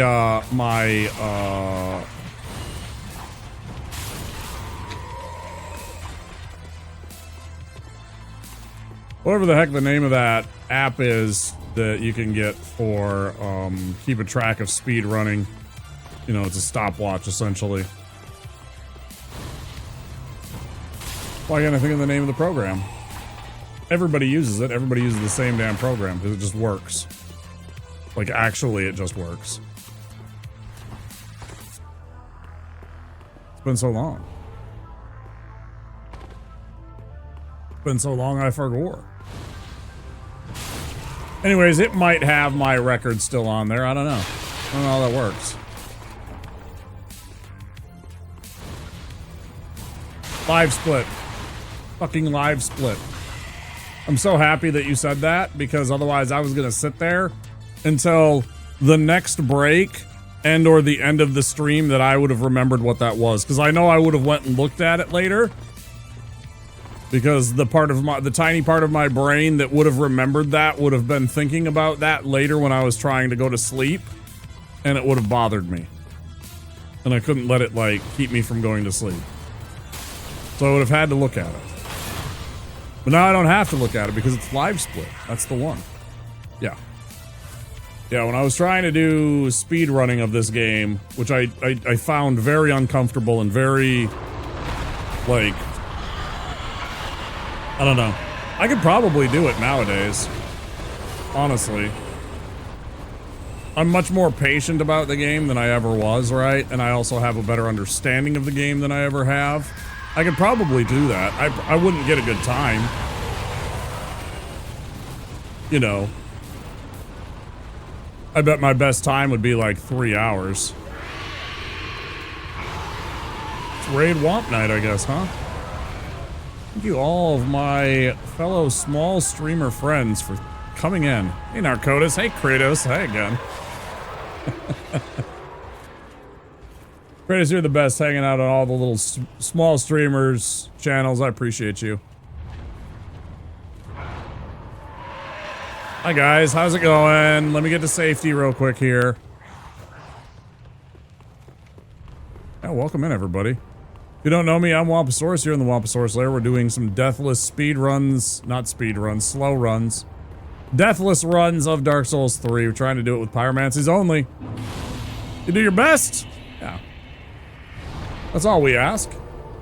Narcotis, thank you so much for the raid. Welcome in, everybody. How was stream? La Mulana. Why? I don't understand why y'all, like, watch a Barb, watch a Tofu. You know, Golem did it before any of those guys did it. I watched Stealthy Golem do it before anybody. He just played the games. But why anybody watched those games and was like, I want to play that? It's like, it looks miserable. It looks so bad, bro. Like, I'm just like, if it was like a sub-goal incentive. Hi, Cloudy, welcome in. Nah! You're having a blast? That's cool. I mean, it looks like sweaty, really bad, like, NES or SNES era platforming, right? Cloudy Mulana is your shit, huh? It doesn't look like it's a bad game to me as a platforming veteran. But it also does look like a bad game. Like, it looks like it's the exact same kind of... You don't watch Barb on purpose? Listen, he has his opinions about what he likes and what he doesn't like. He's free to share it. I don't know. Very intentional in the way of old... Yeah, it's slippery. It looks like it moves like... It's not that it's intentionally bad. It's just built in that kind of like vein of old school. Like old school platforming is different, man. I don't know. I don't think it's a bad game. It looks like it would definitely trigger certain people, and it also looks like it would be tough.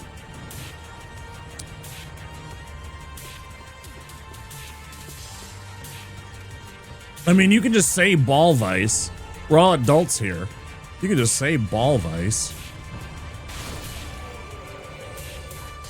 Why does he always have to drop something when I don't want to stop? And it's always throwing knives that I get suckered into going after. Fucking $50, man.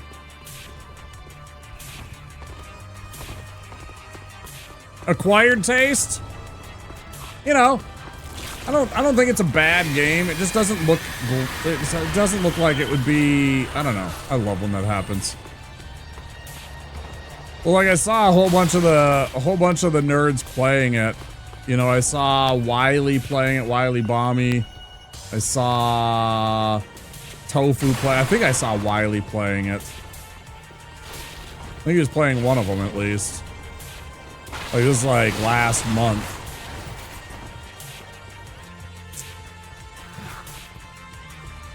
Yeah, I thought so. And, you know, I saw Tofu, I saw Barb. I know there's other ones that played it too. It was a thing, right? Like a bunch of them decided, yeah, let's try that out.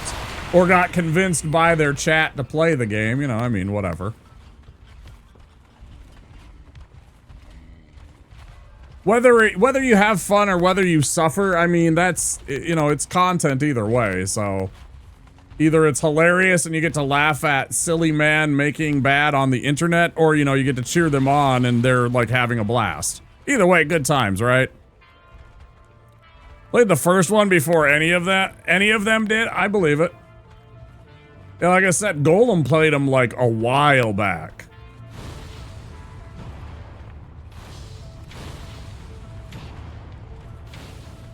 Oh, for fuck's sake, game.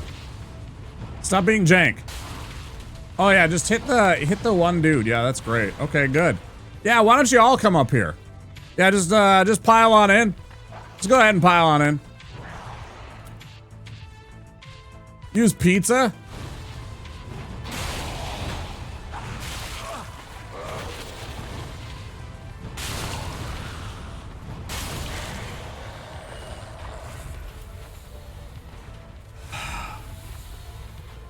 Awesome watch. That's good. Yeah, I mean, I think regardless of how it turns out, either you get to Keck W me enjoy at the person hating the experience, or you know, you get to you know, that's fine.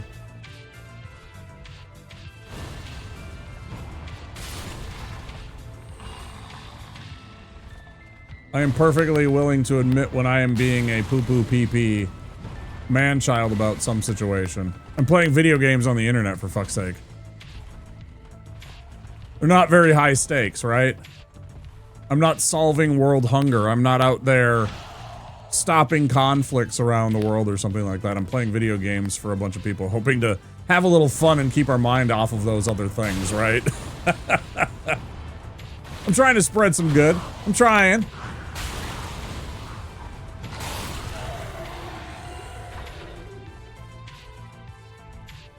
Respect, yeah, totally. You know, sometimes you have to do that. Sometimes you just have to. It's not... There's nothing wrong with saying this game isn't fun for me and I don't have to play it anymore. You know, you're not being held at gunpoint being like, you know, play this game. This is really bad. I don't have juice. And now I'm stuck fist fighting with this guy. I think that dog is gone. If that dog was here, I think I'd be cooked. I think I would be 100% cooked. Come on, idiot. And then he just took it. Did you see that? That was resignation. If you want to see what AI represented resignation looks like, there it was right there. Jesus Christ, that was creepy as shit. Why did it stop like that? I tend to not like when people hate play things.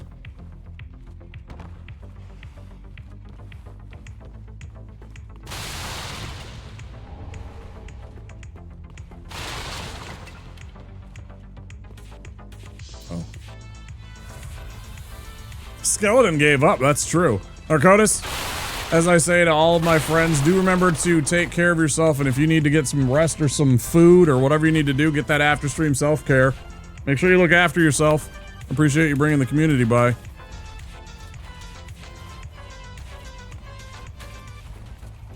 2026 Nobel Prize for Literature. Is Twitch streaming literature? No. No. No.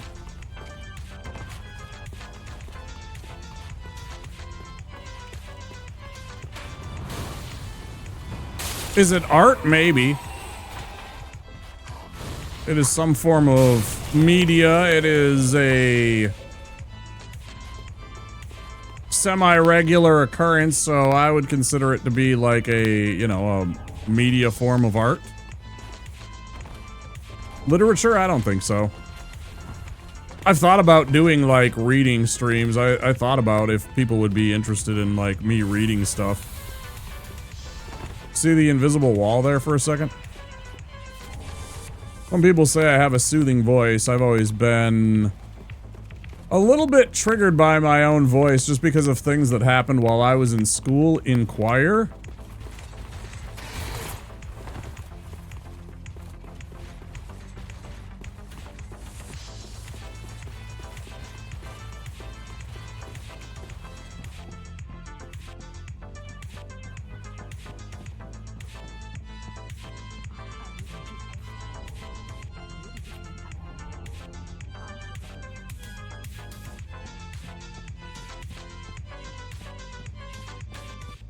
Narcotis, thank you again. Enjoy your evening.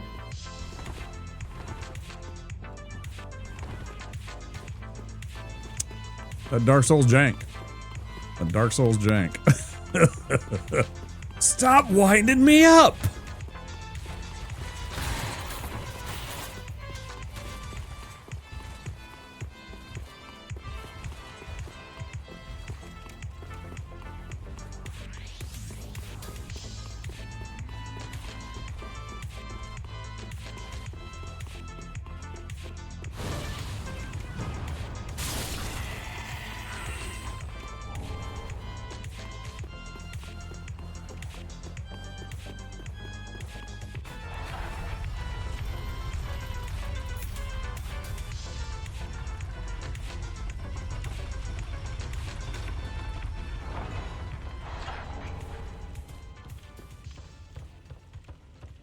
I watch people that play games that they don't necessarily like all the time. I definitely play games I don't like all the time. I yell and scream at my video games sometimes. It's fair warning if you're new here. I do swear at my computer screen for stupid shit like video games on occasion.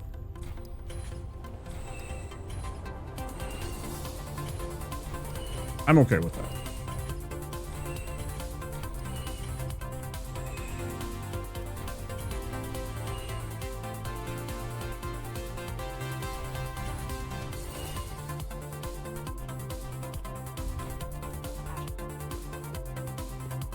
Thumbs up. That's right, Soy.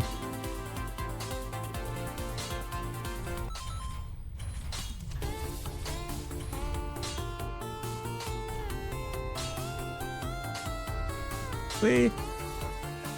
There's so much love. There's so much love.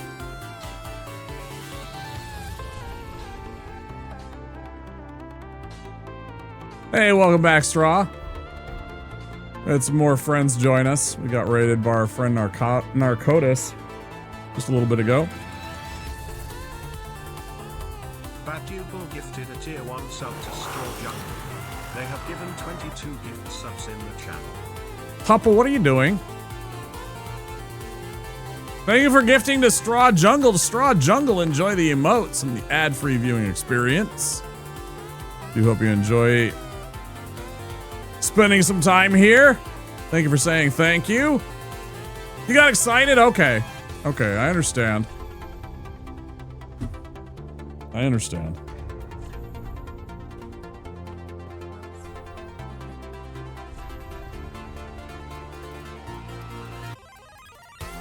Mario just got excited.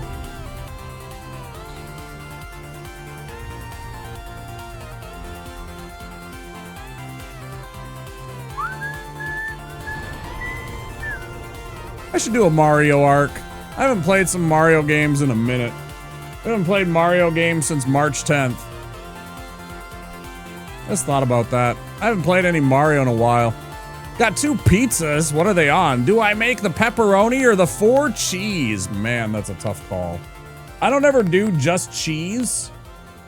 It's gotta be something exceptional for me to do just cheese. Like, it has to be legit. I want... Like, I will do just cheese if it is like big floppy New York style. You know, there's a little bit of grease. It's not too greasy. Foldable. It's gotta have like a nice crispness to the bottom, but it's also still gotta have like, you know, like it's gotta have some crunch. Just that little bit of crunch because it's been, cooked in like a brick oven or whatever. Then I'll go for cheese, but otherwise I gotta have some kind of like toppings. Like pepperoni, sausage, jalapeno's my go-to. But I also like spicy sausage. Always spicy sausage. Spicy sausage, onions and green peppers. I like chicken, bacon, jalapenos, and pineapple. These are my go-tos for pizza. Double up on the pepperonis. I'll also do that. I'll fuck around with some like big old big old pepperonis and then the really small diced up pepperoni. Oh yeah, I love when they have the two different, like, because it's two different like textures, right? And that intrigues my mouth. Love me some mushrooms, green peppers, and sausage. Sometimes black olives. I like green, but I won't say no to black olives, especially like a Hawaiian pizza with black olives. I fuck around with that. Oh yeah. Ham and pineapple and black olive is a fantastic combination, right? Because you get the sweet, you get the salty, you get the umami of the ham, and then you get that brine and that bitterness from the olive that really cuts through everything. It's a good palate cleanser. I tried to explain that to some people like Swed. Swed doesn't like olives, and I'm like, it's supposed to be salty and briny and bitter. It's supposed to antagonize your tongue, right? Like, we all get that it tastes kind of like, you know, you just died, but at the same time, like, that's part of it, right? It's a balance to the other things. I don't know. Four cheese is a blank canvas. Can throw your own spin on that baby with whatever's in the fridge. Facts. 100%. None pizza left beef. Hey, I see you, Soy Fiesta. Don't think I didn't see that. Don't think I didn't see that. You miss sauerkraut on pizza? It doesn't really exist outside of Dayton. It does here. It 100% exists here, Tuple. There's places that'll put sauerkraut on pizza.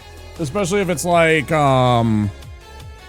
again, like sausage and onions and sauerkraut. They'll 100% do that around here.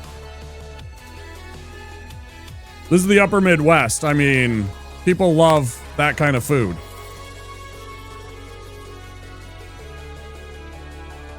It tastes like you died, but I don't care. That's okay, right?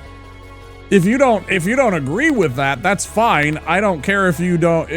I mean, terrible case. I disagree. It's about embracing that rather than shying away from it. So I'm not presenting to you some bullshit facade, right? I am telling it like it is. Olives are not sweet. They are not candy, right? They are a palate cleanser. They cut through things like meat, right? What they do with a meat is they cut through that kind of unctuousness that is meat, the umami, right? And they kind of, and it's all about how much, you know, it's a balance, right? If it's just olive, nobody likes, I mean, I eat just straight olives, I will. But, you know, I don't mind that. Like, I'll have a couple of pieces of like salami or, you know, mortadella or something like that, and then I'll just have an olive. I don't care. But for snacking, yeah, me too. Green ones are stronger. They are more for a meal. I'll just eat green olives. I get green olives all the time. I like the ones stuffed with jalapenos. Quite a lot. Oh yeah, I'm about to go fight Vort. Sorry, I got on a tangent about pizza, which is great. I worked at 3 different pizza places. I know a lot about pizza. I know about combinations of pizza. I worked for Domino's. I worked for Godfather's. I worked for Pizza Hut. And if you haven't had Godfather's, I feel bad for you because it was one of the better chain pizza places out there. But they contracted a lot. Like, not long after I left the company. I was only there for like a little over a year and a half, something like that. It wasn't a long time. I had a lot of fun with the people that I worked with, actually. Quite a bit of fun.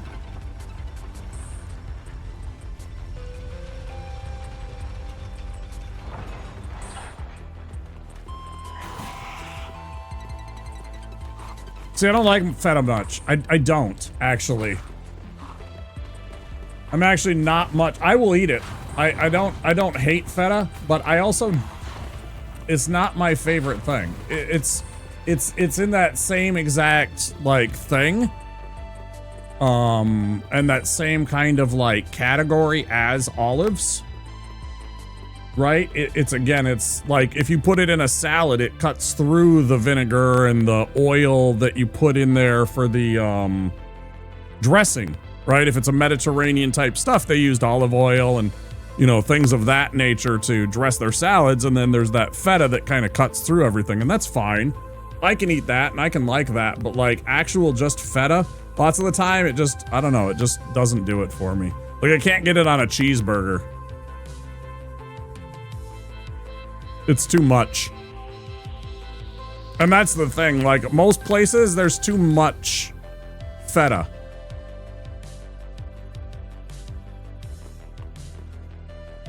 I know that's kind of like a dichotomy, like, how can I say that about olives, but not about feta, and it's because of cheese. It's like, feta is presented as a cheese, and as a cheese enjoyer that likes, like, regular cheeses, I don't know, it's a different kind of thing. So it just,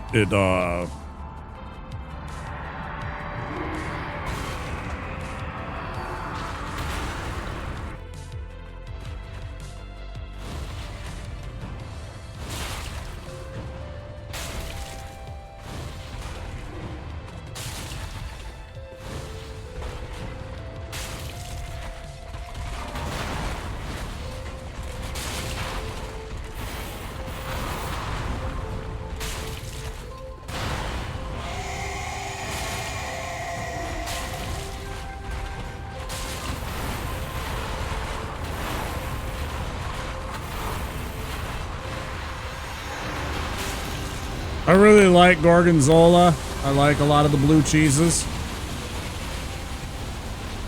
So it's sort of like it.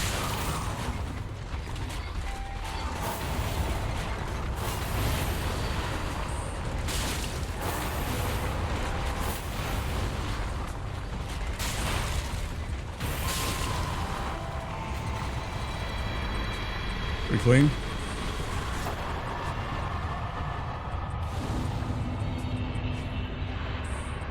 They gave me enough food I couldn't refuse. Yeah, 100%. Uses fat, so it covers up other flavors. Olives mixed with flavors.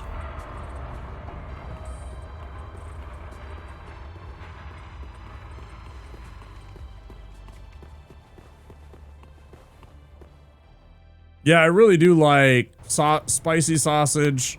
Sweet sausage is okay in this combination too, actually. Sausage in general. Green onion, green peppers, onions, and olives is a good combination on a pizza. I can eat that. Pretty good. I feel like anything more than 4 toppings is usually a little much, even though I do like a supreme pizza with a bunch of things on it. It's one of the only ways I'll eat mushrooms. There's very few mushrooms and mushroom varieties that I enjoy. I very much don't like generic white button mushrooms that are on most pizza. That much. Textural thing.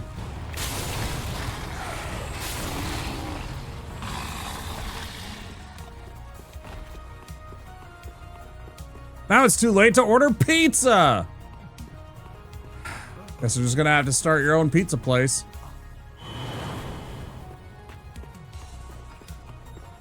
You know what you could do? This is a lot of work. I don't recommend it. I don't recommend it, Tupple. You could make some quick bread pizza. You know, like make some flatbread kind of pizza. You could. If you have flour and, you know, little salt, little whatever, you could whip up a flatbread pizza. If you have the ingredients, obviously you need tomato something. At least tomatoes. You can even work it with just tomatoes.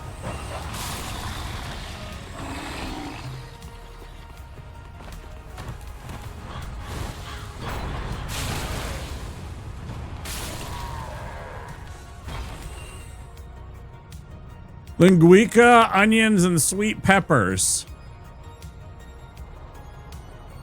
To pull that off.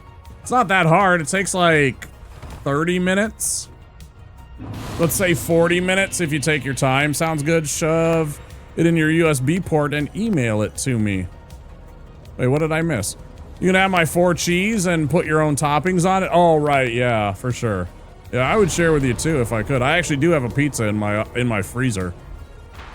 I get those DiGiorno rising crust Usually I get either the sausage and pepperoni or the 3 meats. And then almost always I throw jalapenos on it. I need the spice.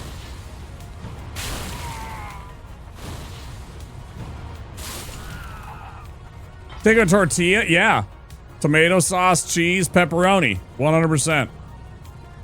Eat it and hate yourself? Yeah, that sounds about like hate yourself, kind of like, especially when you had your 4th. Right, because you didn't have one. You never have one of those. It's always like you make a plate of 3 of them and then you're like, well, I still want a little bit more. And you make 2 more. And you eat that, so it's like 5.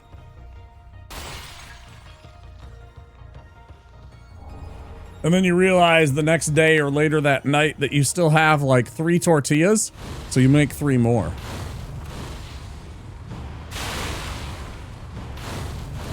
Guys, I've been there. I know these things. Speaking from experience. I fucking hate you and your stupid ass targeting game. Fuck off. Love you, Dark Souls. Be nice. Love you.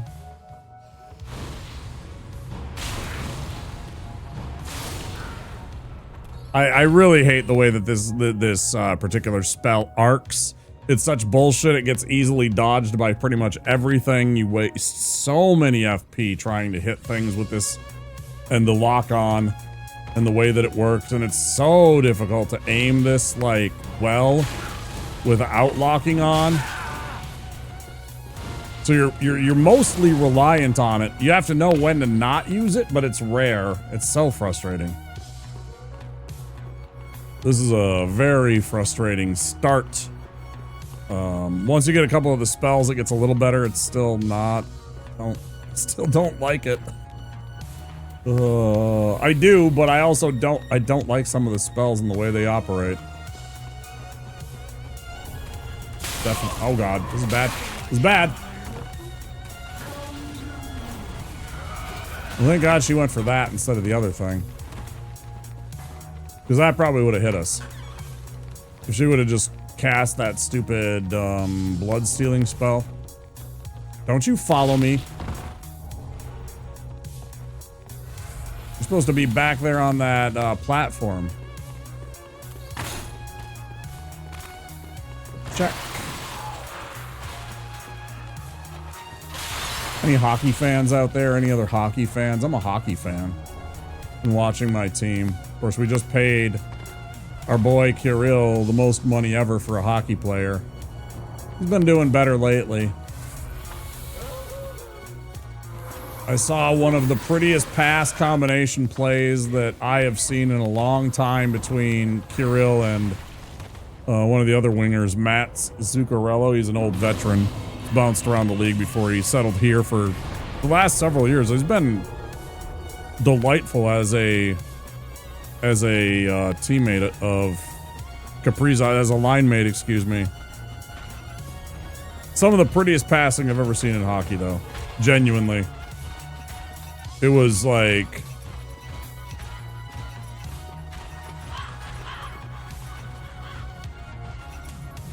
How do I describe it? It's like almost SB material, but it's the beginning of the season, so nobody's gonna give a shit in like 2 months.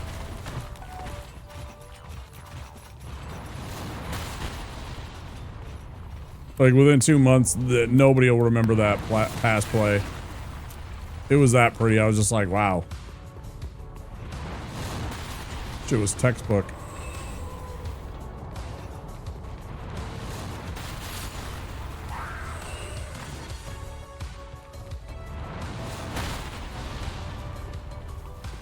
Follows hockey, but I'm regularly lost about it. Even though the Knights seem to be pretty solid overall. Yeah, I fucking hate them. I actually hate your team, Veus. Because they've been so good for, you know, such a short period of time that they've existed, it pisses me off. Because we're the state of hockey and we're terrible at getting deep in the playoffs, and it frustrates me as a hockey fan because it's like we're supposed to be the guys that are going out and having the good season and, you know, making the good run because our state gives a shit. year-round about hockey. During the, you know, the reason why you guys all have rollerblades is because fucking Minnesotans wanted to still play hockey in the summertime. Like, it's not, that's a real story.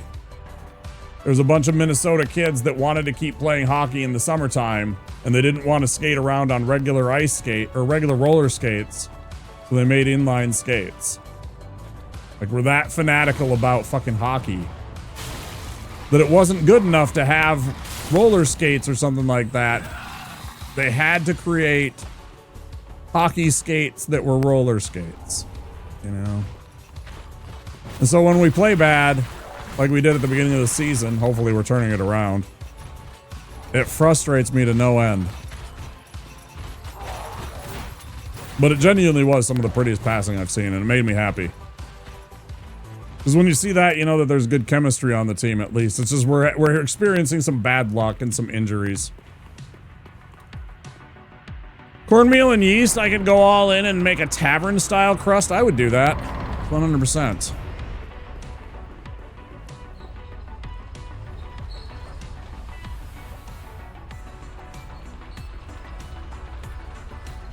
Hockey's a great sport to be a casual fan of. I don't know anything, but I like when big men smash into shit. Yeah. The old school hockey is less and less. They're trying to get more to the way that they had it back in the 80s. There was a lot of penalties that were enforced a lot more in the 80s when there was guys like, you know, Gretzky, Messier. Don't get me wrong, Messier would scrap with you, but he was a scorer. And guys like that, and they tried to like make it into a less physical sport, you know, trying to clean up the fighting and all that stuff, and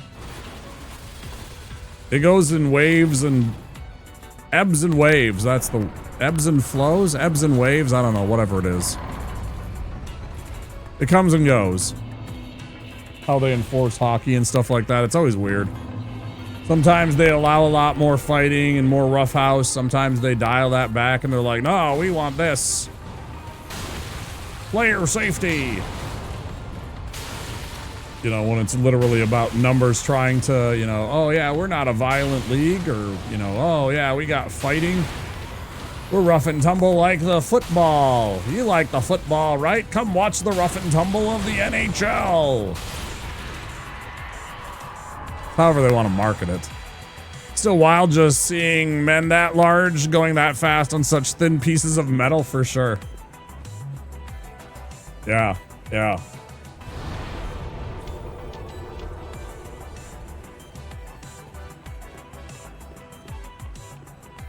There was a time I went to a game and I got to see, there was an old player, he was back in the 90s and the 2000s. His name was Pavel Bure. He was a Russian hockey player. The fastest dude I ever saw with my own eyes skate. That guy was lightning in a bottle, man. Jeez Louise, that guy was fast on his skates. Little guy too, like, I mean, no offense, like, you know, short king, 5'9". That's small for professional sports. It's about as small as you can get in professional sports and still be in professional sports, generally. That and baseball, I guess. I'm sure there's other ones that I'm overlooking, but the big ones.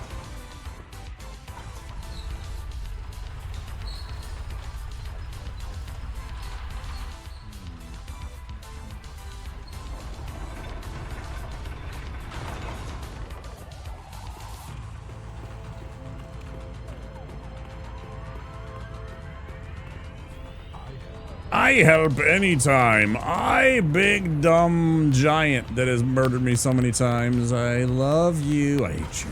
I love you. You're the devil.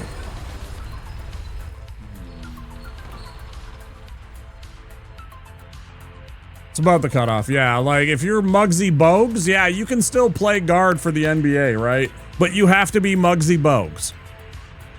Like there's no in between. You have to be some impossible person that can dunk when you're 5'9". Still blew my mind.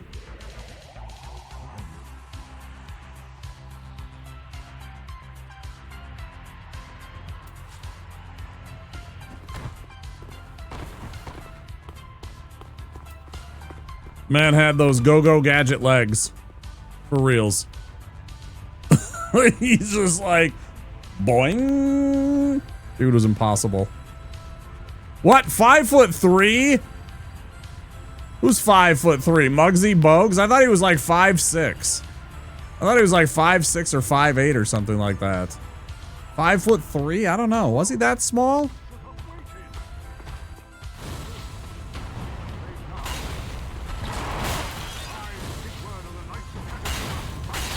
Oh, I'm doing everything wrong. I forgot to go do the settlement again to get the fire clutch ring. I'm doing everything wrong.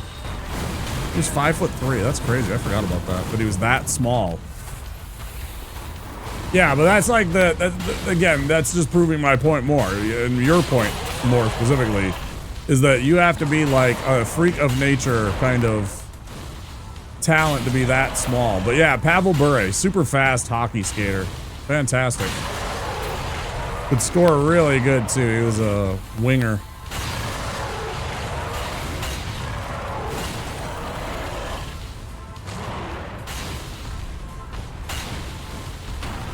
Nah, you gotta be a freak.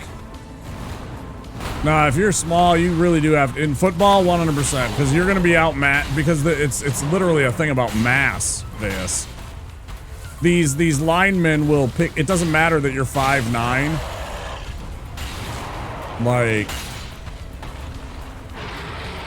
you know, these guys will put you down and you will be hurt because they are so big compared to you.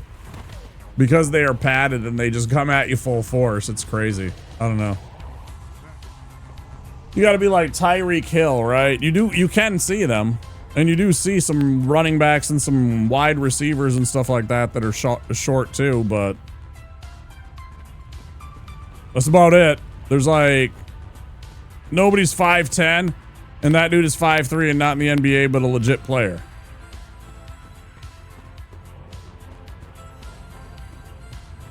Right, yeah, like you can be a running back or you can be a wide receiver and be 5'9". You can't be, I'm gonna be honest, you can't be anywhere on the defensive side of the ball and be that height. Maybe a safety, maybe. You better be a damn good safety. I'm gonna be honest, you better be a damn good safety to be playing at that short. Probably only a couple of, you know, cornerbacks. I don't know. That's gonna be tough. That's a tough assignment. Yeah, see, I don't have combustion for this. Boy, oh boy.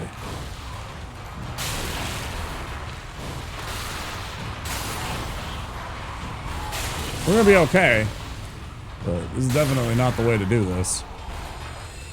This is not the recommended way to do this.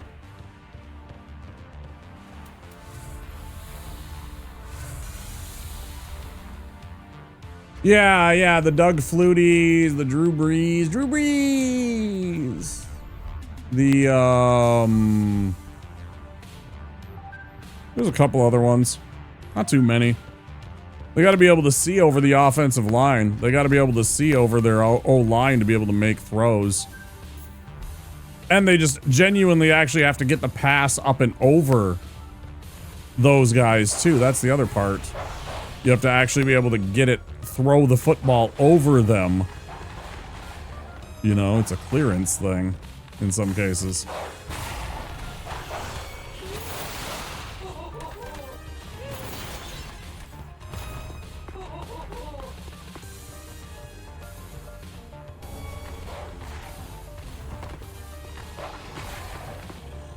A fucking bowling ball? Yeah, dude.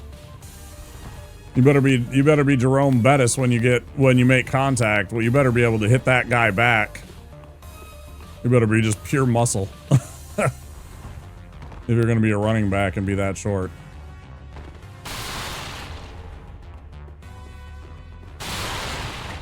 Because again, there's going to be a dude that's going to hit you that's going to be 6'3". He's going to be 300 pounds plus.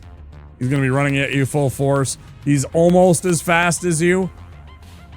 And he's like probably 2.5 times your mass. And that matters. Mass does matter. You know, when two opposing forces meet, mass definitely comes into a factor.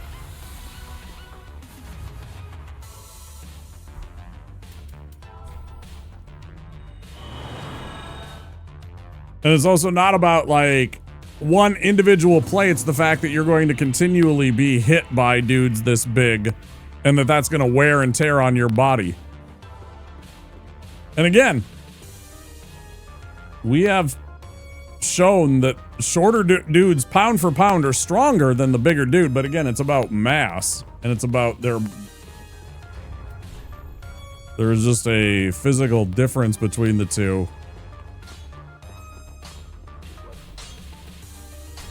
How much force is exerted on each other and stuff like that. Crazy. Especially when you think about like rugby.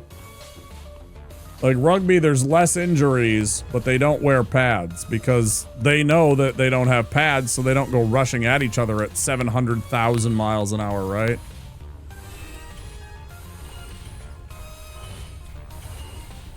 Trust me, I've clocked them. They do 700,000 miles an hour. I am a football speed scientist. You believe me, right? I know you do.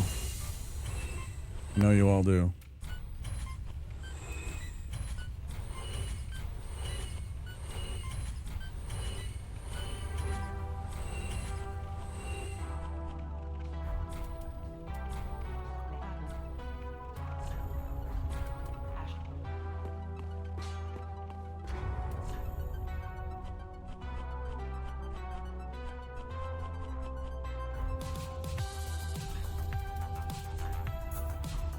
Let's go get that ring.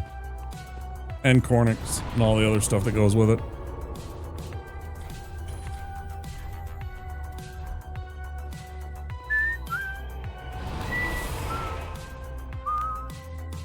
Bum, bum, bum, bum, bum, bum, bum, bum, bum, bum.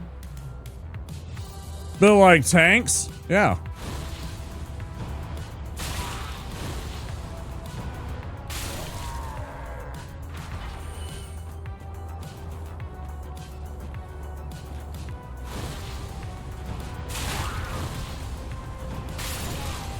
Like if you're a football fan and you remember maybe like 10 years ago, I think he was still playing, Terrell Suggs, man. One of the most like physically just, that guy was freaking a marble statue. Like if you saw him, he looks like, why didn't I level up my character? Well, I guess we're going and doing this. Jesus. It'd be tougher than I should be making it out for myself.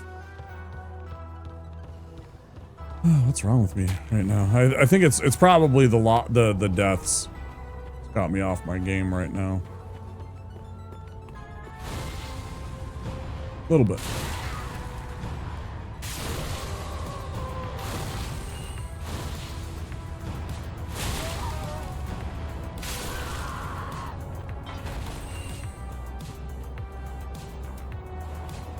Pieces ready. I hate to do this, but I might have to dip. I can feel myself getting a bit groggy. Straw, you enjoy yourself. Get some sleep. Maybe we'll see you again soon. I usually start somewhere between 9 p.m. and 11 p.m. Central U.S. time. 6 days a week, so, you know, come on back. Love to see you. Tell a friend. All those good things. That is definitely, yes. He was definitely a slab. Dude was seriously cut from stone. Insane.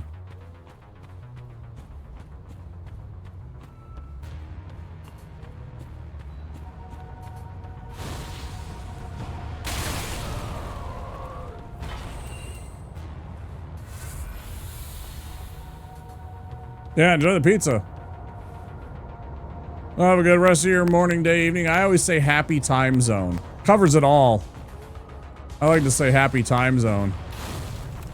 You never know where anybody's from in Twitch. I know people from Norway and Spain and Saudi Arabia and North America, you know, Canada and the United States. Australia, Japan, Korea. It's crazy, man.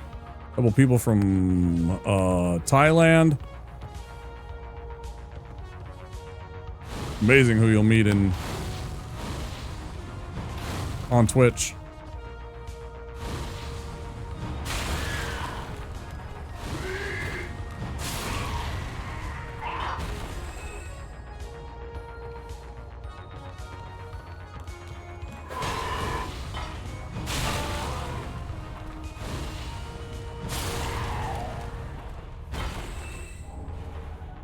Always immediately discard your rubbish, kids.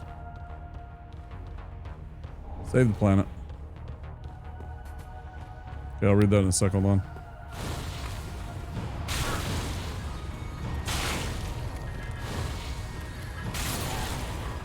Funny enough, I regularly ran into my lead tackle from school football team when I was still in college. Dude was surprisingly quiet while walking.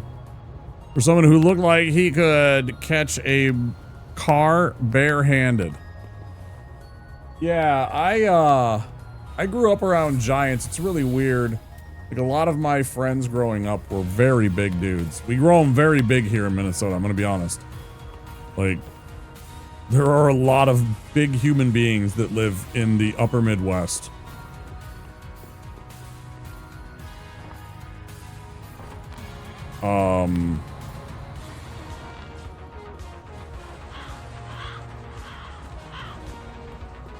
And so I was always, I am still right now the third shortest friend of my, you know, in terms of like men, I am the third shortest of my friends. I'm 6 feet tall. I'm over 6 feet tall. One more from Norway. Awesome. That's super cool, Straw. Got a lot of Norwegians here in Minnesota. A lot of Norwegians. Probably because it reminded them of home. Minus the mountains.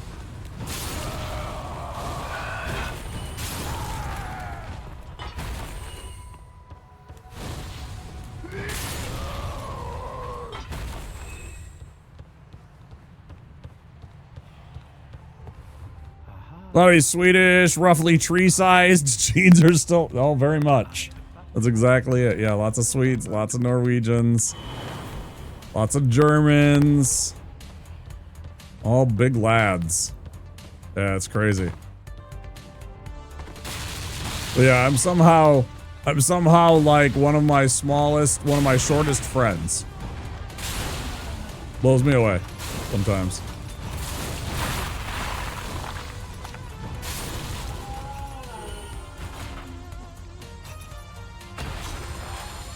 You know, my bestie growing up, he was 6'6", 6'7", 330.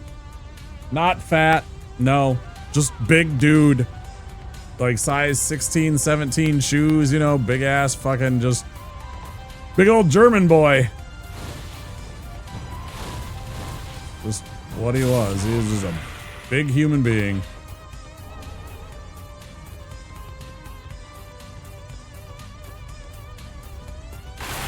My best friend through all of school. I don't know.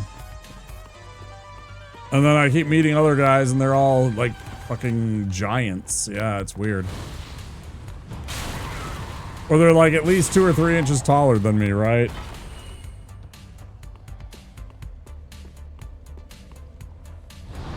Doesn't bother me though. Not a bit.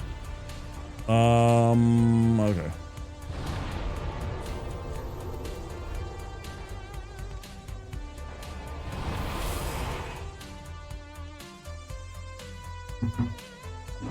Oh yeah.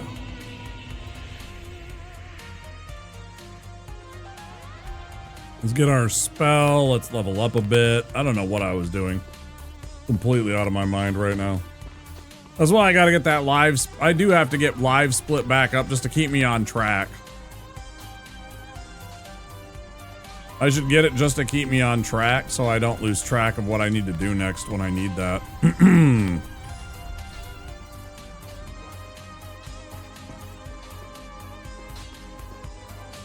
I mean, I even got a foot pedal I can use to like change splits and stuff like that. It's super easy. I don't even need to, you know, press buttons.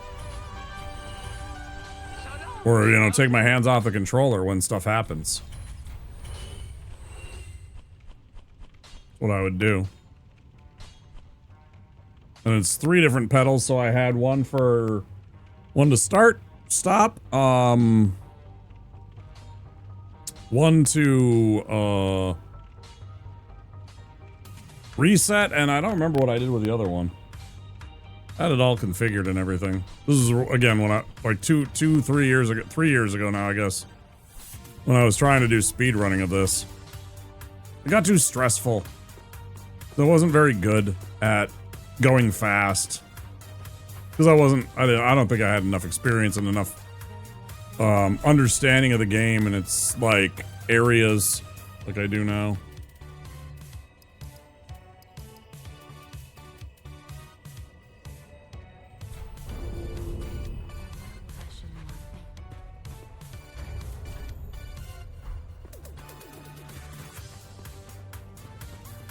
I also forgot to do this. Hey, how you doing?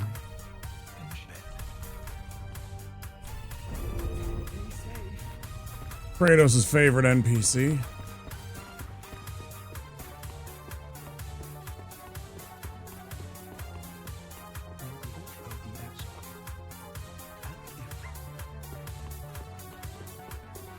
Boom, boom, boom, boom, boom.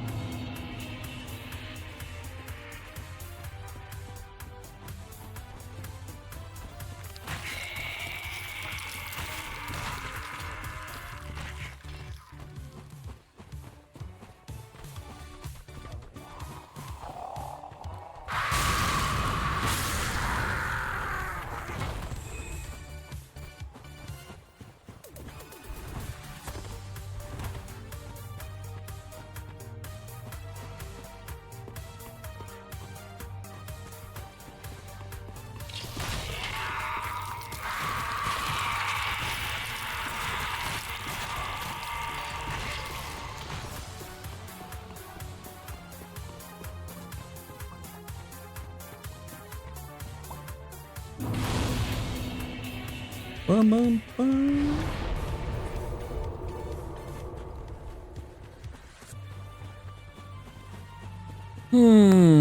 What are we at? We're at... I don't know how much time we're at.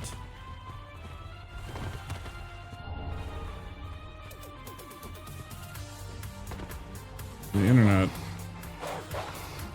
was a butt. Got to put on my ring.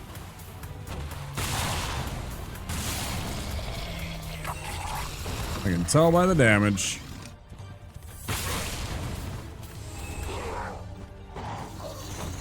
Instead of one-shotting dudes, I'm two-shotting them.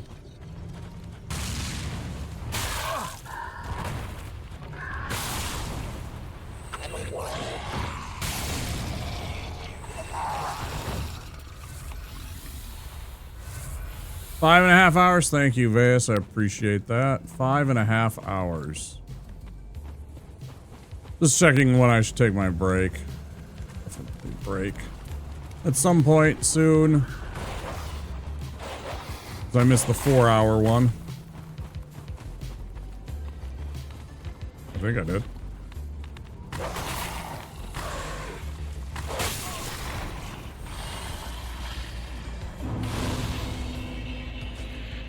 Oh, that's good. I don't even know how the if it's even on YouTube anymore.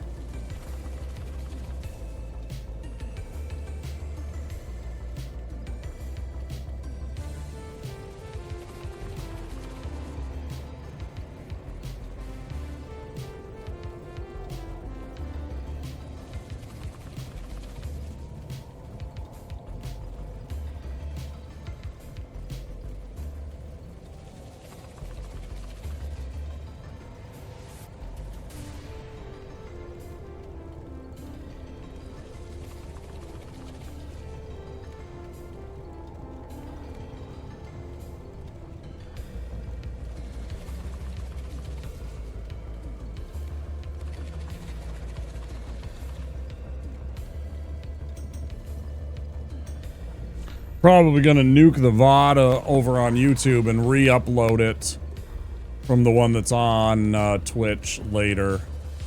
It appears that it didn't take when I tried to restart the YouTube stream, so there's going to be a giant gap there. I'm sure all the people that were here are probably long gone by now at this point, thinking that the stream was over all of a sudden. I clicked on the buttons that normally make the stuff work, and then it just didn't because I didn't dismiss one of the... it's so weird with YouTube. You have to, like, dismiss the notification that your stream ended and everything like that. Otherwise, it won't just restart the stream. There's, like, this whole page that appears letting you know that the stream is ended and blah, blah, blah. And if you don't click things, and then you, on OBS, turn off the... on and off the, button that makes the stream start and stop, it will not automatically restart like it does on Twitch. Twitch is no problem. YouTube is still scuffed when it comes to, like,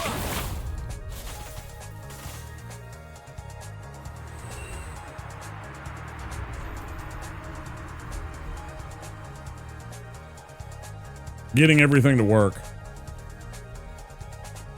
Come on, asshole. Still waiting for you. Thank you.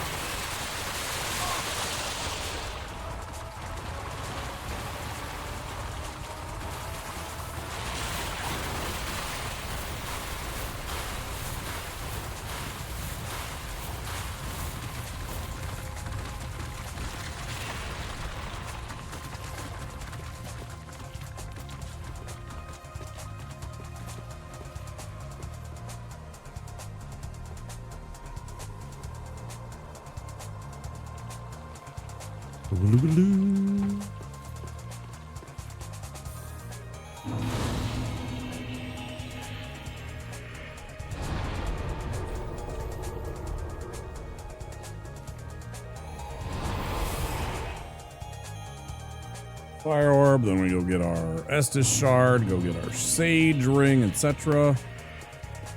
Goes up this lady.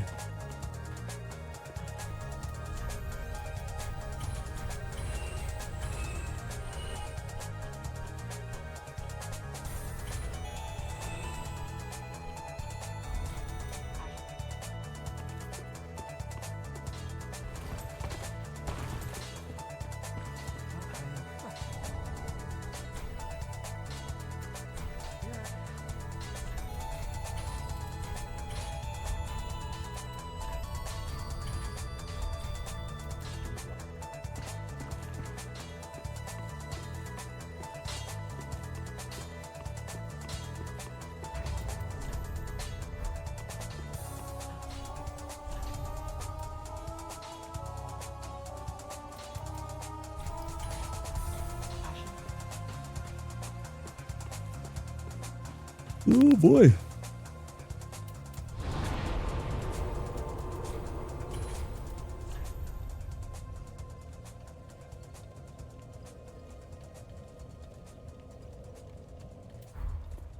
Oop. Oop. Nope. Oop.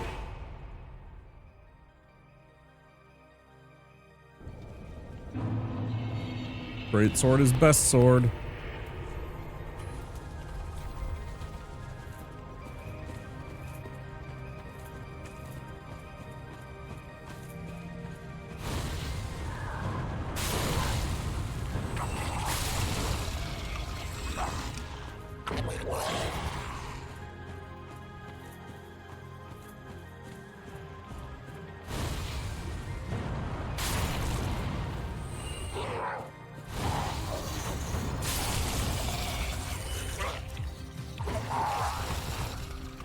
So dramatic.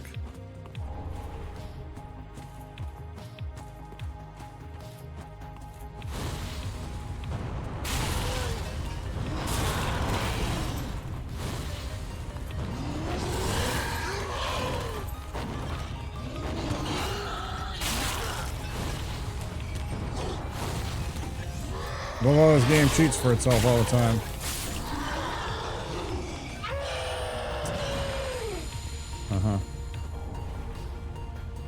Like one of those referees making up for a bad call.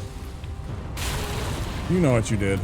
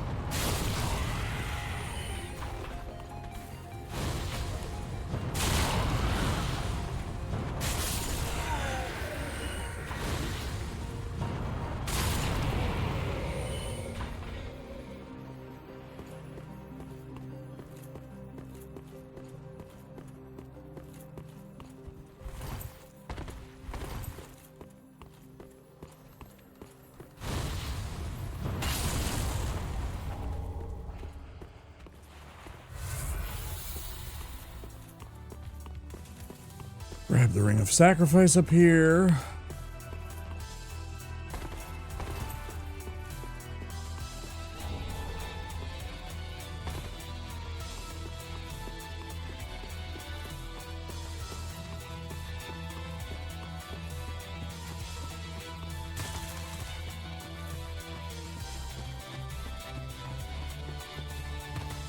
Holy Falcon Shield there. Jeez.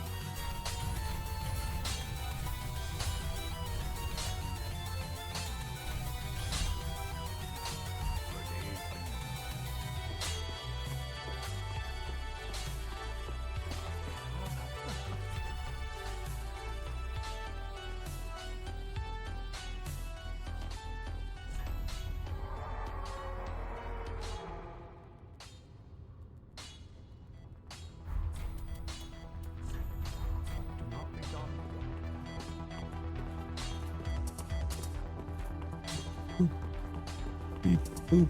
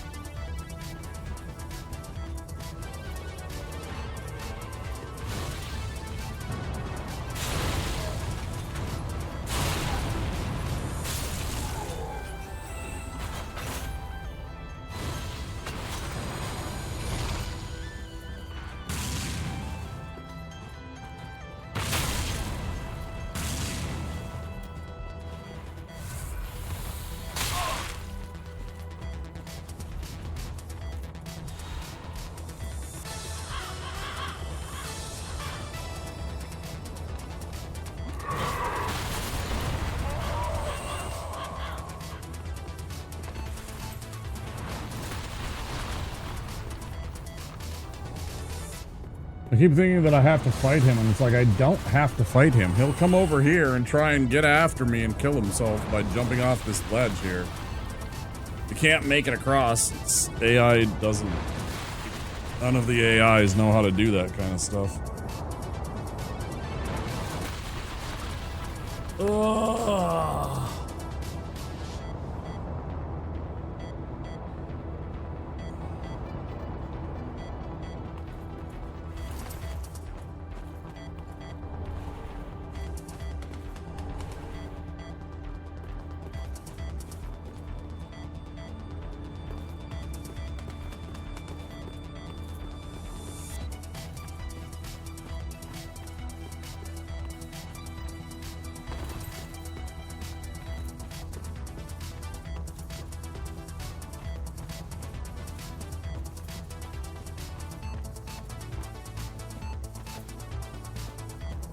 Like, where even did he go? He's back here? Oh, what are you doing?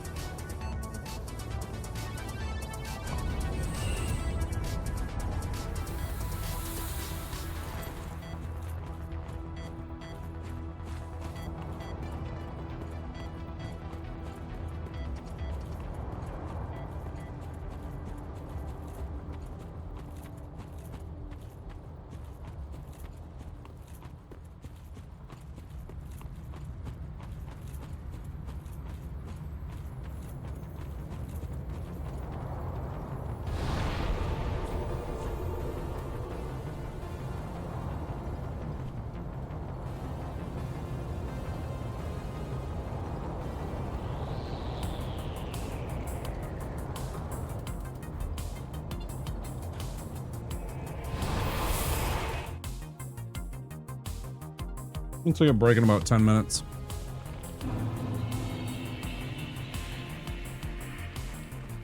Need to stretch out my back and do a little TLC and then come back and put my heating pad on it again. And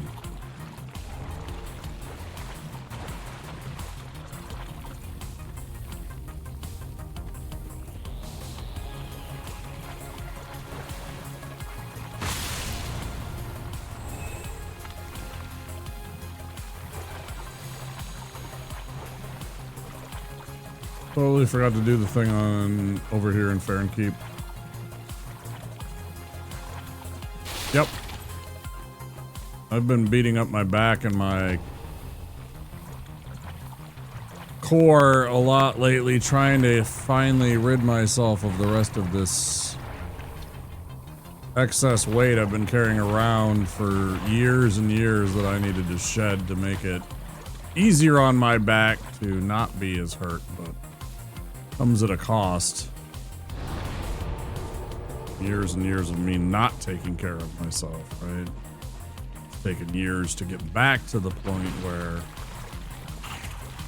and again, my back still is never going to be, I don't even think 75%. Well, maybe, I don't know. Depends on what I do, how hard I go, right? So I can get my back stronger than I ever was, but a lot of work. Still not there yet.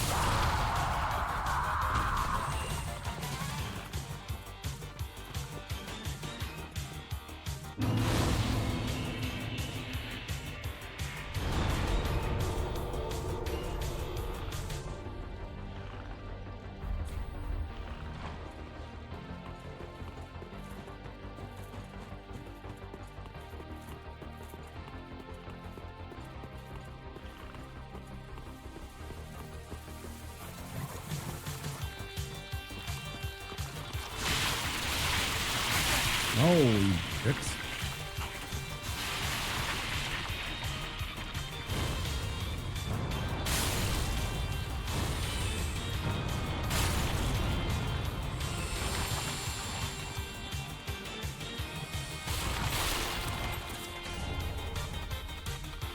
Hey there, Sab. How you doing, dude?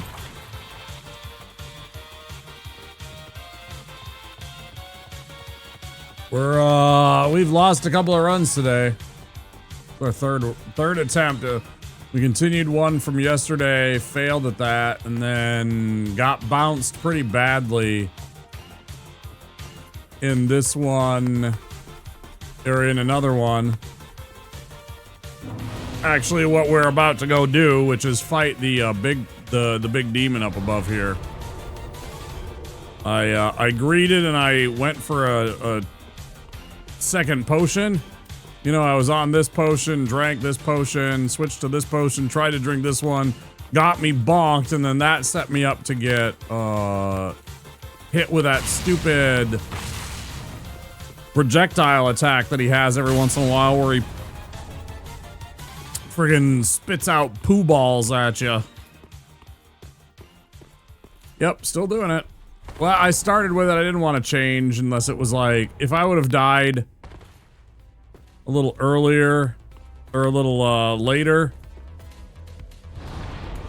I probably would, you know, like an hour later than I did on the last one, I probably would have switched. Yeah, and I was 100% greedy. At least I recognized it right away what I did wrong. It was my fault, and I'm angry about that, but I'm not gonna let it get to me. I'm disappointed in myself because, again, I should have just one drink, then you roll again and get to another safe place, drink again. You don't have to win it all in one freaking attack. You don't have to drink all your potions right there, dude. You know, that's what's bothering me about it. It's like, this is like a simple mistake, bad logistics, right? I'm not thinking properly in that moment and properly, you know, coming to the conclusion that it's smarter to play it safe, dodge again, heal again, you know, live to fight another day. You don't have to get in the double heal. You can...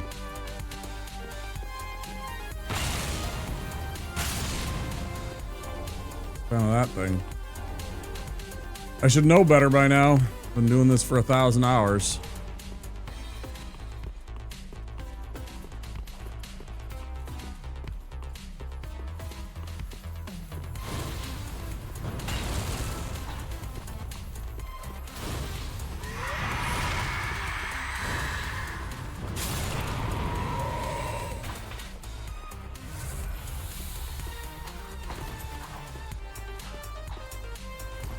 See how the game cheated and there was still technically the body of that crystal lizard right there, and I was getting hung up on it, but it didn't exist. It was completely invisible. It was teleporting away. I couldn't move through it.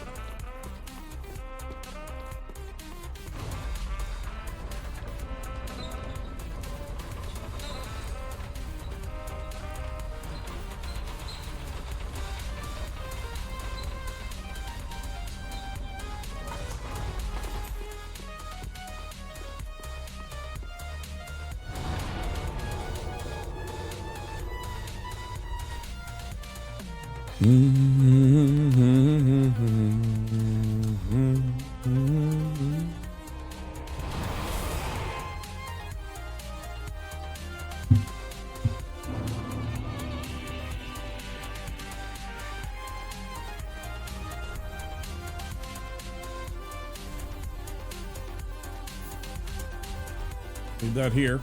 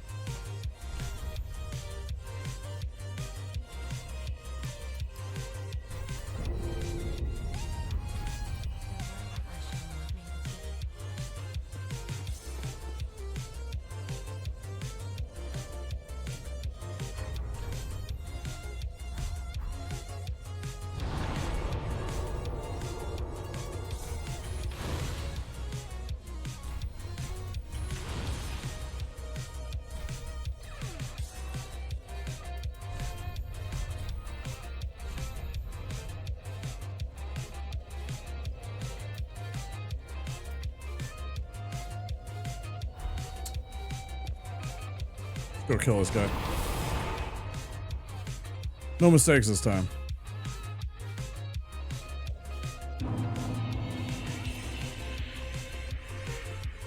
Good clean kill on this demon.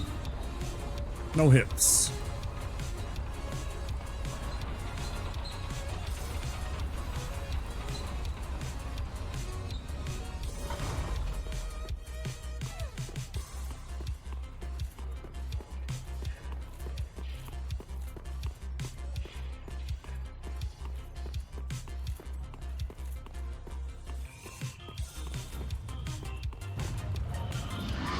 That move.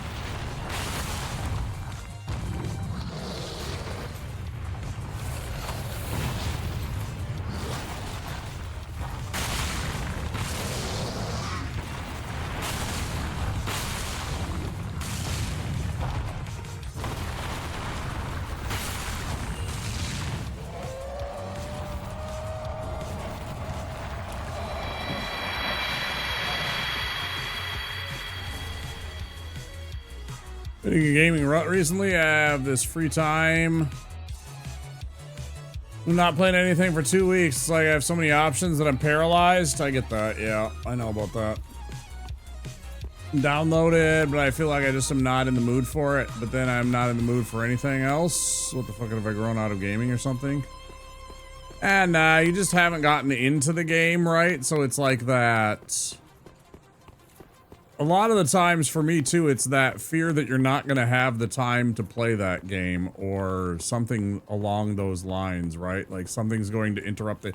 You're nervous about getting into the game and then suddenly life interferes and you don't get to finish it or something. You just got to go for it, right? You just got to go for it. Just play a game. Just pick one and go for it, you know? Play it for 2 days. See what happens.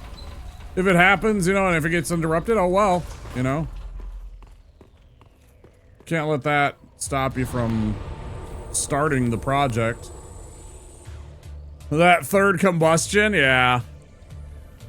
Almost. Almost. Alright, go back. It are nothing because I gotta go kill Treesack. That's fine, we'll go kill Treesack now.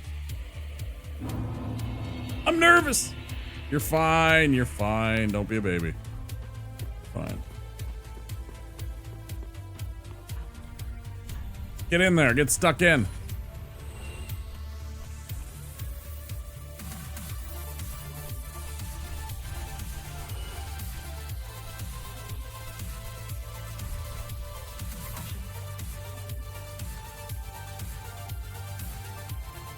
Where I'm coming from, and though it's not just me, no, yeah, it's totally, you get worried about like not having the time for the game. Or the interest in something happens and it's just like, well, now I'm disappointed, and you know, you worry that you wasted the time or you didn't spend it right or something. Don't worry about that, man. Play a game. Try and enjoy yourself.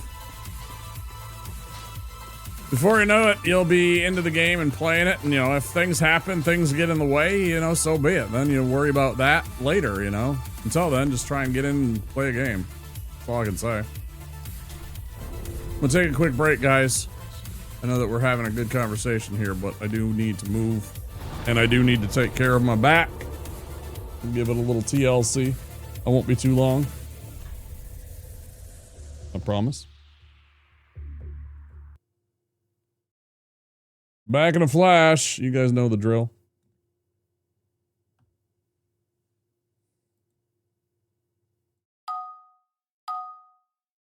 See you soon.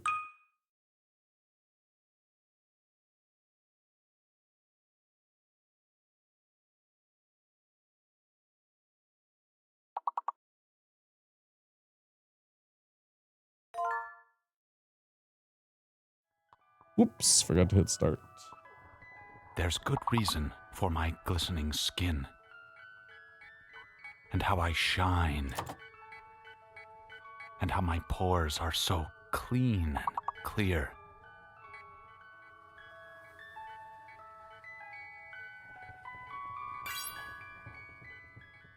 I eat little baby's ice cream. It keeps me young. It keeps me light on my feet. I spring from activity to activity. I love my job. I love my life. When you eat little baby's ice cream, you'll wink and nod and hug and high-five each other with great enthusiasm. This is a special time. Little baby's ice cream. Ice cream is a feeling.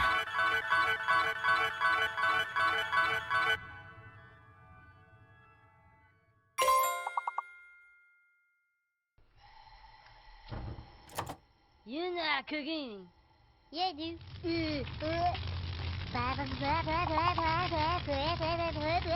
Pork chop sandwiches.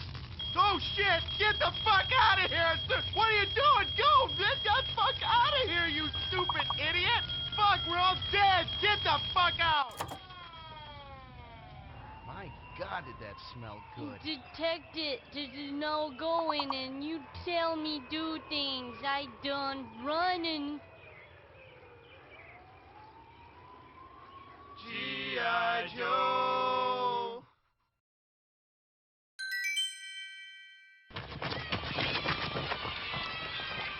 You're out! Oh, shit! Well, look what we got here. That's right, Billy, I'm back, and I want you. I'm not gonna play. Why not that guy? Because I already had him. That's right, kids, I already had him. I don't think so. Hey, come here and... Yeah. Okay, I'll play. 1, 2, 3.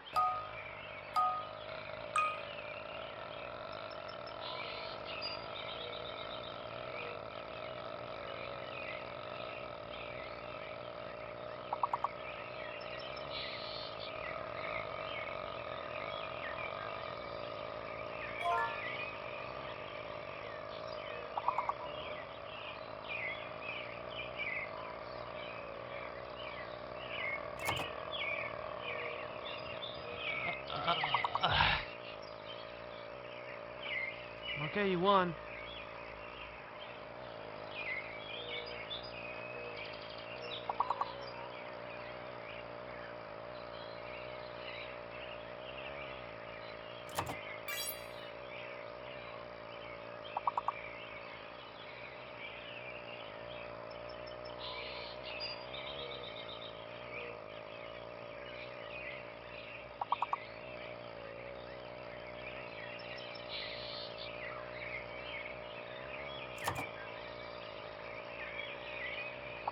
G.I. Joe!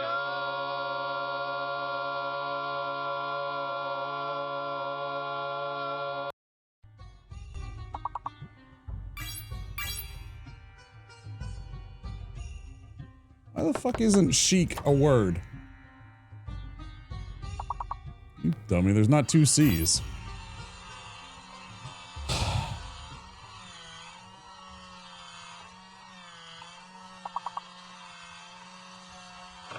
I know that's not a word.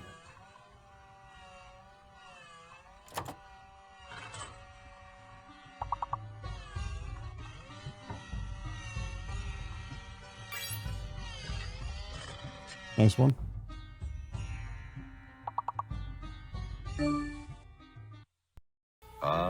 The holidays. Can we leave now? We've just begun. No good, no Sizzler good. thinks you should relax and enjoy a good meal like delicious Man, I want some prime rib. Hey, those were mine. Oh shit, or I a want some prime rib. steak and a succulent lobster. Fuck, bro. That can't be right. Both at a price that may be the best bargain you've gotten. Yo, look at that prime rib, $7. What are you doing? $7 fucking Santa dollars if he for a wants to go prime Sizzler. rib dinner. Sizzler.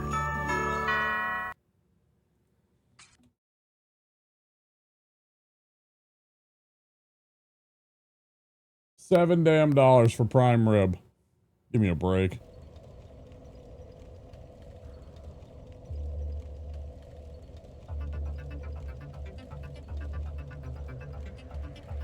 Chicken and mushroom pie. Yeah, bro.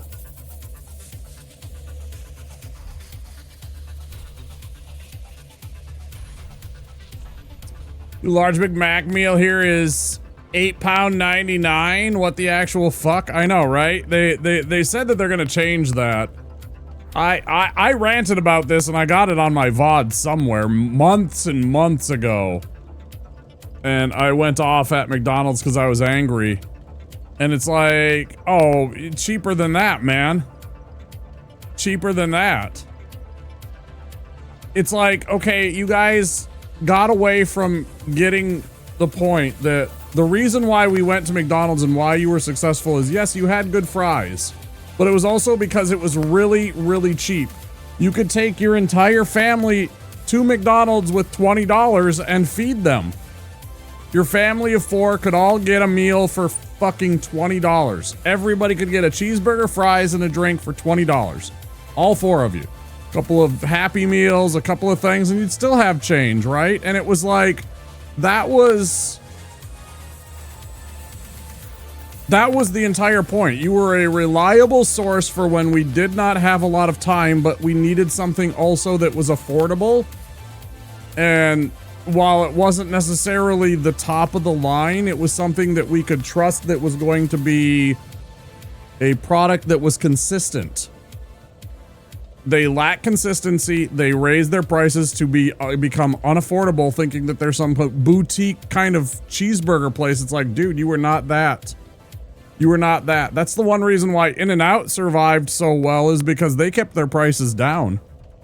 That's why In-N-Out around the West Coast spread so much, was because, you know, McDonald's took their foot off the gas. They started changing their prices and raising their prices, and In-N-Out just kind of kept their head down and was just like, yeah, we're just going to keep charging $4 for a cheeseburger, right? And you have to microwave that shit? Fuck that, man. That's disgusting. I hate that. Still brother friendly in my neighbor. Literally, Veas, what I just was like, I didn't even read your message, but I was just saying, like, out on the West Coast, I know exactly what happened with In-N-Out. They kept their head down and they just kept on putting out cheap cheeseburgers. They raised their prices a little bit, but they always made sure that it wasn't that expensive. You know, and I know their fries aren't that good, and most people don't really care for their fries that much, so they continue to make a good cheeseburger, and they continue to charge as little as they possibly can for it. Because they know that if you start charging too much for it, people are just gonna leave. They don't care.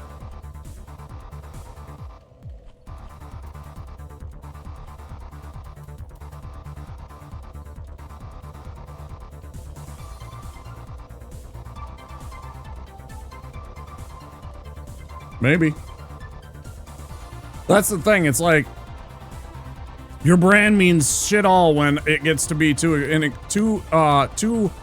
unaffordable for my budget. When I have to start making a choice, I'm gonna go with the one that I can afford.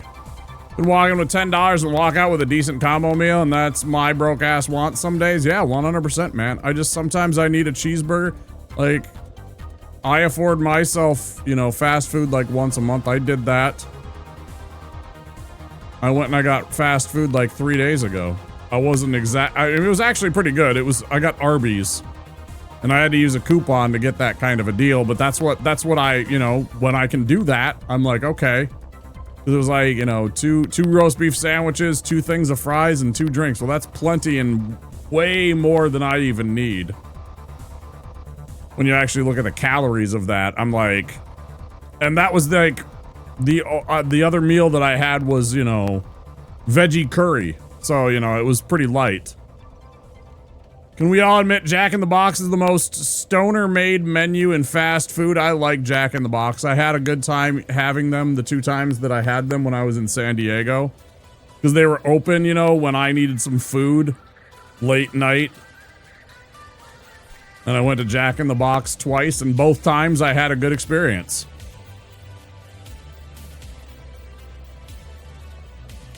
He didn't just say that the price of the hot dog will change when he is dead. He said if you change the hot dog that he will end you. He said he was like, I will take you out. Which is hilarious. Yeah, you can still get a Costco hot dog and a Coke for like $5.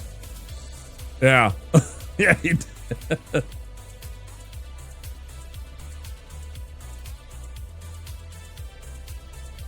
Yeah, apparently he said it to one of the board members, apparently.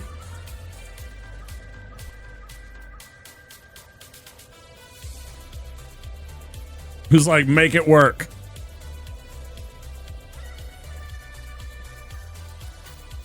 And a place you can walk in and say, I want a cheeseburger, 2 egg rolls, and a couple of tacos is a place where the guy making the menu was high as a kite. Oh, 100%. 100%, dude. Their tacos aren't that special. They're okay. I had those. I tried those. They were dirt cheap, though. They were dirt cheap. They were like 89 cents each or whatever.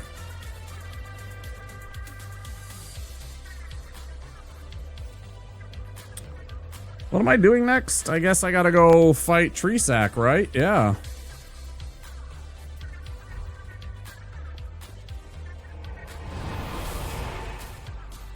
I didn't try the egg rolls. There was too much going on the menu. I'm like, because I had never been there.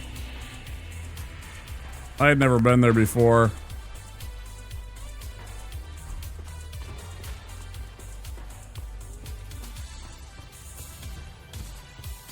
A few.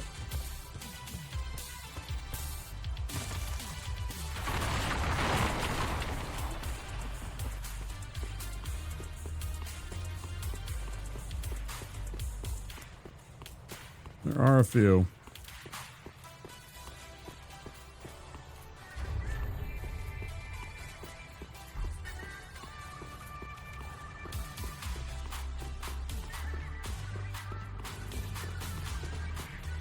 But yeah, getting back to the point, it was like that was the affordable choice. $20 got you okay food, and honestly, McDonald's. It's so funny how their quality is somehow dropped, but the prices have increased, right? Like they used to be good food, and they're genuinely not really that good, particularly anymore. They're okay, but I don't really. It's not really a choice that I make a lot of the times when given a choice. Right? Like I will get McDonald's breakfast. I'll get their sausage biscuit because I like their biscuit. It's all right. I'll get their sausage biscuit, and occasionally I'll get the egg McMuffin. Right? For breakfast because I can get it for cheap. But that's it. You know, because the place that I am near, the McDonald's that I am near, because of course there's a McDonald's nearby everybody in the entire world. You know, people that don't even know it are living in the Amazon rainforest than 20 minutes from a McDonald's somehow. I can get to it. They got that menu, the McValue menu, and there's a couple of the breakfast items that are like $1 a piece. Or not $1 a piece, I'm sorry. You can buy one for the regular price and get another one for $1.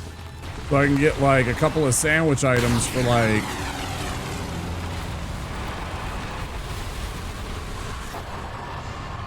$3-4. Fuck my life. Well, you missed a fight. No, I wasn't paying attention.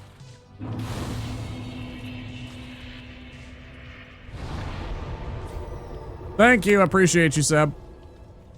Definitely had to talk about prices a bit back because after hiking them up, they had a couple disastrous quarters and the shareholders panicked accordingly. We saw the fight, dude. It's all good. Just couldn't see your handsome face. Oh, I see. Why wasn't I on the screen? Oh, I had this up. I had this up. Did I have this up or did I have... And so you could see the fighting in the lower corner. Just in picture, so it was a little tiny fight. Whoops. That's funny. The gameplay was in the corner, yeah. Fucking figures. Classic Womp. There's my technical issue of the night. Not seeing my face was a crime. Oh.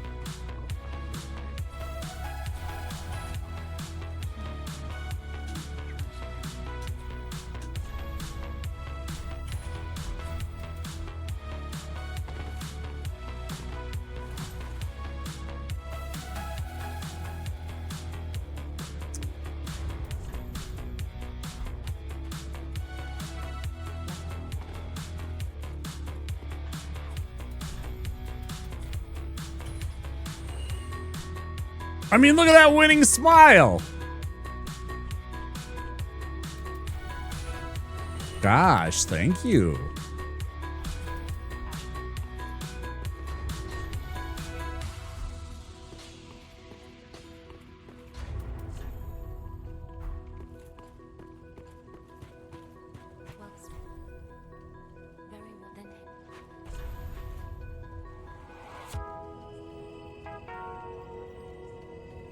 Well, stop being cringe now. Okay, that sounds real good.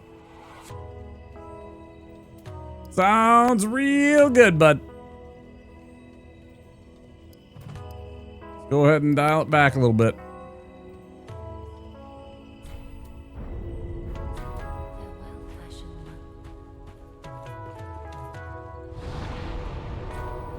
Listen, I don't mind a little compliment now and again. It's just, you know, not...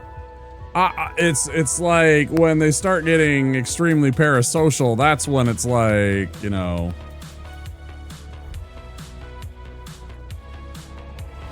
It's one thing saying like, you know, boy, you're looking really handsome today, dude, versus like all of a sudden you're like, you have very kissable lips. And it's just like...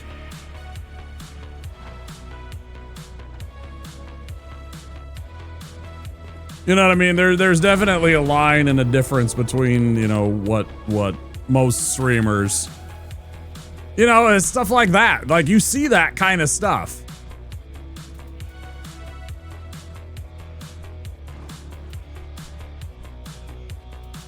And then much worse than that, you know, I mean,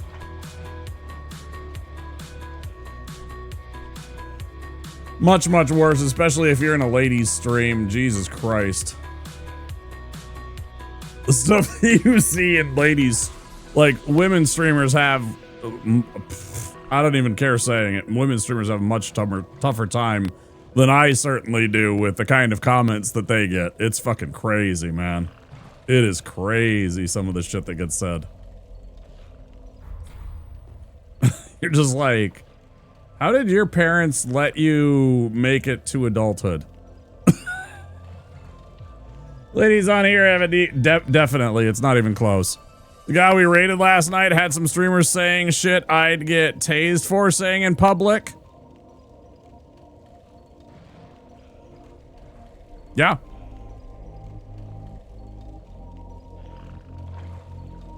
Chatter saying shit.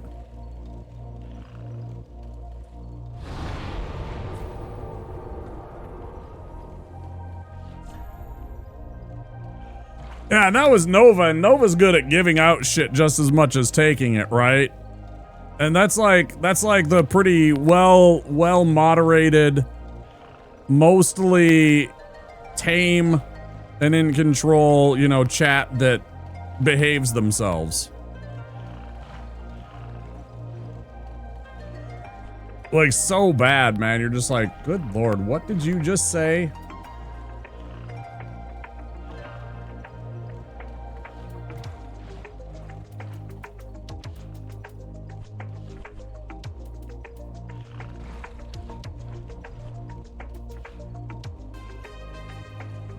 Like, I will pay a lady compliments when I go into her stream. I'll be like, oh, I really like the eye makeup that you have on today, you know? That's really nice. I really like that shirt. I really like, you know, your hair the way it is today. That is someone's daughter, bro, right?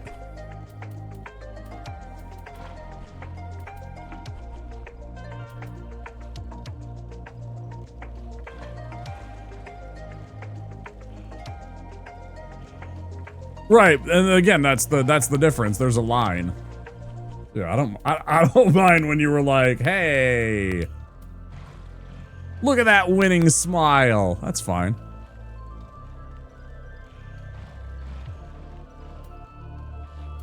Yeah, and obviously, you know, each person has their own, like, boundaries and stuff like that. If they say that they don't want that kind of stuff, then you back off from that. But yeah, most ladies prefer, you know, they don't mind getting a compliment.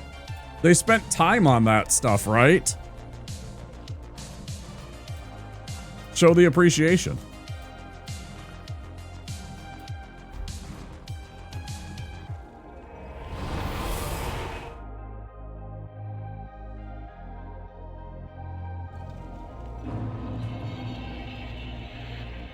Yep.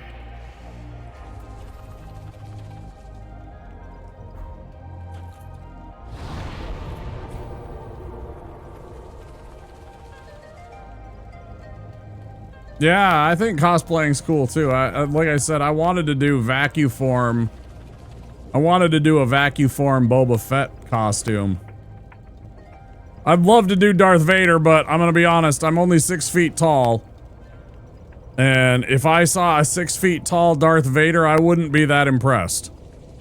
I'm just telling it like it is. I'd be like, you know, he's cool looking, but he's also, you know, aren't you a little short for Darth Vader? You know? the classic Leia line to Luke. Aren't you a little short for a stormtrooper? That would be me if I was dressed as Darth Vader, you know? I love Darth Vader, but Darth Vader, David Prowse. If you guys haven't ever seen David Prowse in real life, by the way, go watch A Clockwork Orange. If you haven't seen the movie A Clockwork Orange, in the movie Clockwork Orange, near the beginning of the film, there is this well-to-do couple that have this wonderful mansion and everything like that. An older couple, right? And the one of the people has like a butler, a nurse, whatever they are, that takes care of them, and he's this big nurse, right? That's David Prowse. The guy that's carrying around the dude in the wheelchair at the beginning of the movie with the glasses and the big arms, and he's in the little like white shirt and pants and everything like that, but he's just this absolutely massive human being. That's Darth Vader outside of the outfit.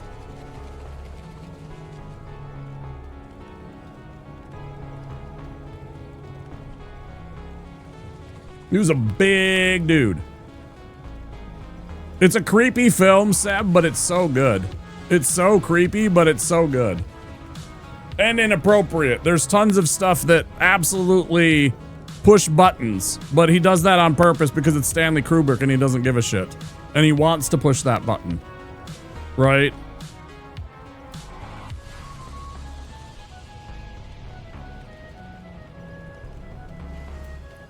He was very deviant. And I don't mean that in a disrespectful or bad way. He was deviant in his filmmaking, though. He would do things that would be a lot of times taboo to try and elicit, like, he wants that person, that well-to-do person, to see his film and go, he wants to shock his audience a little bit or make them think and stuff like that. That was his thing. He didn't want you to just simply just glide through, snooze through his film, right? He put shit in there that's gonna make you just be like shocked or horrified or question it or find it disgusting or offensive, you know?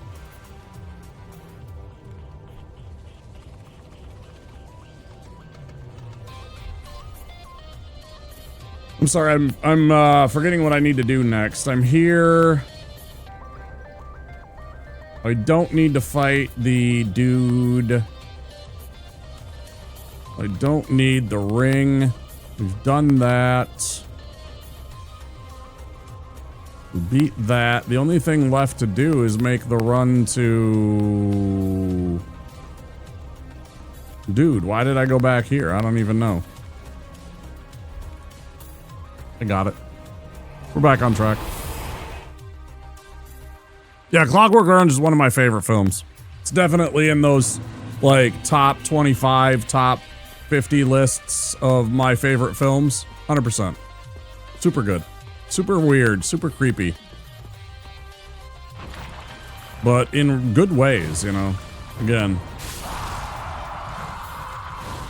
I don't mind being challenged. I don't mind being disturbed a bit when I see a film. I don't mind things that make me uncomfortable sometimes, as long as it's tastefully done or with purpose. You know, if it's just shock to shock, I don't know, but if it furthers the story, it furthers the storytelling, I'm okay with it. And it's not like I have to sit there through the movie again.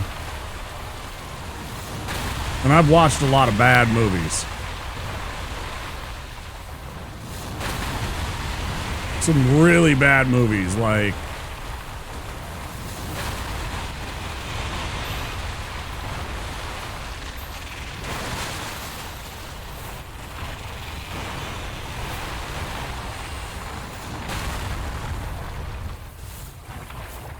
Like some real stinkers. But also some movies that were like bad, but they were good because they were bad.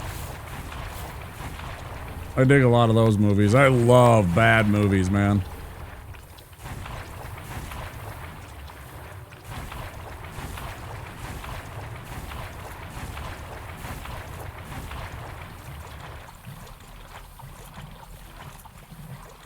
Interview as Vader's was the most exhausting role he ever did because wearing that leather and fiberglass suit on an LA soundstage in the summer was basically near constant overheating. I believe it.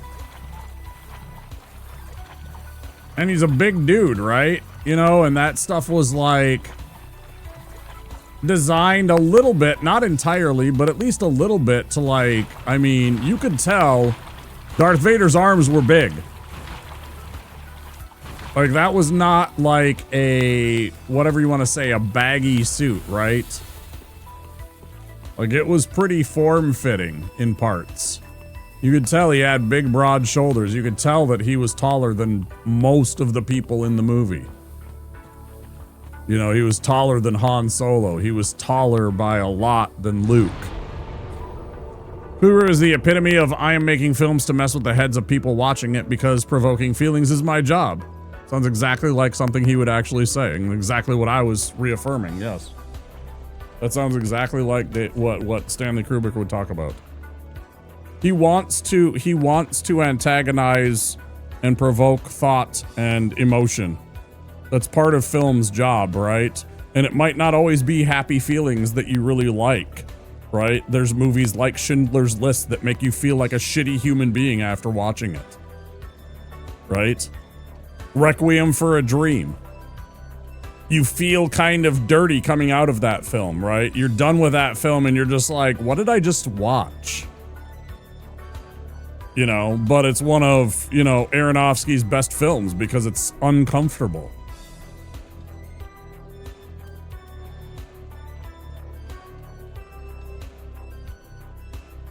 That scene in Goodfellas, right? There's a scene where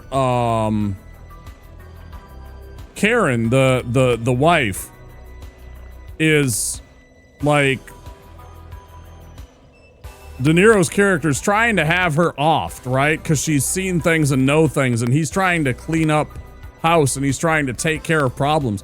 And there is this incredibly tense scene where they're walking along and he's like, hey, I want you to do something for me. And she's literally walking down a street towards her death. And it's one of the most uncomfortable things that you will experience because you know she's steps away from just being murdered by some psychopath and some other psychopath that set it up. And it's really creepy, right? It's meant to make you uncomfortable and have that tightness in your chest. I love Paul Verhoeven's movies.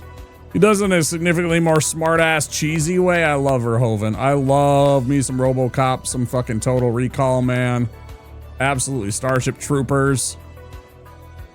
Love his films. I love how he just like tongue-in-cheek mocks like fascism and authoritarianism, you know, and all of that stuff.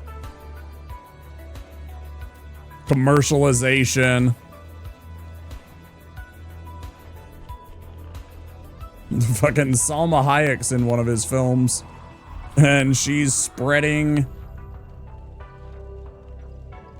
What the fuck was it? I don't even remember the name of it, but that blue goop. Or was that in RoboCop 2? That might have been in RoboCop 2. Now that I think about it. That might have been in RoboCop 2, actually. She was in one of the RoboCop films. It was one of the commercials, and she's like... She, like, spreads herself with, like, all that blue shit, and then she's like, oh, yeah, I can sit outside for, like, 10 minutes. Oh, well, it does what it does? Yeah. Challenges the police state and authoritarianism and all that stuff. Very well. It's like, here's what happens when you let these assholes have control of every aspect of your life. It's totalitarianism. 90% of your people live in abject poverty and misery, while, you know, 10% live in gleaming, giant, shining buildings made out of steel and glass.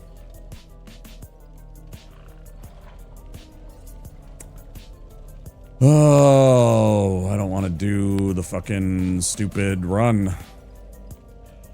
Got to.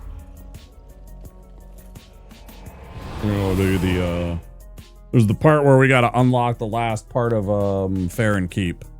It always makes me nervous because these two big things, I don't remember their names. I'm gonna look it up. I'm tired of not calling them by a name. What are these assholes called? World locations. Fair and Keep. Enemies.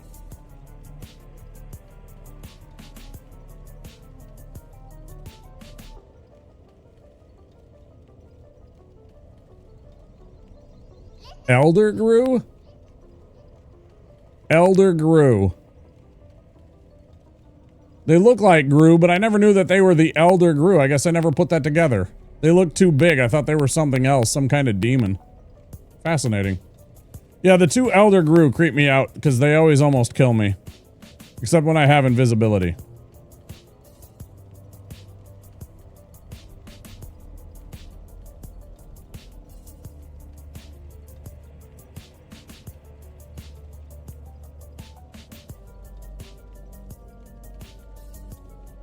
Interesting. So now I want your take on one I've seen lots of movies folks have thoughts on. What do you think of Demolition Man? I haven't seen that one in a long time. I actually haven't seen that in a long, long time.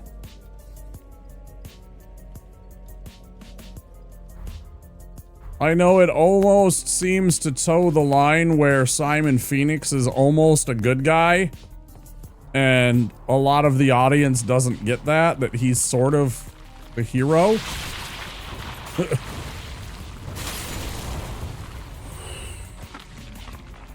But not, you know, he's classic anti-hero. Classic, like, bad guy because it's being told that he's the bad guy, right? Not because he actually is. I don't know, it's weird.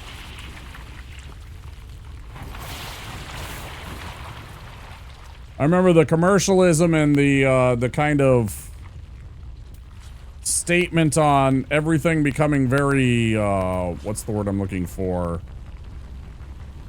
Plain? That's not it, but you know, like, everything kind of started to look the same, and he kind of predicted that beforehand. Everything is Taco Bell, right?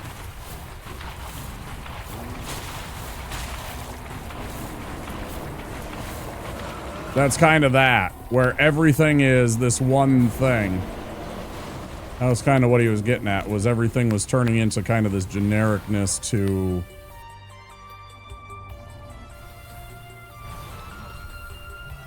every Mexican place is turning into Taco Bell, you know, every store is a Sears.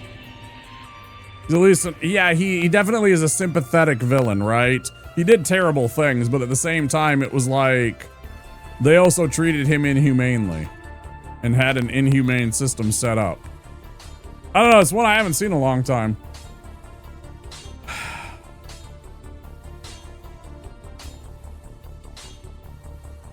Yeah, it was definitely an interesting one, but I haven't seen that. Yeah, probably 15 years.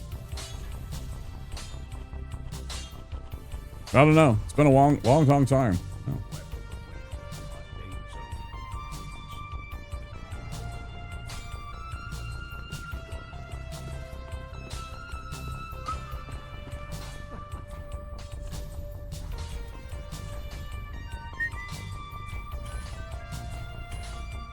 Makes me think that I should watch Demolition Man again, though.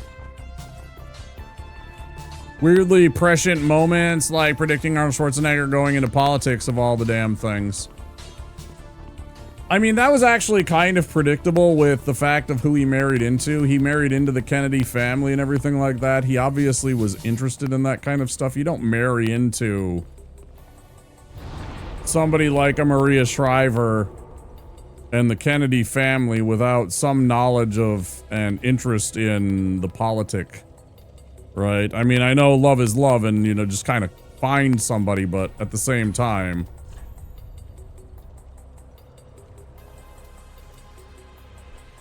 he also very easily could have changed his orbit and went and, you know, spent time with other people. I'm going to head off, but it's great to catch up as always, Womp and Veus. Enjoy the rest of the stream and take care. You too, Seb. Enjoy the rest of your hump day! It's hump day!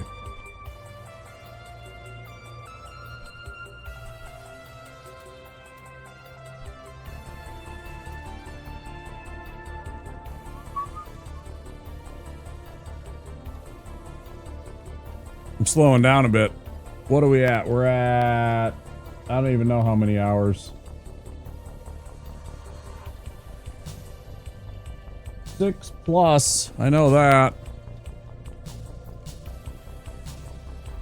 6.5 maybe by now, almost. Feels like about 6.5 hours.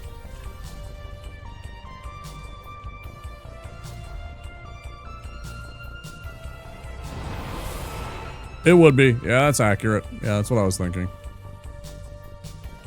It's because the OBS doesn't list my time, my uptime right now correctly. Right now, OBS says I've been streaming for 2 hours and 10 minutes because I clicked that off button and it doesn't have that feature to save the stream like Twitch does.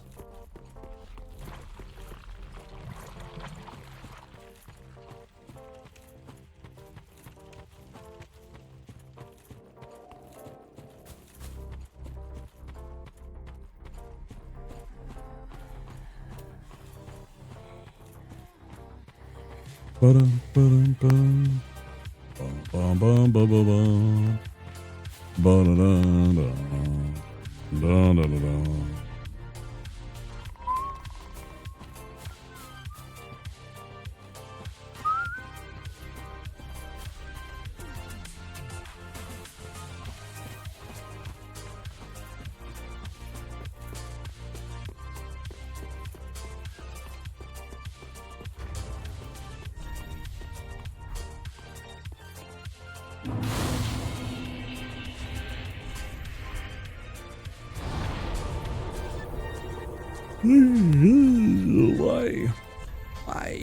Why must I be sleepy feeling?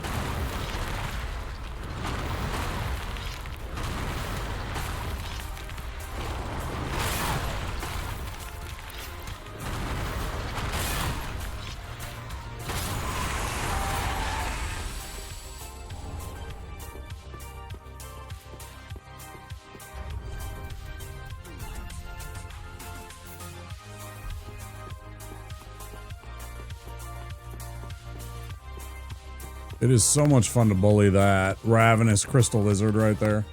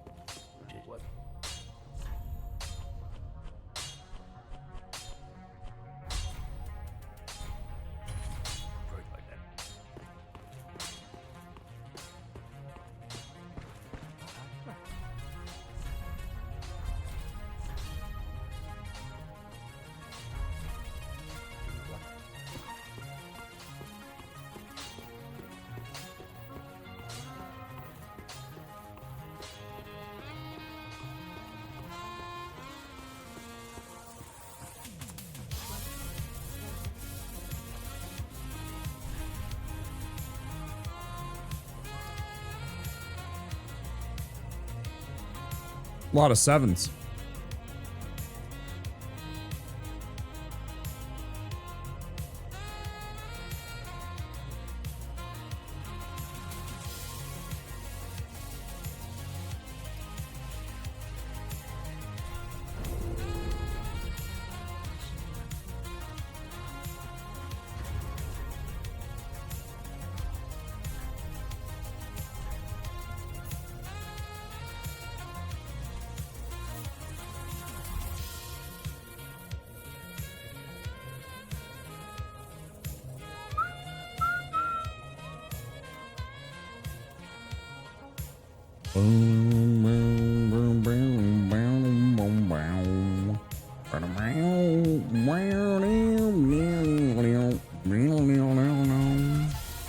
I just hate the way these hoods look on this character. Can't really see his cute little Charmander face.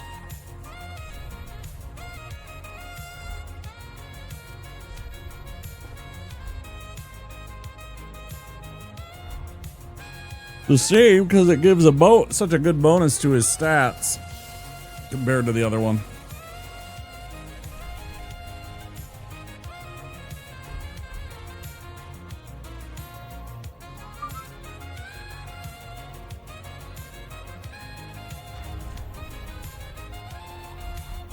Go switch up with Pickle Pea and get those things taken care of before we go fight Abyss Watchers.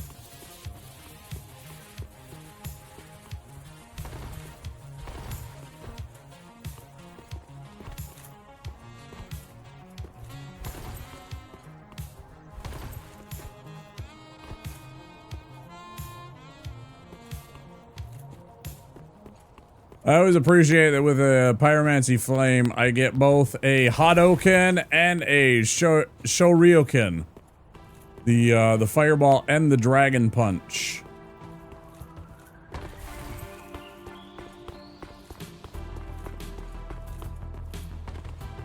I don't know if that was deliberate, but it sure looks like them.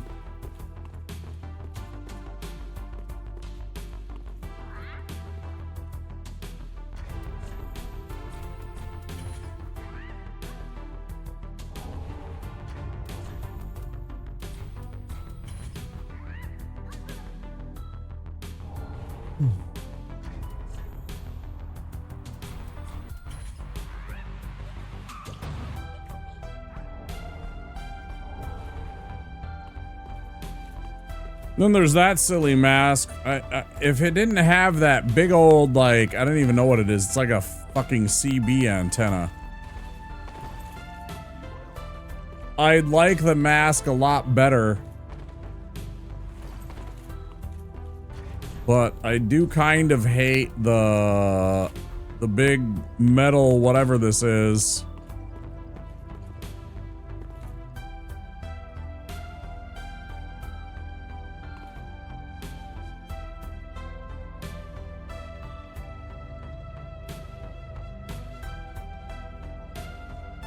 like a feather, but it also might be like a big piece of metal. I don't remember. Need the full set.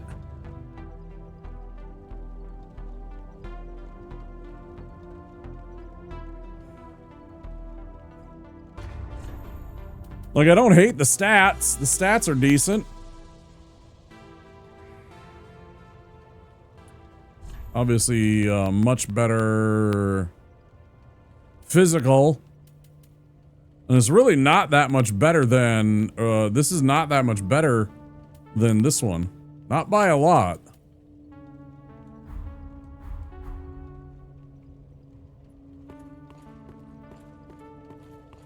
But I just kind of hate the hat. As I continue to wear it. Alright, let's go fight these idiots.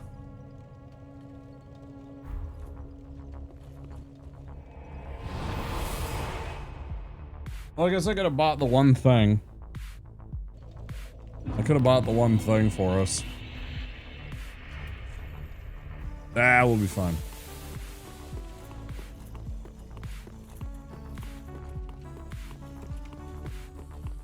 I actually would have to make 1,000 by going and killing the... You know what? I'll do it. Let's not be dumb. Let's not leave anything on the table. Fine. Let's kill these guys here. Real quick. For all the different stuff from Soft. You can tell Elden Ring DLC they're gonna figure out a good way to make punch and kick melee work well in one of these games. That's true, yeah, with the yeah, they have those cool martial arts sets, right?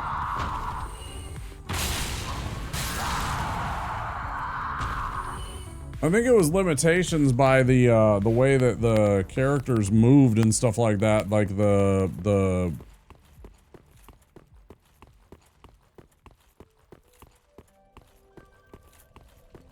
whatever you want to call it, the wire mash, like the framework of the models and stuff like that to get them to interact well. I don't know. While also existing in the world space.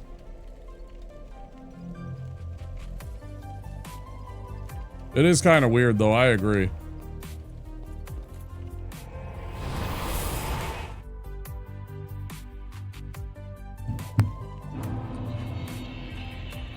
Especially since they were part of the Tenchu series.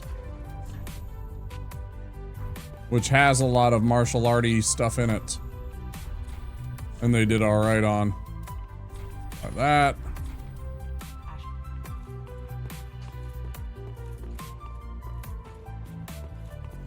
Kestis type weapons are just too slow in the Dark Souls games, which is part of the problem, yeah.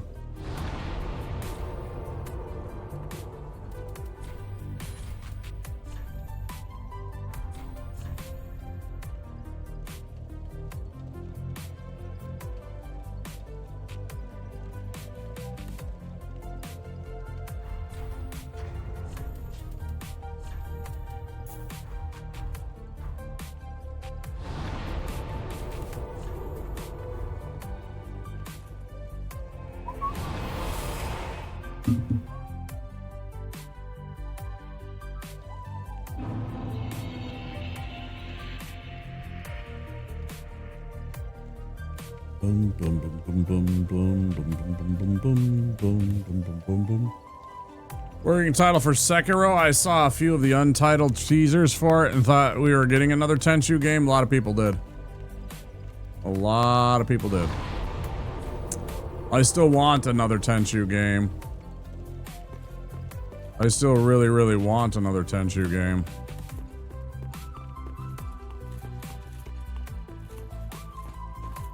Whenever I get back to that retro arc again, that's one of the games that we're gonna play some of them of.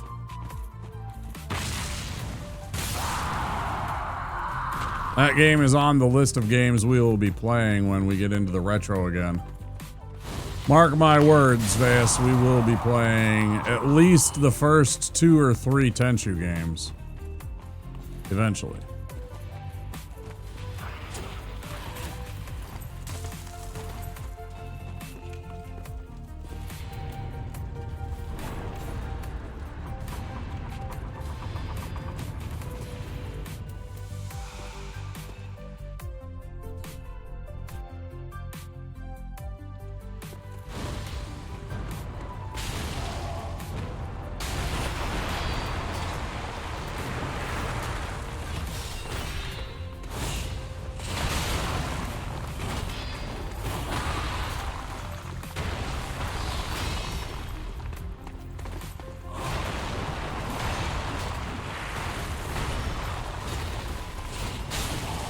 Well, that's unfortunate for you. And me.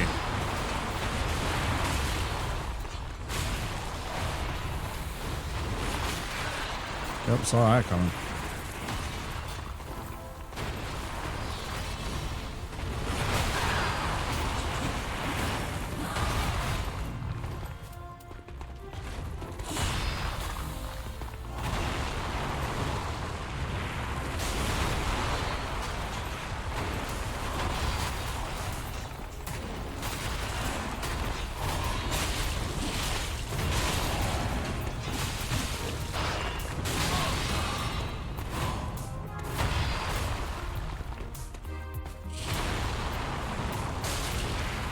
Thanks, bud.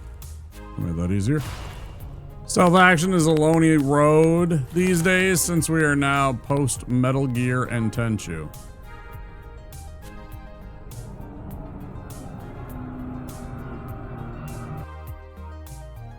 Yeah, a lot more action-y type, you know, Devil May Cries and stuff like that than, you know, for every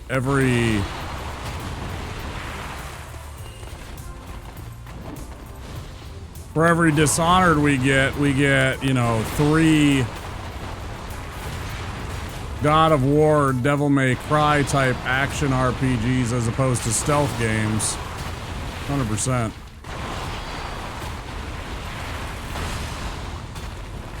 And again, I don't dislike those games. I'm just saying that's much more of what they put out nowadays.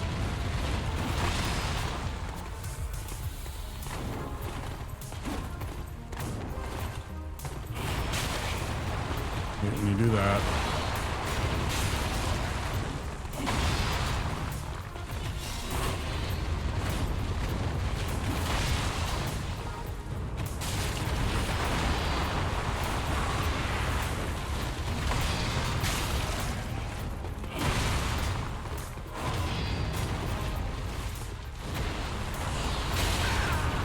Why didn't that hit him? That bothers me, man. That really bothers me when that shit happens. That one fucking went right through his body, man. Such bullshit.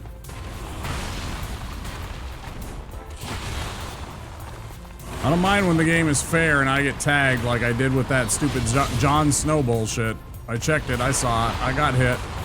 Felt like I didn't, but I did. But that fireball passed right through his body, man. That was bullshit. Ghost of Tsushima and Yotai, yeah, they're the big ones right now. Yeah, absolutely. But again, that's one, right?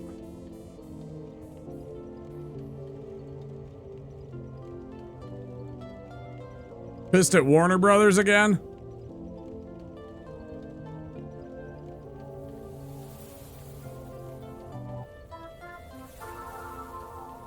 What did they do?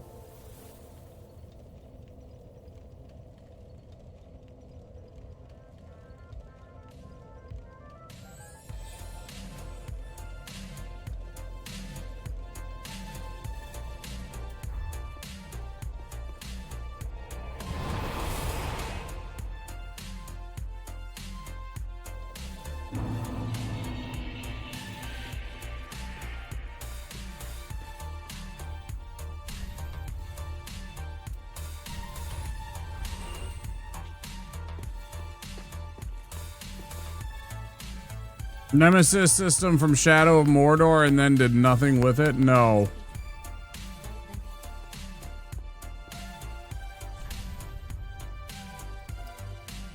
No, I am sorry, I do not remember that. The last one of those type of games that I played was Mad Max.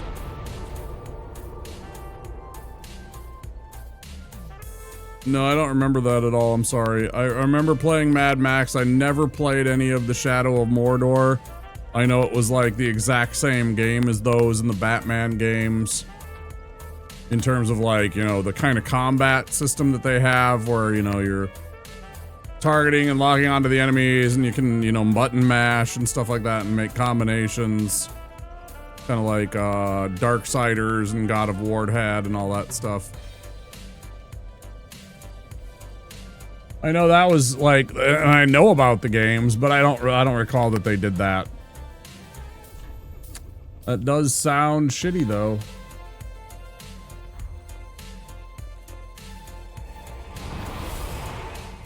You gotta love when they do stuff like that just to be spiteful.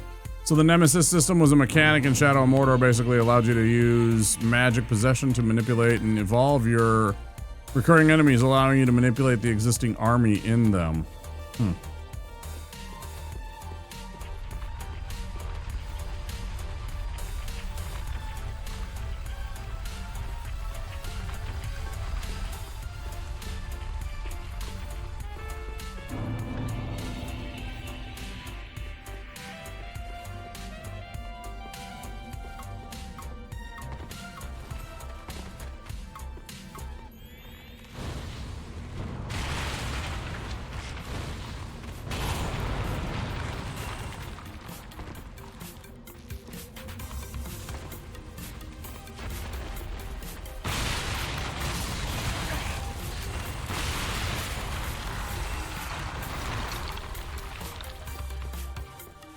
With the name Elite Mook kept reoccurring, you could turn some of them into a sleeper agent and eventually cause them to change over the course of the campaign, tweaking replayability.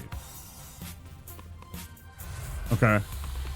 Yeah, I remember that kind of stuff. That was the one thing about the Mad Max game, was there was some recurrence of enemies where you're just like, oh my god, this is the same dude that we fought like 3 times, right? And that happened a lot in the Mordor series. I know that because I did see some of it being played. One of my friends was playing through them. It has never piqued my interest. I think he got them for cheap. And I never did. I just didn't have the time or the energy to commit myself to those games. Because I think there was 2 of them, right?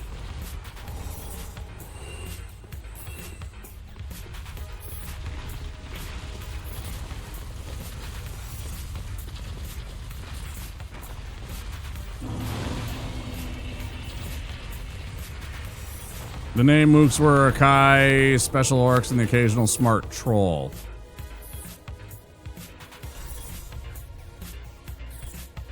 Huh?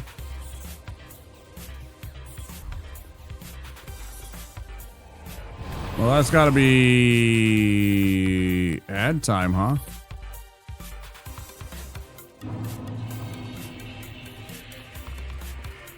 We'll keep going a little bit longer.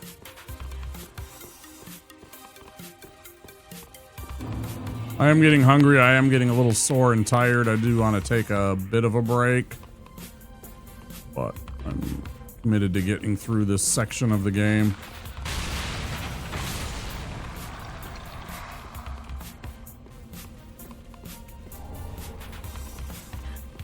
Because we're not going to beat this tonight. I don't know when we'll pick this up. Probably Thursday, I guess.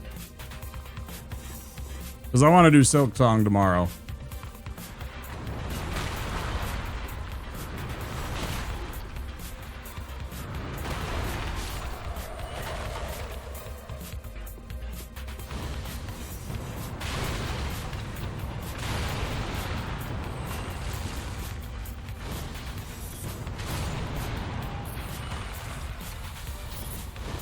I do know there's fans out there that definitely want to see us get back to Silk Song sooner rather than later. When was the use that evolving bad guy tech in an Arkham or DC game? We could use the same mechanics in manipulating control of gang turf. Play as Red Hood, infiltrate underworld, plot happens. It would have been easy to do, but alas. Oh, I see.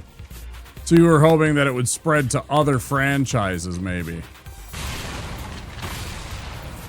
I did really like the Batman games. I played the hell out of those. I even got the really good ending. I have the Arkham Knight, or whatever it's called, like the good... I got the best possible ending in Arkham Knight.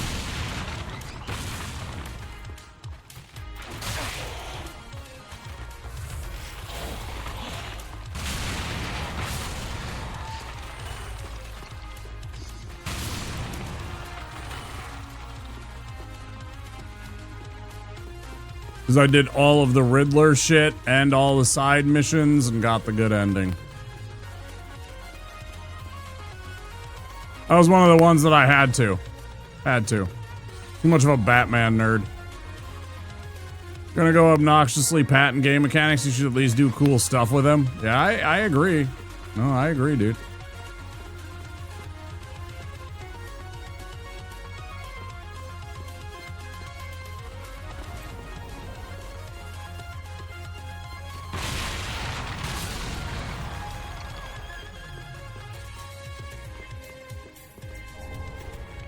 I'm with you.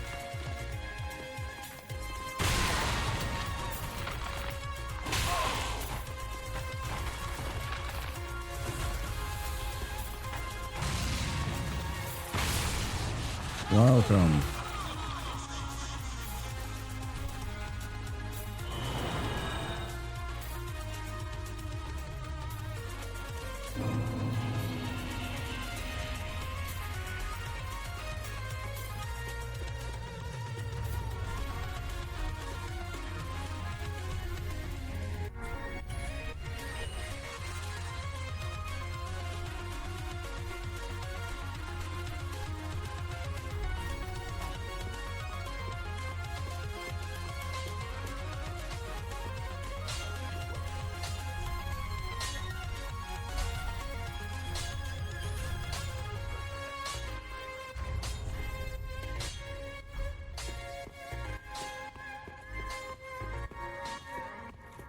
Super floundering the last few years, yeah.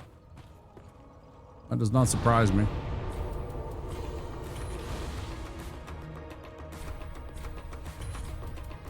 There's a couple of franchises that they have in their pockets that they haven't done anything with, and then the Mortal Kombat game was apparently a disaster.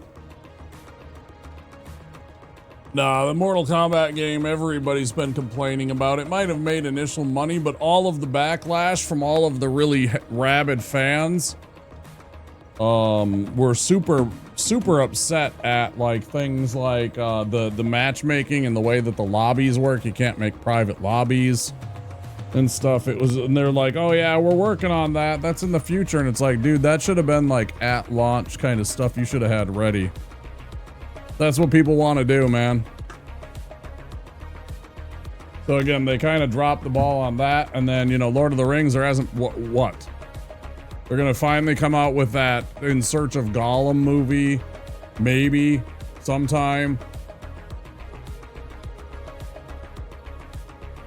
Mm-hmm. Yeah. Locking fatalities behind paywalls? That's bullshit, dude. That's entirely the concept of your game. Don't do that. Like, that's toxic kind of behavior.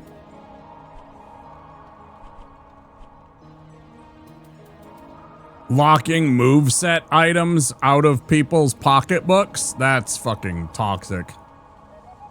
As far as I'm concerned, they can go under.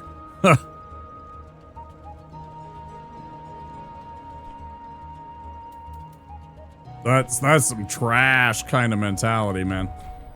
Trash kind of mentality.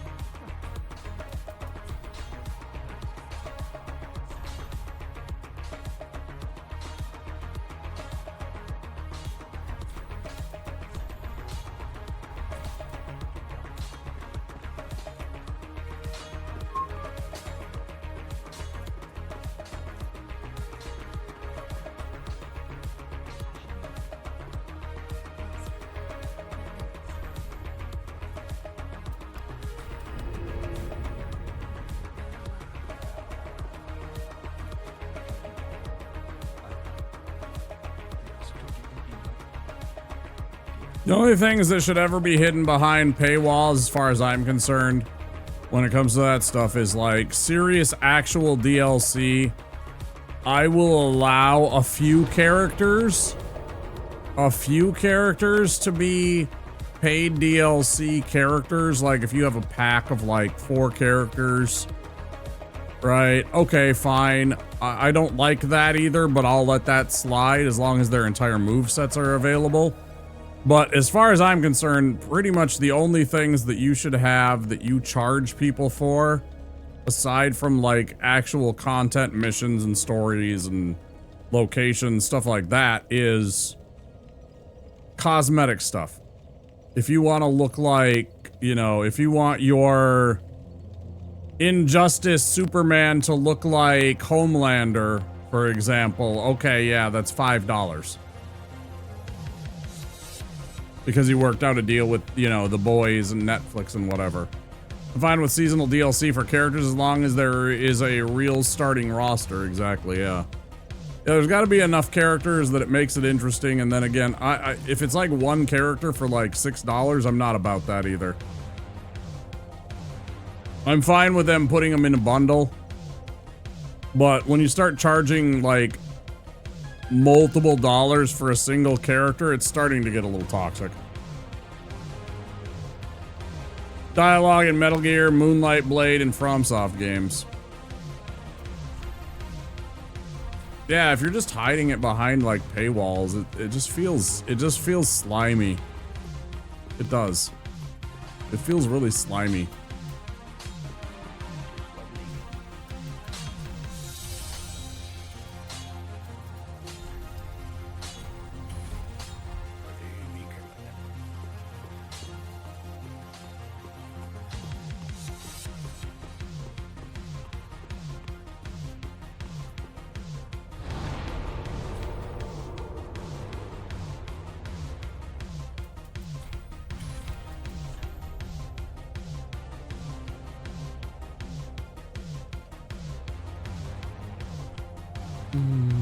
Okay.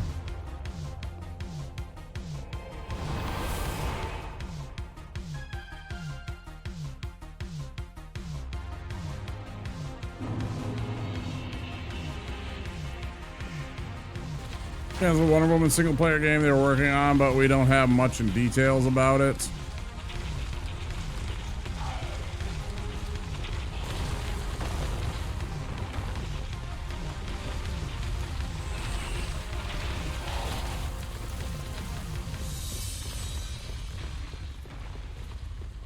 Honestly, as far as I'm concerned, the only thing that I want to see is a different actress play Wonder Woman right now at this point. That's all I really care about. If it's anything to do with the actress that previously played Wonder Woman, I'm not interested in it.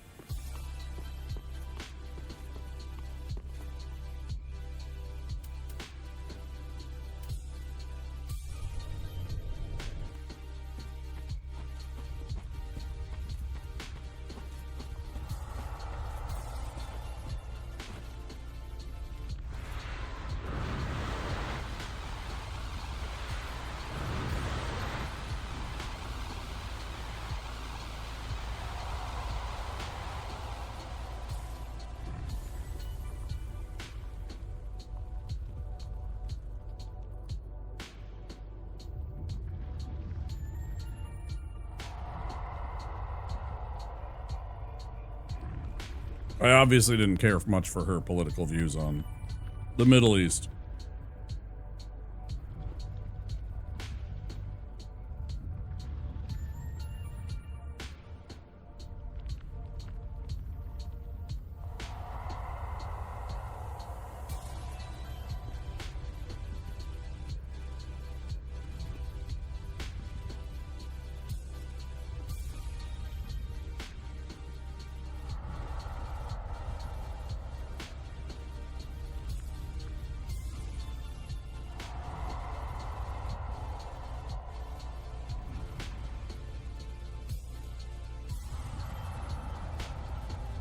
I don't know if she's coming back to the role anyway. Probably not because of her politics.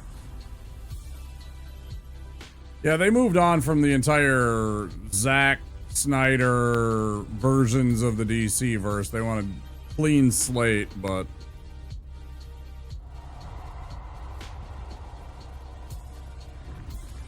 at the same time, like if you remember in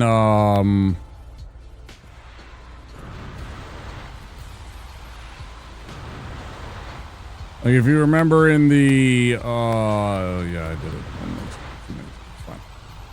The third Spider-Man movie, when they kind of brought back Andrew Garfield and Tobey Maguire for Spider-Man as Spider-Man, right? I would not like to see them try and dredge up the nostalgia train and have an alternate reality moment where, you know, any of the Snyderverse characters came over and played the role. Even though I loved Jason Momoa as Aquaman, even though I liked Henry Cavill as Superman quite a bit, actually. I can't think of the young man's name that played Cyborg. I enjoyed him for what it was, but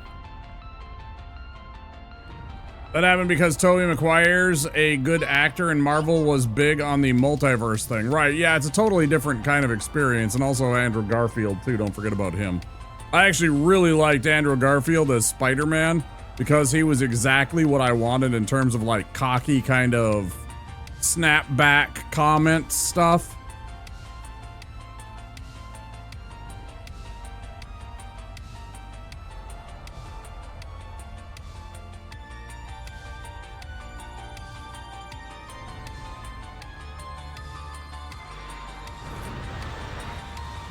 A lot.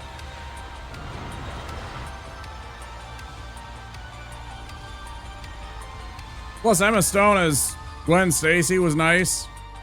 Always liked her. Always enjoyed her in roles.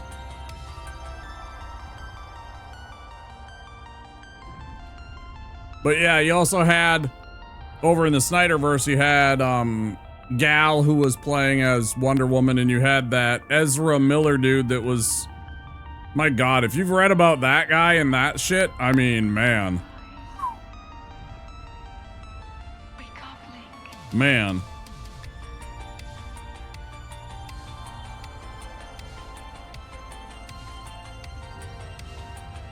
Like, that's a fucking womp yikes. That's a yikes right there. Fucking hell. And then,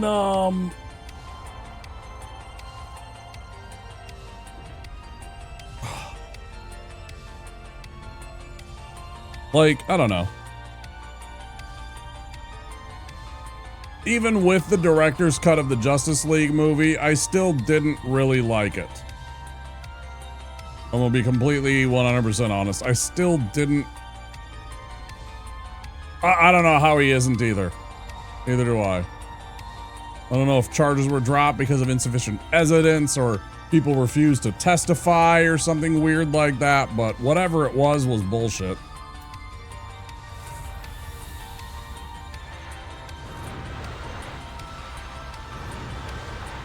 Now again, I'm not sitting there with the details and the actual evidence, but man. I think he's still got like a whole bunch of things that happened to him, but yeah, I don't know. I think if he hadn't been like at least semi-famous at that moment, I don't know. If he was just some asshole, I think he would have gotten years.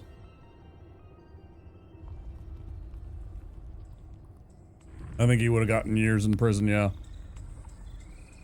At least a few.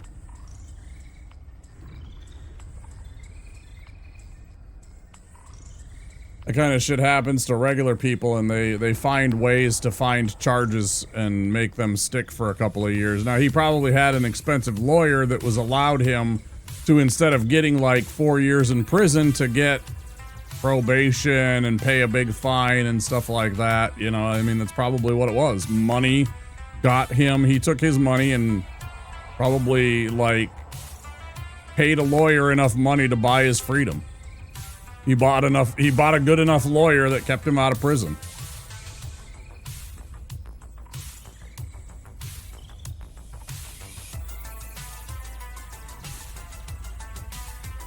Still.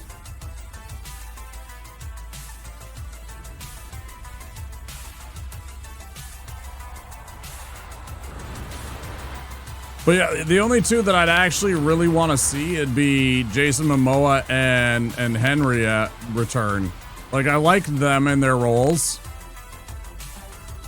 Again, I like the kid that played Cyborg. I can't think of his name.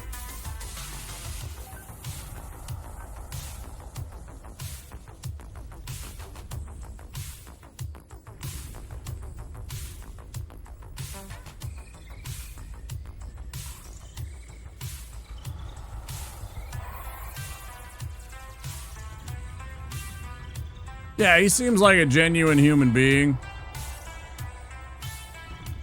He's also one of those guys that's always just playing Jason Momoa. That's not a slight against him, you know. He knows what he understands his lane, right? But he seemed like he'd be a nice person to know. Like I could get along with him and chat about shit. Yeah, that's fine. I think more actors have to embrace that they are typecast and just be that. And be okay with it.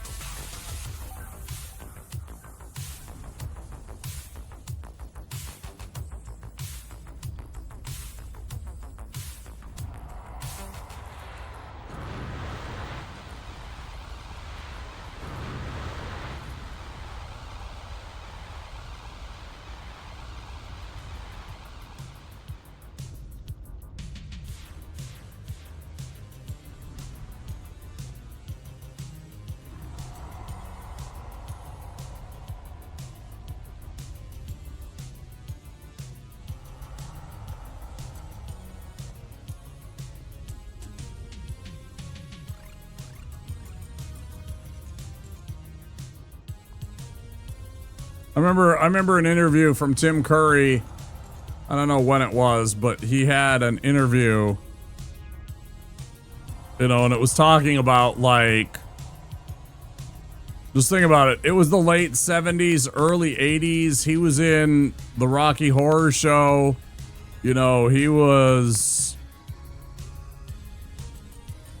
in some other things, you know, I mean, you know, like Legend and such like that. I mean, he was, as he put it, he was not wanting for companionship at night. You understand my meaning?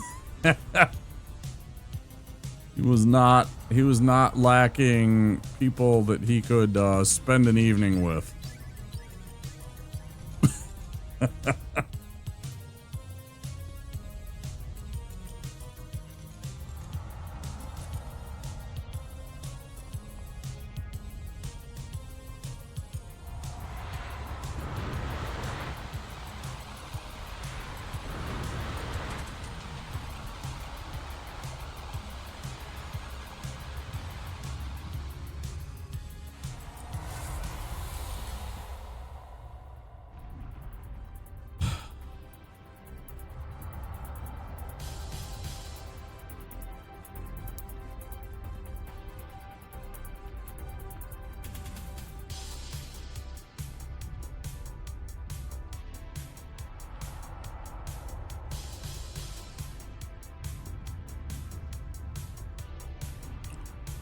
Boom, boom, boom, boom, boom.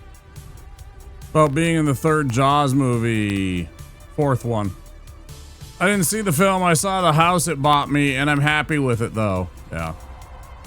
That was the fourth one. Jaws the Revenge. Third one was the one in 3D with Lou Gossett Jr. in the SeaWorld. Michael Caine was in the fourth one, along with Mario Van Peebles, of all people.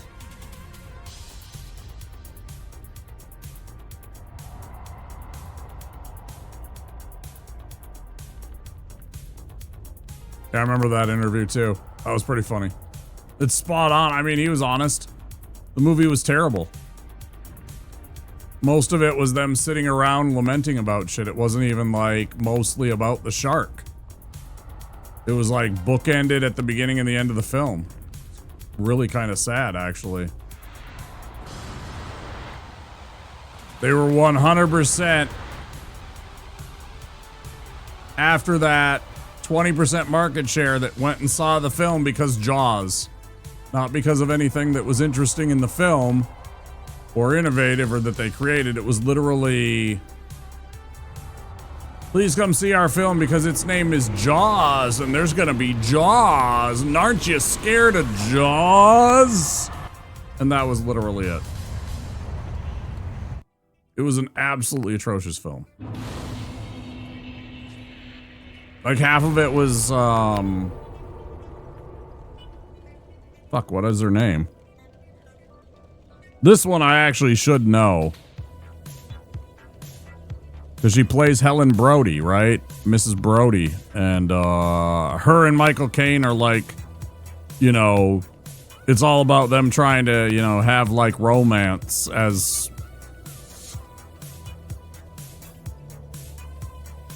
60-year-olds.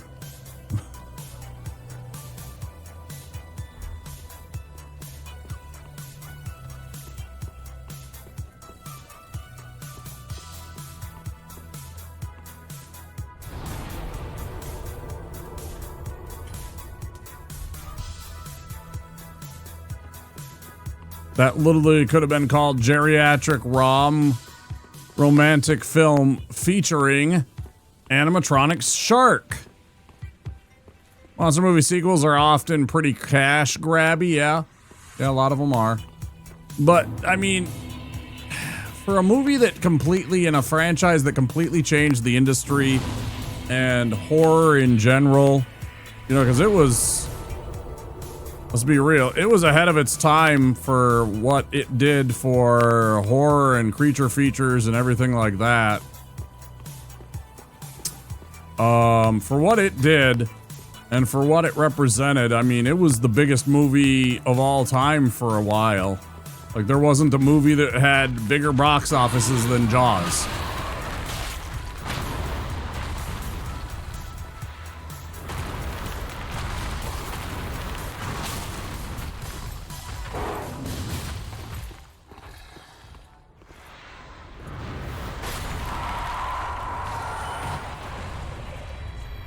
Too slow. Oh, I already had it on. Good. I remembered. I remembered. Get that off. Get that on. And then they turn around and they put out, like, I even found parts of Jaws 3 that I enjoyed, right? There are parts of Jaws 3 that I think are, it's like it's a bad film. Like, let's be clear. Jaws 3 is a bad film, but it has charm. It has charm and it has redeeming qualities to it. I genuinely have very, very few things to say about Jaws the Revenge. It is more of a movie that you endure rather than watch and enjoy.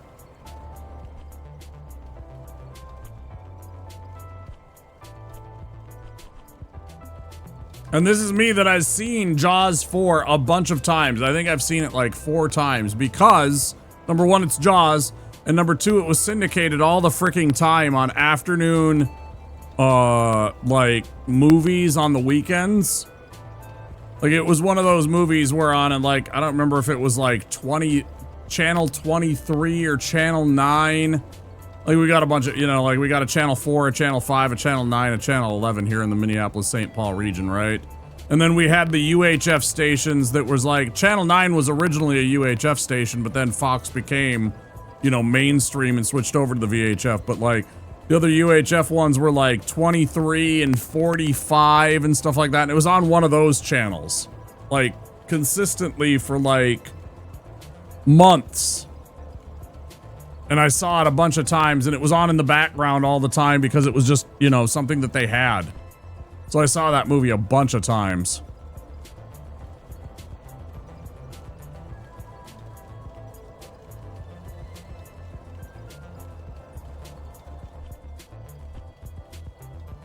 I'm trying to decide if I want to call it here again like I did last time.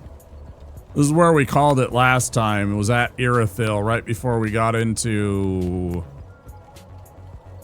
Deacons of the Deep and all that stuff. Actually, I think we killed the Deacons, right? Now that I think about it, we actually did kill the Deacons, yeah. I don't know if I want to do that today, though. I feel like Jaws 3 falls under Goofy, but things are still happening. Jaws the Revenge is just slow and quiet. That's exactly it, yes. Thought you called it? Yeah, I did. Yeah. I don't know if I want to do that today, though. If I want to go through and kill Crystal Sage and all that stuff.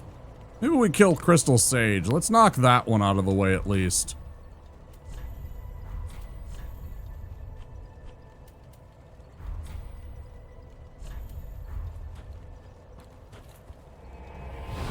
And that way we can start with the cathedral tomorrow. Not tomorrow, another day. Thursday.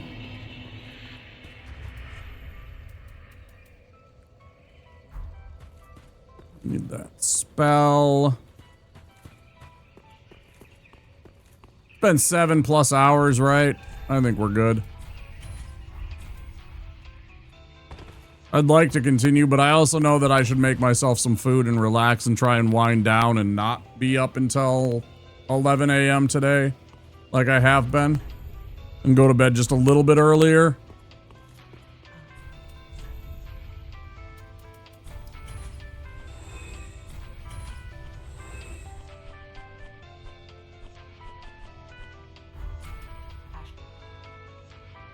Getting pretty late, so yeah, let's go fight the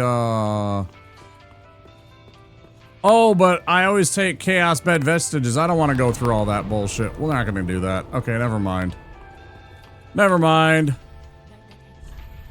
I don't want to have to make that run and all that stuff. We'll do that on the morrow. I keep saying tomorrow, but I don't mean it.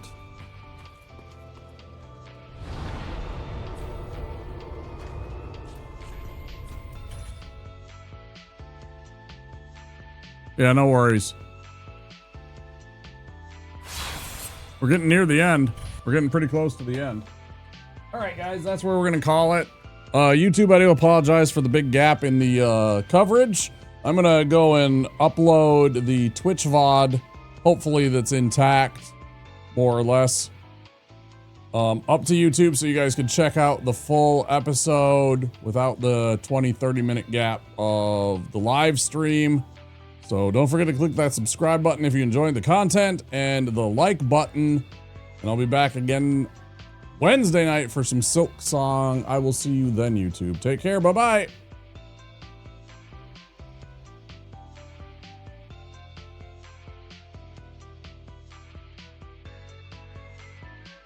Let's go raid. I want to raid and I want to go make some food and chill out and all that good stuff. Oh shit.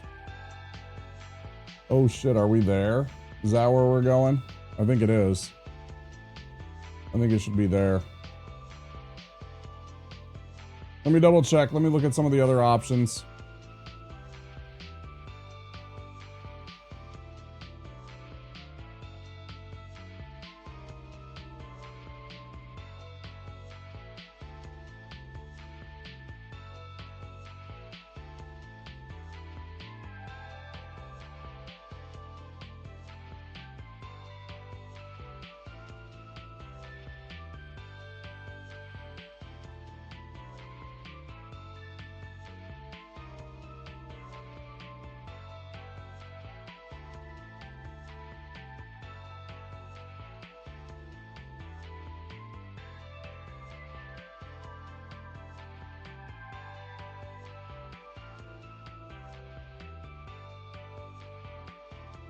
Should we go raid Gino? Should we go raid the Gino Machino? This guy's an absolute beast. He's the best player in the world as far as I'm concerned at, like, most of these games. I've never raided him. Oh, no, he's on a BRB. This is like, replays. Never mind. I'm not gonna raid a replay. I thought he was actually live. He must be doing, like, I'm just sleeping kind of thing. Let's keep looking. I haven't rated Rachel in a long time. She's doing Enshrouded. That's kind of fun. Say hi to a small streamer though. We have rated a lot of big people lately.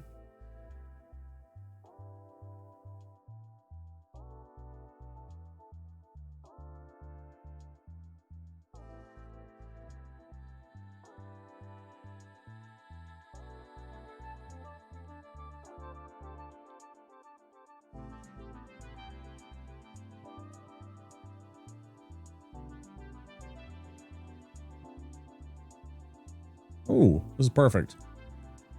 Tricky is fighting a boss that I've already fought, so that's even better. Let's go raid Sounds Tricky. He's doing Silk Song.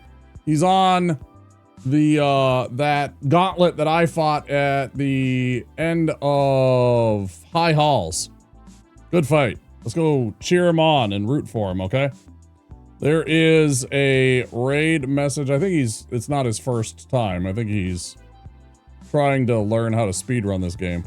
Anyways, raid message for non-subs. Use the eyeballs there. Otherwise, if you have a subscription, you can choose from any of those raid messages with any of the subscriber emotes. Love to see some people show up and go say hi to Sounds Tricky. He's a nice guy. He's one of the best at Dark Souls 3. He seems to be doing pretty dang well at the Silk Song, so yeah, that's where we're gonna go. Okay, let's go say hi to him. He is just getting started, so you'll have some opportunity to watch some Stram. Okay, if I can copy and paste this before the raid goes off, that would be nice. Okay, I'll see you guys over in Tricky's channel. Have a great night, everybody. Thanks for stopping in. Thanks for all the support, especially all of you out there that came by and said hello. I really appreciate all of you. Thank you for all the raids. Seriously, guys, you're the best. I'll see you next time. Bye-bye.